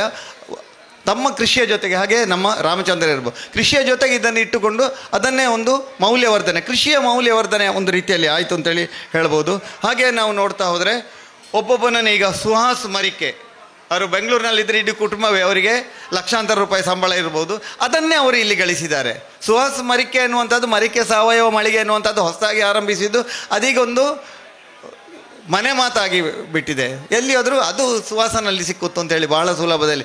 ಯಾವುದೇ ಸಾವಯವ ಪ್ರಾಡಕ್ಟಲ್ಲಿ ಆರಂಭದಲ್ಲಿ ರೆಸಿಸ್ಟೆನ್ಸ್ ಇರ್ಬೋದಿತ್ತು, ಆದರೆ ಈಗ ಸುಹಾಸ್ ಮರಿಕೆ ಮಾಡಿದಂಥ ಸಾಧನೆ ಪುತ್ತೂರಿಗೆಲ್ಲ, ಇಡೀ ದಕ್ಷಿಣ ಕನ್ನಡಕ್ಕೆ, ದೇಶಕ್ಕೆ ಒಂದು ಮಾದರಿಯಾಗಿ ಮಾಡ್ತಾ ಇದ್ದಾರೆ ಎನ್ನುವಂಥದ್ದು ಭಾಳ ಸಂತೋಷದ ವಿಷಯ. ಹಾಗೆ ಮೌಲ್ಯವರ್ಧನೆಯ ಕುರಿತು ಹೇಳುವಾಗ, ಇದೇ ಈ ಹಲಸು ಹಣ್ಣು ಮೇಳದಿಂದ ಪ್ರೇರಣೆ ಕೊಟ್ಟು ಶ್ರಮ ಇಂಡಸ್ಟ್ರೀಸ್ ಇದೆ ಇಲ್ಲಿ. ಅವರು ಹೌಸ್ ಪ್ರಾಡಕ್ಟ್ಸ್ ಮನೆಯದು ಮೊದಲು ಅವರ ಯೂಟ್ಯೂಬ್ ವಿವರವನ್ನು ನಾನು ಕೇಳಿದ್ದೇನೆ. ಮೊದಲು ಹೆಲ್ರಿ ಆರಂಭ ಮಾಡಿದ್ದು ನಾನು, ಮತ್ತು ಈಗ ಒಳ್ಳೆ ಕ್ಲಿಕ್ ಆಯಿತು. ಎಲ್ಲಿ ನಾವು ಮೇಳಕ್ಕೆ ಹೋಗ್ತೇವೋ ಅಲ್ಲಿ ನಮಗೆ ಕ್ಲಿಕ್ ಆಗ್ತದೆ, ನಮ್ಮ ಪ್ರಾಡಕ್ಟ್ ಸಿಗ್ತದೆ ಎನ್ನುವಂಥದ್ದು. ಮುಳಿಯ ವೆಂಕಟಕೃಷ್ಣ ಶರ್ಮಾ ನಮ್ಮ ಮನೆಯ ಸನಿಯವಿರ್ಬೋದು, ಒಂದು 4-5 ಕಿಲೋಮೀಟರ್ ದೂರ ಅಷ್ಟೇ. ಅವರ ವಿಚಾರ ಇಲ್ಲಿ ಪ್ರಸ್ತಾಪಿಸಲೇಬೇಕು. ಮನೆಯಲ್ಲಿದ್ದು ಮೌಲ್ಯವರ್ಧನೆ ಹೇಗೆ ಅನ್ನುವಂಥದ್ದು.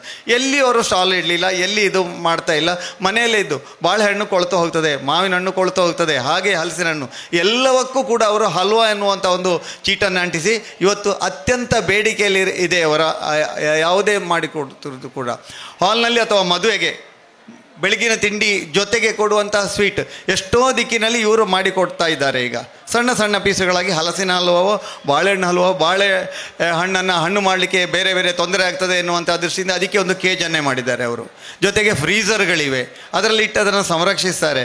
ನಮಗೆ ಬೇಕಾಗುವಾಗ ಬೇಕಾದ ಆರ್ಡರ್ ಎಲ್ಲಿ ಬೇಕೋ ಅಲ್ಲಿ ತಲುಪಿಸುವಂಥ ವ್ಯವಸ್ಥೆ. ಈಗ ನಾನು ಹೇಳಿದಾಗೆ 1/4 ಕಿಲೋದ ಪ್ಯಾಕೆಟ್ ಅಥವಾ ಬಲ್ಕಾಗಿ ಕೂಡ ಸಪ್ಲೈ ಮಾಡ್ತಾರೆ.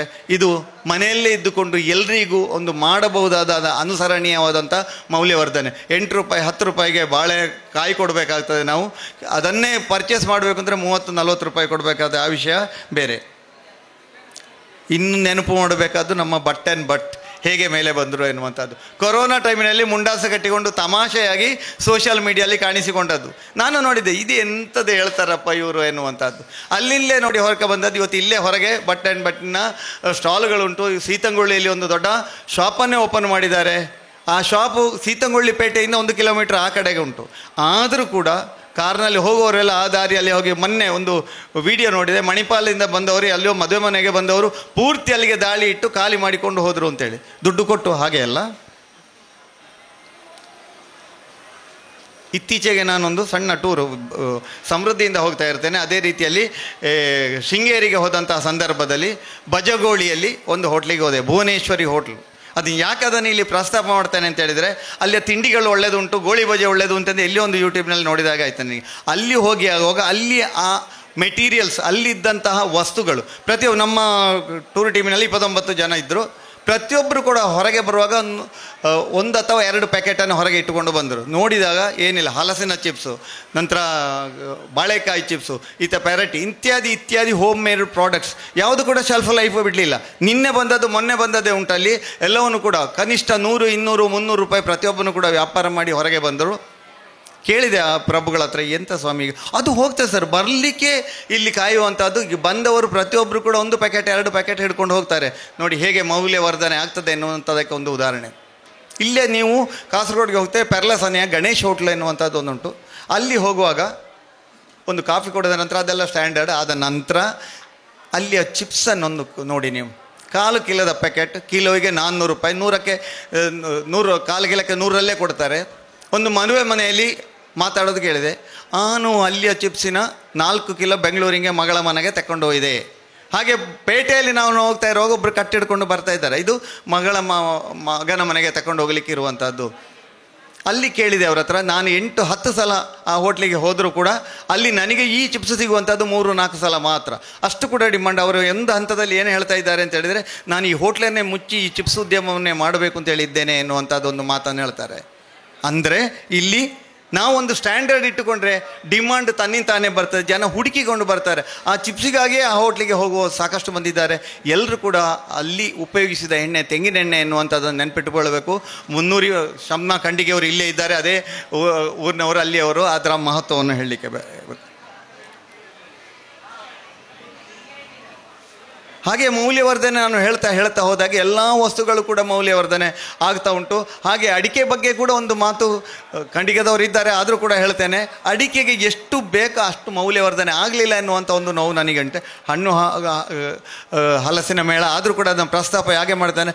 ಕಾಜು ಸುಪಾರಿ ಎನ್ನುವಂಥದ್ದು ಇವತ್ತು ಎಲ್ಲ ದಿಕ್ಕಿನಲ್ಲಿ ಕೂಡ ಬಹುಬೇಡಿಕೆಯ ಒಂದು ಅಡಿಕೆ ಪುಡಿಯ ಒಂದು ಮೌಲ್ಯವರ್ಧಿತ ಇದು. ಹಾಗೆ ನಾನು ನಾರ್ತ್ ಇಂಡಿಯಾಕ್ಕೆ ನನ್ನ ಅಧ್ಯಾಪಕನಾಗಿರುವಾಗ ವಿವಿಧ ಕೋರ್ಸ್ಗಳಿಗೆ ಹೋದಾಗ ಡೆಲ್ಲಿಯಲ್ಲಿ ಅಲ್ಲಿ ಪ್ರತಿಯೊಂದು ಹೀಗೆ ವೇದಿಕೆಯಲ್ಲಿ ಕೂತಿದ್ರು ಕೂಡ ಅವರ ಹತ್ರ ಒಂದೊಂದು ಸಣ್ಣ ಸಣ್ಣ ಪ್ಯಾಕೆಟ್ಗಳು, ಒಂದು ಡಬ್ಬೆ, ಅದರಲ್ಲಿ ಇರುವಂಥದ್ದು ಏನು ಅಂತೇಳಿದ್ರೆ ಅಡಿಕೆಯನ್ನು ಸರಿ ಪುಡಿ ಮಾಡಿ ಅದಕ್ಕೆ ಫ್ಲೇವರ್ ಹಾಕಿರುವಂಥದ್ದು. ಅದನ್ನು ಆಗಾಗ ವೇದಿಕೆಯಲ್ಲಿದ್ದರು ಕೆಳಗಿದ್ರು ಆಗಾಗ ತಿಂತಾ ಇರುವಂಥದ್ದು. ನನ್ನ ಹತ್ರ ಕೇಳಿದರು, ನೀವು ಅಡಿಕೆ ಪುಡಿ ತಿನ್ನೋದಿಲ್ಲೋ, ನಿಮಗೆ ಅಡಿಕೆ ಪುಡಿ ಬೇಡ ಎನ್ನುವಂಥದ್ದು. ಒಂದೊಂದು ಸಣ್ಣ ಆಗ 200-300 ರೂಪಾಯಿ ಇದ್ದಂಥ ಅಡಿಕೆ ಇದಕ್ಕೆ ಆ ಒಂದು ಸಣ್ಣದಕ್ಕೆ 25-50 ರೂಪಾಯಿ, ಅಂದರೆ 1 ಕಿಲೋಕ್ಕೆ ಸಾಧಾರಣ 1,000 ರೂಪಾಯಿಂದ ಮೇಲೆ ಬರ್ತಾ ಇತ್ತು. ಅಂಥ ಉದ್ಯಮ ನಮ್ಮಲ್ಲಿ ಯಾರು ಕೂಡ ಮಾಡಿದ್ದು ಇಲ್ಲಿ ಕಾಣ್ತಾ ಇಲ್ಲ ಎನ್ನುವಂಥದ್ದು ಮಾತ್ರ ಒಂದು ನೋವಿನಿಂದ ಹೇಳ್ತಾ ಇದ್ದೇನೆ. ನಮ್ಮ ದೊಡ್ಡ ಸಂಸ್ಥೆ ಇದೆ, ಮುಂದಿನ ದಿವಸಗಳಲ್ಲಿ ಅವರು ಕೂಡ ಅದಕ್ಕೆ ಕೈ ಇಕ್ಕುವುದು ಎನ್ನುವಂಥದ್ದು ನನ್ನ ಒಂದು ಆಶಯ. ಹಾಗೆ ಈ ಮೌಲ್ಯವರ್ಧನೆಗೆ ಬೇಕಾಗಿ ನಮ್ಮ ಮನೆಯಲ್ಲೇ ಇರುವಾಗ ನಾನು ಮತ್ತು ನನ್ನ ಶ್ರೀಮತಿ ಯೋಚನೆ ಮಾಡ್ತಾ ಇದ್ದ, ಹೇಗೆ ನಾವು ಮೌಲ್ಯವರ್ಧನೆಯಲ್ಲೇ ಕೊನೆಯ ಪಕ್ಷ ಮೌಲ್ಯವರ್ಧನೆ ಮಾಡಿದವರಿಗೆ ಪ್ರೋತ್ಸಾಹ ಹೇಗೆ ಮಾಡ್ಬೋದು ಎನ್ನುವಂಥ ದೃಷ್ಟಿಯಿಂದ ಯೋಚನೆ ಮಾಡಿದಾಗ 2 ವರ್ಷಗಳ ಹಿಂದೆ ನಮಗೆ ಕೃಷಿ ಹಬ್ಬ ಮಾಡಿದರೆ ಎನ್ನುವ ಮೇಳವೇ, ಬೇರೆ ಏನಿಲ್ಲ, ಹೆಸರು ಮಾತ್ರ ಬೇರೆ ಅಷ್ಟೇ. ಹಾಗೆ ಯೋಚನೆ ಮಾಡಿ ಒಂದು ಕೃಷಿ ಹಬ್ಬಕ್ಕೆ ಆರಾಧನಾ ಕಲಾಭವನ ಸಾರ್ಡ್ಕದಲ್ಲಿ ಮುಂದಾದೆವು. ಅಲ್ಲಿ ಕೂಡ ನಮಗೆ ಸಹಾಯ ಮಾಡಿದ್ದು ಸೋಷಿಯಲ್ ಮೀಡಿಯಾ. ಕೇವಲ 15 ದಿವಸಗಳಲ್ಲಿ ಸೋಷಿಯಲ್ ಮೀಡಿಯಾದಲ್ಲಿ ಅದರ ಅಡ್ವರ್ಟೈಸ್ಮೆಂಟ್ ಈ ಥರ ಇತ್ಯಾದಿಗಳನ್ನೆಲ್ಲ ಹಾಕಿದರು. ನಾವು ನಿರೀಕ್ಷಿಸಿದ್ದಕ್ಕಿಂತಲೂ ಹೆಚ್ಚು ಸ್ಟಾಲ್ಗಳು ಬಂದು ಬರೇ ಸೋಷಿಯಲ್ ಮೀಡಿಯಾದ ಪ್ರಚಾರದಿಂದಾಗಿ ಪತ್ರಿಕೆಯ ಹತ್ತಿರಕ್ಕೆ ಹೋದಾಗ ಅವರ ಕ್ರಮವೇ ಬೇರೆ ಇತ್ತು. ಅದು ಇಲ್ಲಿ ಹೇಳೋದಿಲ್ಲ ನಾನು ಏನೆನ್ನುವಂಥದ್ದು. ಪತ್ರಿಕೆಯವರಿಗೆ ಯಾವುದು ಬೇಕು ಅದನ್ನು ಅವರು ಕೇಳ್ತಾರೆ, ಅದು ಕೊಟ್ಟರೆ ಇದು ಉಂಟು ಎನ್ನುವಂಥದ್ದು. ನಾನು ಬರೀ ಸೋಷಿಯಲ್ ಮೀಡಿಯಾನ ಡಿಪೆಂಡ್ ಆದ ಕಾರಣ ಒಂದು ಆರಂಭದ ವರ್ಷದಲ್ಲಿ 3,000 ಜನ ವೀಕ್ಷಿಸಿದ್ದಾರೆ. ಸುಮಾರು ಒಂದು 40 ಸ್ಟಾಲ್ಗಳು ಬಂದಿವೆ. ಬಂದಂಥ ಸ್ಟಾಲ್ಗಳಲ್ಲಿ ನಾವು ಕೊಟ್ಟದ್ದು ಹೆಚ್ಚು ಕೂಡ ಪ್ರಿಫರೆನ್ಸ್ ಕೊಟ್ಟದ್ದು ಮೌಲ್ಯವರ್ಧನೆ ಯಾರು ಮಾಡಿದ್ದಾರೆ, ಯಾರು ಹೋಮ್ ಪ್ರಾಡಕ್ಟ್ಸ್ ಮಾಡಿದ್ದಾರೆ ಅದನ್ನು ಇಟ್ಟು ಅದನ್ನು ಪ್ರದರ್ಶನ ಮಾಡಲಿ, ಹಾಗೆ ಅದು ಪರ್ಚೇಸ್ ಆಗಲಿ ಅಂತೇಳಿ. 2ನೇ ವರ್ಷ 2ನೇ ಕೃಷಿ ಹಬ್ಬ ಮಾಡಿಯಾಗ ಕೂಡ ಇದೇ ರೀತಿಯಲ್ಲಿ ಮಾಡಿದ್ದೇವೆ. ನಮ್ಮ ಇವರ ಹತ್ರ ಕುರುವೇರಿಯವರ ಹತ್ರ ನಾನು ಕೇಳಿದ್ದೇನೆ, ಬರ್ಬೋದು ಶಂಕರಣ್ಣ, ಆದರೆ ಕೈ ಬೀಸಿಕೊಂಡು ಬರಬೇಕಷ್ಟೆ, ನಮ್ಮ ಹತ್ರ ಸ್ಟಾಕ್ ಇಲ್ಲ ಅನ್ನುವಂಥದ್ದು. ಅಂದರೆ ಅವರು ಅಷ್ಟು ಪ್ರಾಡಕ್ಟ್ ಉಂಟು ಅವರ ಹತ್ರ, ಆದ ಕಾರಣ ಇಲ್ಲ ಬರೋದಿಲ್ಲ ಎನ್ನುವಂಥದ್ದು, ಇಲ್ಲದ ಕಾರಣ, ಡಿಮಾಂಡ್ ಇಲ್ಲದ ಕಾರಣ.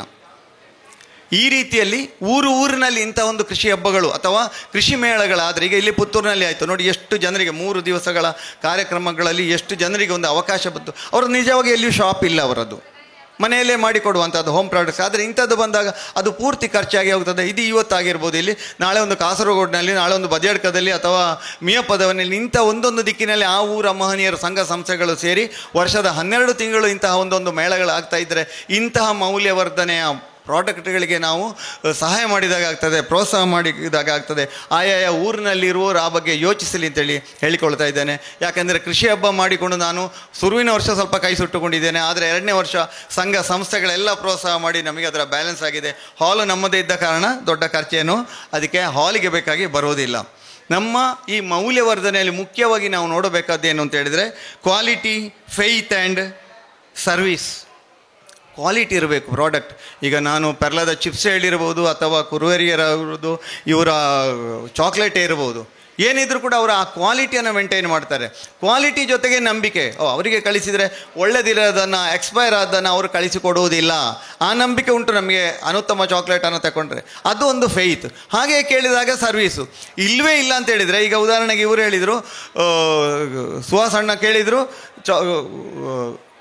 ಗೇರು ಬೀಜ ಇಲ್ಲ ಅಂತೇಳಿ ಹೇಳಿದೆ. ಪ್ರತಿ ಸಲ ಇಲ್ಲ ಅಂತ ಹೇಳುವಾಗ ನಾನು ಹೋಗೋದು ಅಲ್ಲಿಗೆ, ಸುಹಾಸ ಅಲ್ಲಿಂದ ಬಂದಿದ ಯಾರು ಇವರ ಕುರುವೇರಿ ಗೇರು ಬೀಜ ಉಂಟಾ, ಇಲ್ಲ. ಪ್ರತಿ ಸಲ ಇಲ್ಲ ಅಂತ ಹೇಳುವಾಗ ಅದು ಬೇಡಪ್ಪ, ಯಾವಾಗಲೂ ಇರ್ತಿಲ್ಲ ಎನ್ನುವಂಥ ಒಂದು ಮಾತು ಬರ್ತದೆ, ಯಾವಾಗಲೂ ಇರುವುದಿಲ್ಲ ಅಂತ. ಆವಾಗ ಇದಾಗ ಸರ್ವಿಸ್ ಒಮ್ಮೆ ಇಲ್ಲದಿದ್ದರೆ ಇನ್ನೊಮ್ಮೆ ಆದರೂ ನೀವು ಕೊಡಬೇಕು ಎನ್ನುವಂಥದ್ದು ಅತಿ ಮುಖ್ಯ.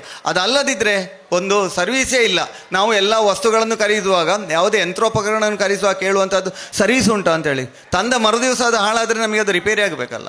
ಅದೇ ರೀತಿಯಲ್ಲಿ ಇಲ್ಲಿ ಕೂಡ ಫುಡ್ ಪ್ರಾಡಕ್ಟ್ಸ್ ಒಮ್ಮೆ ಈಗ ಇಲ್ಲೆಲ್ಲ ಪ್ರಚಾರ ಆಗ್ತಾ ಉಂಟು ಅವರ ಸರ್ವೀಸು. ಇವತ್ತು ಸರ್ವೀಸಿಗೆ ಸೋಷಿಯಲ್ ಮೀಡಿಯಾ ಎನ್ನುವಂಥ ಸರ್ವೀಸ್ ಅಂದರೆ ಮಾರಾಟಕ್ಕೆ ಹೇಳುವಂಥದ್ದು ಸೋಷಿಯಲ್ ಮೀಡಿಯಾ ಅತ್ಯಂತ ಹೆಚ್ಚು ಪವರ್ಫುಲ್ ಆಗಿದೆ. ಸೋಷಿಯಲ್ ಮೀಡಿಯಾದಲ್ಲಿ ಇವರ ಪ್ರಾಡಕ್ಟ್ಗಳೆಲ್ಲ ಉಂಟು. ಅದಕ್ಕೆ ನಾವು ಬಿಸ್ನೆಸ್ ಪ್ರಾಡಕ್ಟ್ಗಳಿಗೆ ಎಲ್ಲ ಸ್ಟಾರ್ ಅಂದರೆ ರಿವ್ಯೂಸ್ಗಳು ಬರ್ತದೆ. ಇವತ್ತಿನ ಜನತೆ ಹೇಗಿದೆ ಅಂದರೆ ಆ ರಿವ್ಯೂಸನ್ನು ನೋಡ್ತಾರೆ. ಇದನ್ನು ಎಲ್ಲರೂ ಕೂಡ ಅನುಸರಿಸಬೇಕು ಅಂತೇಳಿ ಹೇಳುವಂಥದ್ದು ನಾನು. ನಮ್ಮ ಹಾಲ್ ಇದ್ದರೂ ಕೂಡ ಅದಕ್ಕೆ ರಿವ್ಯೂಸ್ ಉಂಟು. ಆರಾಧನಾ ಕಲಾಭವನ ಎನ್ನುವಂಥದ್ದು ನೀವು ಗೂಗಲ್ನಲ್ಲಿ ಹೋಗಿ ಸರ್ಚ್ ಮಾಡಿದರೆ ಅಲ್ಲಿಯೂ ರಿವ್ಯೂಸ್ ಉಂಟು, ಅಲ್ಲಿ ಸ್ಟಾರ್ ಉಂಟು. ಯಾವಾಗ ನಿಮಗೆ 4 ಸ್ಟಾರ್ಗಳಿಂದ ಜಾಸ್ತಿ ಬಂತ ಜನರು ಅದನ್ನು ನಂಬುತ್ತಾರೆ.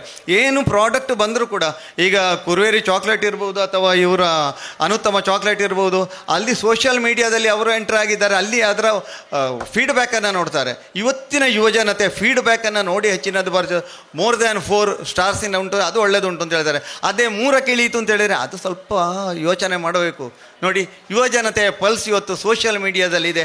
ಆ ಸೋಷಿಯಲ್ ಮೀಡಿಯಾನ ಉಪಯೋಗಿಸುವಂಥ ಕ್ರಮ ನಾವು ತಿಳಿಬೇಕು. ದೊಡ್ಡ ಇಂಥದ್ದು ಗನಂದಾರಿ ಕೆಲಸ ಅಲ್ಲ, ಅದು ಬಹಳ ಸುಲಭದಲ್ಲಿ ನಮಗೆ ಬರ್ತದೆ ಅಂತೇಳಿ ಹೇಳಲಿಕ್ಕೆ ನಾನು ಇಚ್ಛೆ ಪಡ್ತೇನೆ. ಹಾಗೆ ಇಂಥ ಮೇಳಗಳು ಅಲ್ಲಲ್ಲಿ ಆಗಬೇಕು. ಅದೇ ರೀತಿಯಲ್ಲಿ ನಮ್ಮ ಜನಗಳು ಇದಕ್ಕೆ ಹೊಂದಿಕೊಳ್ತಾರೆ. ಮೇಳಗಳಾಗುವಾಗ ಇವತ್ತಿಗೆ ಎಷ್ಟು ಜನ ವಿಸಿಟರ್ಸ್ ಬಂದರು ನೋಡಿ. ಇಲ್ಲಿ ಮೇಳದಲ್ಲಿ ವಿಸಿಟರ್ ಬಂದವರು ಪ್ರತಿಯೊಬ್ಬರು ಕೂಡ ಒಂದೊಂದು ಪರ್ಚೇಸ್ ಮಾಡಿಕೊಂಡು ಹೋಗ್ತಾರೆ. ಹಾಗೆ ನಮ್ಮ ಪ್ರಾಡಕ್ಟ್ಗಳು ಕೂಡ ಅದು ಹಾಳಾಯಿತು ಅಂತ ಹೇಳಿದರೆ ದಯವಿಟ್ಟು, ನಾನು ಆಗ ಹೇಳಿದ್ದೆ ಫೇತ್ ಎನ್ನುವಂಥದ್ದು, ಹಾಳದ್ದನ್ನು ಯಾವತ್ತೂ ಕೊಡೋದು ಬೇಡ. ಈಗ ಶಾಪುಗಳಲ್ಲಿ ನಾವು ನೋಡಿದರೆ ಚಪಾತಿಗಳು ಬಹಳಷ್ಟು ನೋಡಿ, ಮೌಲ್ಯವರ್ಧನೆ ಒಂದು ನಮ್ಮಲ್ಲಿ ನಮ್ಮ ಸಿಗುವಂಥ ಸ್ಥಳದಲ್ಲಿ ನರನ್ಸ್ ಚಪಾತಿ, ಹಾಗೆಯೇ ಸಪ್ತ ಚಪಾತಿ ಬಂದ ಕೂಡಲೇ ಖಾಲಿಯಾಗಿ ಬಿಡ್ತದೆ. ಕಾರಣ ಎಂಥದ್ದು? ಒಂದು ಫೇತ್. ಅವರು ಕೊಡುವಂಥದ್ದೇ ಅಷ್ಟು. 10 ಪ್ಯಾಕೆಟಲ್ಲಿ ಬೇಕು ಅಂತಂದರೆ 8 ಪ್ಯಾಕೆಟೇ ಕೊಟ್ಟು ಹೋಗುವಂಥದ್ದು. ನೋಡುವವರೆಲ್ಲ ತೆಗೆದು ನೋಡುವಂಥದ್ದು ಪ್ರಥಮ ಅದರ ಸೆಲ್ಫ್ ಲೈಫ್ ಎಲ್ಲಿ ಉಂಟು, 2 ದಿವಸ ಕಳೆದಿದ, ಇದನ್ನು ಮಾಡಬಹುದಾ ಅನ್ನುವಂಥದ್ದು. ಅವತ್ತಿನೇ ಸಿಕ್ಕಿದ ಮನೆಯಲ್ಲಿ ಹೋಗಿದೆ, 2 ದಿವಸ ಕಳೆದರೆ ಅದೇ ಹೇಳ್ತದೆ, ಸ್ವಲ್ಪ ಹುಳಿ ಬಂದಿರ್ತದೆ, ಇದನ್ನು ಉಪಯೋಗಿಸುವುದು ಬೇಡ ಎನ್ನುವಂಥದ್ದು. ಈ ರೀತಿಯಲ್ಲಿ ಪ್ರಾಡಕ್ಟ್ಗಳು ತಮ್ಮ ಫೇತನ್ನು ಉಪಯೋಗಿಸಿಕೊಂಡ್ರೆ ಸುಲಭವಾಗಿ ಮಾರ್ಕೆಟಿಂಗ್ ಆಗ್ತದೆ ಅಂತೇಳಿ ಹೇಳ್ತಾ, ಸಮಯ 10 ನಿಮಿಷ ಅಂತೇಳಿ ಹೇಳಿದ್ದಾರೆ, ಆಗ್ತಾ ಬಂತು. ಅವರ ಸೂಚನೆ ಬರುವುದಕ್ಕಿಂತ ಮೊದಲೇ ನಾನು ನಿಲ್ಲಿಸುವುದು ಒಳ್ಳೆಯದು. ಇಂತಹ ಒಂದು ಮೌಲ್ಯವರ್ಧನೆಯ ಶಿಬಿರಗಳು ಅಥವಾ ಹಬ್ಬಗಳು ಆಗಾಗ ಆಗ್ತಾ ಇರಲಿ. ಇಂತಹ ಯಾವುದು ರಿಸೋರ್ಸ್ ಪರ್ಸ್ಗಳನ್ನು ವೇದಿಕೆಗೆ ಕರೆದು ಅವರನ್ನು ಮಾತಾಡಿಸುವಂಥ, ಅವರ ಅನುಭವವನ್ನು ಹಂಚಿಕೊಳ್ಳುವ ಕೆಲಸ ಆಗಲಿ. ಇದೀಗ ಇಲ್ಲಿ ಬಂದಂಥ ಮಾನ್ಯರು ಸ್ವಲ್ಪ ಕಡಿಮೆ ಇರ್ಬೋದು, ಎಲ್ಲರೂ ಅಲ್ಲಿ ಇಲ್ಲಿ ನಿಂತು ಕೇಳ್ತಾ ಇದ್ದಾರೆ. ಅದರ ಜೊತೆಗೆ ನಮ್ಮ ಮೀಡಿಯಾಸ್ ಭಾಳ ಪವರ್ಫುಲ್ ಮೀಡಿಯಾ ಎಷ್ಟು ಪವರ್ಫುಲ್ ಅಂತೇಳಿ ನಾನು ಹೇಳಲೇಬೇಕು ಅಂತೇಳಿಲ್ಲ. IPL ಉದಾಹರಣೆ ಒಂದೇ ಸಾಕು ಅಂತೇಳಿ ಹೇಳ್ತಾ, ಅಂತಹ ಮೀಡಿಯಾಗಳನ್ನು ಸದುಪಯೋಗಪಡಿಸಿಕೊಳ್ಳೋಣ. ಯಾವುದೇ ಖರ್ಚಿಲ್ಲದೆ ನಮ್ಮ ಪ್ರಾಡಕ್ಟ್ಗಳನ್ನು ಮಾರ್ಕೆಟ್ ಮಾಡಿಕೊಳ್ಳೋಣ. ಮಾರ್ಕೆಟ್ನ ಜೊತೆಗೆ ನಾವು ಜನಪ್ರಿಯರಾಗೋಣ. ಕೃಷಿಯಿಂದ ಉತ್ಪತ್ತಿ ಆಗುವಂತಹ ಹಲಸು ಹಣ್ಣು ಮೇಳದಲ್ಲಿ ಇಂತಹ ಪ್ರಾಡಕ್ಟ್ಗಳು ಪ್ರದರ್ಶನ ಆದ್ದು ಇನ್ನಿತರ ಮಂದಿಗೆ ಪ್ರೇರಣೆ ಆಗಲಿ. ಪೇಟೆಯಲ್ಲಿರುವಂತಹ ಜನ ಹಳ್ಳಿಗೆ ಬರಲಿ. ಜೊತೆಗೆ ಒಂದು ಮಾತನ್ನು ಇಲ್ಲಿ ಕೊನೆಯದಾಗಿ ಹೇಳಲಿಕ್ಕೆ ಇಚ್ಛೆ ಪಡ್ತೇನೆ. ನಮ್ಮ ಮುಂದಿನ ಸಂತತಿಗೆ ನಾವು ಇದನ್ನು ಹೇಳಿಕೊಡಬೇಕು. ಜನನಿ ಜನ್ಮಭೂಮಿಶ್ಚ ಸ್ವರ್ಗಾದಾಪಿ ಗರಿಯಸಿ ರಾಮ ಹೇಳಿದ್ದಾನೆ. ಅದನ್ನೇ ನಾವೀಗ ನಮ್ಮ ಮಕ್ಕಳಿಗೆ ಪಾಠ ಮಾಡಬೇಕಾಗಿದೆ. ಇವತ್ತು ಪ್ರತಿ ದಿಕ್ಕಿನಲ್ಲಿ ಕೂಡ ಹೇಳುವಂಥದ್ದು ಹಳ್ಳಿ ಬೇಡ, ಹಣ್ಣು ಹಂಪಲು ಬೇಡ ಅಂತೇಳಿ ಹೇಳೋದಿಲ್ಲ, ಪೇಟೆಯಲ್ಲಿ ಸಿಗ್ತದೆ ಅಂತ ಹೇಳುವಂತಾರೆ. ಇವರು ಪೇಟೆಯಲ್ಲಿ ಇದ್ದವರು ಹಳ್ಳಿಗೆ ಬಂದವರು. ನಮ್ಮ ಮುಂದಿನ ಜನರೇಷನ್ಗೆ ಅಪ್ಪನಿಗೆ ಹೆಚ್ಚು ಅಮ್ಮ ಮಕ್ಕಳಿಗೆ ಒತ್ತು ಕೊಡಬೇಕಾದ್ದು, ಹೆಣ್ಣು ಮಕ್ಕಳಿಗೆ ಒತ್ತು ಕೊಡಬೇಕಾದ್ದು. ಪೇಟೆಯಲ್ಲಿ ಸಮಸ್ಯೆಗಳು ಸಾಕಷ್ಟು ಉಂಟು. ನಮ್ಮ ಹಳ್ಳಿ ಜೀವನದಲ್ಲಿ ಇಂಥ ಹಣ್ಣು ಹಂಪಲುಗಳು ಇತ್ಯಾದಿ ಕೃಷಿ ಉತ್ಪನ್ನಗಳ ಗರಿಮೆಯನ್ನು ಹೇಳಬೇಕು. ಹಾಗೆ ಯಾಕೆ ಹಳ್ಳಿ ಶ್ರೇಷ್ಠ, ಪೇಟೆಯಲ್ಲಿ ಅದರದ್ದಾದಂಥ ಸಮಸ್ಯೆಗಳು ಉಂಟು. ಜೊತೆಗೆ ಪೇಟೆ ಮಾತ್ರ ಅಲ್ಲ, ನಗರೀಕರಣ ಮಾತ್ರ ಅಲ್ಲ, ನಗರದ ಜೀವನ ಮಾತ್ರ ಅಲ್ಲ, ಇವತ್ತಿನ ಒಂದು ಹಂತದಲ್ಲಿ ಎಲ್ಲಿ ಆಗ್ತದೆ, ಫಾರಿನಿಗೆ ಹೋಗಬೇಕು, ನನ್ನ ಮಗ ಅಮೇರಿಕಾದಲ್ಲಿರಬೇಕು, ನನ್ನ ಮಗ ಜಪಾನ್ನಲ್ಲಿರಬೇಕು, ಇಂಗ್ಲೆಂಡ್ನಲ್ಲಿರಬೇಕು ಎನ್ನುವಂಥದ್ದೇ ಜಾಸ್ತಿ ಆಗ್ತಾ ಉಂಟು. ಕಾರಣ ಅದಕ್ಕೆ ಬೇರೆ ಯಾರೂ ಅಲ್ಲ, ಅಪ್ಪ ಅಮ್ಮನ ಪ್ರೋತ್ಸಾಹವೇ ಕಾರಣ. ಅಷ್ಟು ಮಾಡಿ ಇದ್ದಂತಹ ದುಡ್ಡನ್ನೆಲ್ಲ ಮಗನ ವಿದ್ಯಾಭ್ಯಾಸಕ್ಕೆ ದಾರಿ ಎಳೆದು ಅಪ್ಪ ಅಮ್ಮ ಮುದುಕರಾಗುವಾಗ ಅವನು ಅಲ್ಲಿರ್ತಾನೆ, ಅಪ್ಪ ಅಮ್ಮ ಇಲ್ಲಿರ್ತಾರೆ, ವೃದ್ಧಾಶ್ರಮವೇ ಗತಿ ಅಂತೇಳಿ ಹೋಗಬೇಕಾದಂಥ ಸಂದರ್ಭ ಬರ್ತದೆ. ಅದಕ್ಕೆ ಕಾರಣ ಬೇರೆ ಯಾರೂ ಅಲ್ಲ, ಅಪ್ಪ ಅಮ್ಮನೇ. ಹಾಗಾದರೆ ನೀವು ನಿಂತವರು ನಿಮಗೆ ಹೇಳುವಂಥ ನೈತಿಕ ಹಕ್ಕು ಉಂಟಾ ಅಂತೇಳಿ ಒಂದು ಪ್ರಶ್ನೆ ಬರ್ಬೋದು. ನನ್ನ ಮಗ BE ಆದ ನಂತರ MTech ಮಾಡಲಿಕ್ಕೆ ಆಗುವಾಗ ಕೇಳಿದೆ, ಅಪ್ಪ ನಾನು ಹೋಗಬೇಕಾ? ಈ ಮಾತನ್ನು ಇಲ್ಲಿ ಯಾಕೆ ಹೇಳ್ತೇನೆ ಅಂತ ಹೇಳಿದರೆ, 30-40 ಲಕ್ಷ ರೂಪಾಯಿ ಕೊಟ್ಟು ಅಲ್ಲಿಯ ಯಾವುದು ಫಾರಿನ್ನ MS ಮಾಡಿದರೆ ಅದೇ ಸಂಬಳ ಬೇಕಾಗ್ತದೆ. 30-40 ಸಾವಿರದ ಸಂಬಳ ಸಾಲದು, 3 ಲಕ್ಷ 4 ಲಕ್ಷದ ಸಂಬಳವೇ ಬೇಕು. ಅವನು ಹೇಳಿದಂಥ ಮಾತು. ಆ 4 ಲಕ್ಷದ ಸಂಬಳ ಅಲ್ಲಿಯೇ ಆಯಿತು ಅಂತ ಹೇಳಿದರೆ, ಅಲ್ಲಿಯ ಒಮ್ಮೆ ಅರೇಂಜ್ಮೆಂಟಿಗೆ ನಾವು ಹೊಂದಿಕೊಂಡು ಅಂತ ಹೇಳಿದರೆ ಭಾರತ ನಮಗೆ ಹಿಂದೆ ಹೋಗಿಬಿಡ್ತದೆ. ಜನನೀಯ ಆಸಕ್ತಿ ಬರುವುದಿಲ್ಲ, ಜನನೀಯ ಆಗ್ತದೆ, ಜನ್ಮಭೂಮಿಯು ಮರೆತು ಹೋಗ್ತದೆ. ಇದು ಅವನೇ ಹೇಳಿದಂಥ ಮಾತನ್ನು ಇಲ್ಲಿ ಹೇಳಿದ್ದೆ. ಯಾಕೆಂದರೆ ಎಲ್ಲ ಮಕ್ಕಳು ಕೂಡ ಹೇಳೋದು ಇದೇ ಮಾತನ್ನು. ಎರಡನೇ ಮಗ ಇಲ್ಲೇ ಕಲಿತಾ ಇದ್ದಾನೆ. ಅವರು ಯಾವತ್ತಿಗೆ ಬೆಂಗಳೂರಿನಲ್ಲಿದ್ದಾರೆ, ಯಾವತ್ತಿಗೆ ನಾನು ಬಾ ಅಂತ ಹೇಳಿದರೆ ಬರುವಲ್ಲಿಕ್ಕೆ ತಯಾರಿದ್ದಾರೆ ಎನ್ನುವಂತ ಹೇಳ್ತಾ, ನಮ್ಮ ಮುಂದಿನ ಜನರೇಷನ್ಗೆ ನಮ್ಮ ಕೃಷಿ ಮಹತ್ವವನ್ನು, ನಮ್ಮ ಮೌಲ್ಯವರ್ಧನೆಯನ್ನು ಮನೆಯಲ್ಲೇ ಇದ್ದುಕೊಂಡು ನಾವು ಅಲ್ಲಿ ಏನು ಸಂಪಾದಿಸ್ತೇವೋ ಅದನ್ನು ಇಲ್ಲಿ ಸಂಪಾದಿಸಬಹುದು ಎನ್ನುವಂಥ ಮಾತುಗಳನ್ನು ಹೇಳಬೇಕು ಎನ್ನುವಂಥದ್ದನ್ನು ಹೇಳ್ತಾ ಎಲ್ಲರಿಗೂ ಕೂಡ ವಂದನೆಗಳು. ಅವಕಾಶಕ್ಕಾಗಿ ಧನ್ಯವಾದಗಳು. ನಮ್ಮ ಪ್ರೀತಿಯ ಆಹ್ವಾನವನ್ನು ಮನ್ನಿಸಿ ಇಲ್ಲಿ ಬಂದಂತಹ ಅತಿಥಿಗಳಿಗೆ ಸ್ಮರಣಿಕೆ ಕೊಡುವ ಕಾರ್ಯಕ್ರಮ. ಕ್ಯಾಂಪ್ಕೋದ ನಿರ್ದೇಶಕರು ಮತ್ತು ಕ್ಯಾಂಪ್ಕೋ ನಮ್ಮ ದೊಡ್ಡ ಪ್ರಾಯೋಜಕರು ಈ ಹಲಸು ಹಬ್ಬಕ್ಕೆ ಶ್ರೀ ಶಂಕರನಾರಾಯಣ್ ಶಮ್ನಾ ಕಂಡಿಗೆ ಅವರು ವೇದಿಕೆಗೆ ಬಂದು ಸ್ಮರಣಿಗೆ ಕೊಡಬೇಕು ಅಂತ ಕೇಳ್ತೇವೆ. ಹಾಗೆ ನಮ್ಮ ನವತೇಜ ಟ್ರಸ್ಟ್ನ ಅಧ್ಯಕ್ಷರು, ಸ್ಮರಣಿಕೆಯ ಪ್ರಾಯೋಜಕರು ಅನಂತ ಪ್ರಸಾದ್ ನೈತಡ್ಕ ಸ್ಮರಣಿಕೆ ಕೊಡಬೇಕು. ಈಗ ಅಧ್ಯಕ್ಷರು ಶ್ರೀ ಶಂಕರ್ ಸಾರಡ್ಕ, ಭಾರಿ ಚಂದ ಮಾತಾಡಿದಿರಿ ಸರ್, ನಮ್ಮ ಪ್ರೀತಿಯ ಧನ್ಯವಾದಗಳು. ಹಾಗೆ ಗೇರು ಬೀಜದ ಬೆಳೆಸುವುದು ಮತ್ತು ಮೌಲ್ಯವರ್ಧನೆ ಬಗ್ಗೆ ಭಾರಿ ಚಂದ ವಿಷಯ ಪ್ರಸ್ತುತಿ ಮಾಡಿದ ಶ್ರೀ ವಿಶ್ವಕೇಶವ ಕುರುವೇರಿ ದಂಪತಿಗಳು, ಯಾಕಂದರೆ ಅವರಿಬ್ಬರು ಒಟ್ಟಿಗೆ ಈ ಕೆಲಸವನ್ನು ಮಾಡೋದು, ಹಾಗೆ ಅವರಿಗೂ ಧನ್ಯವಾದ ಹೇಳ್ತಾ ಸ್ಮರಣಿಕೆಯನ್ನು ಕೊಡಬೇಕು.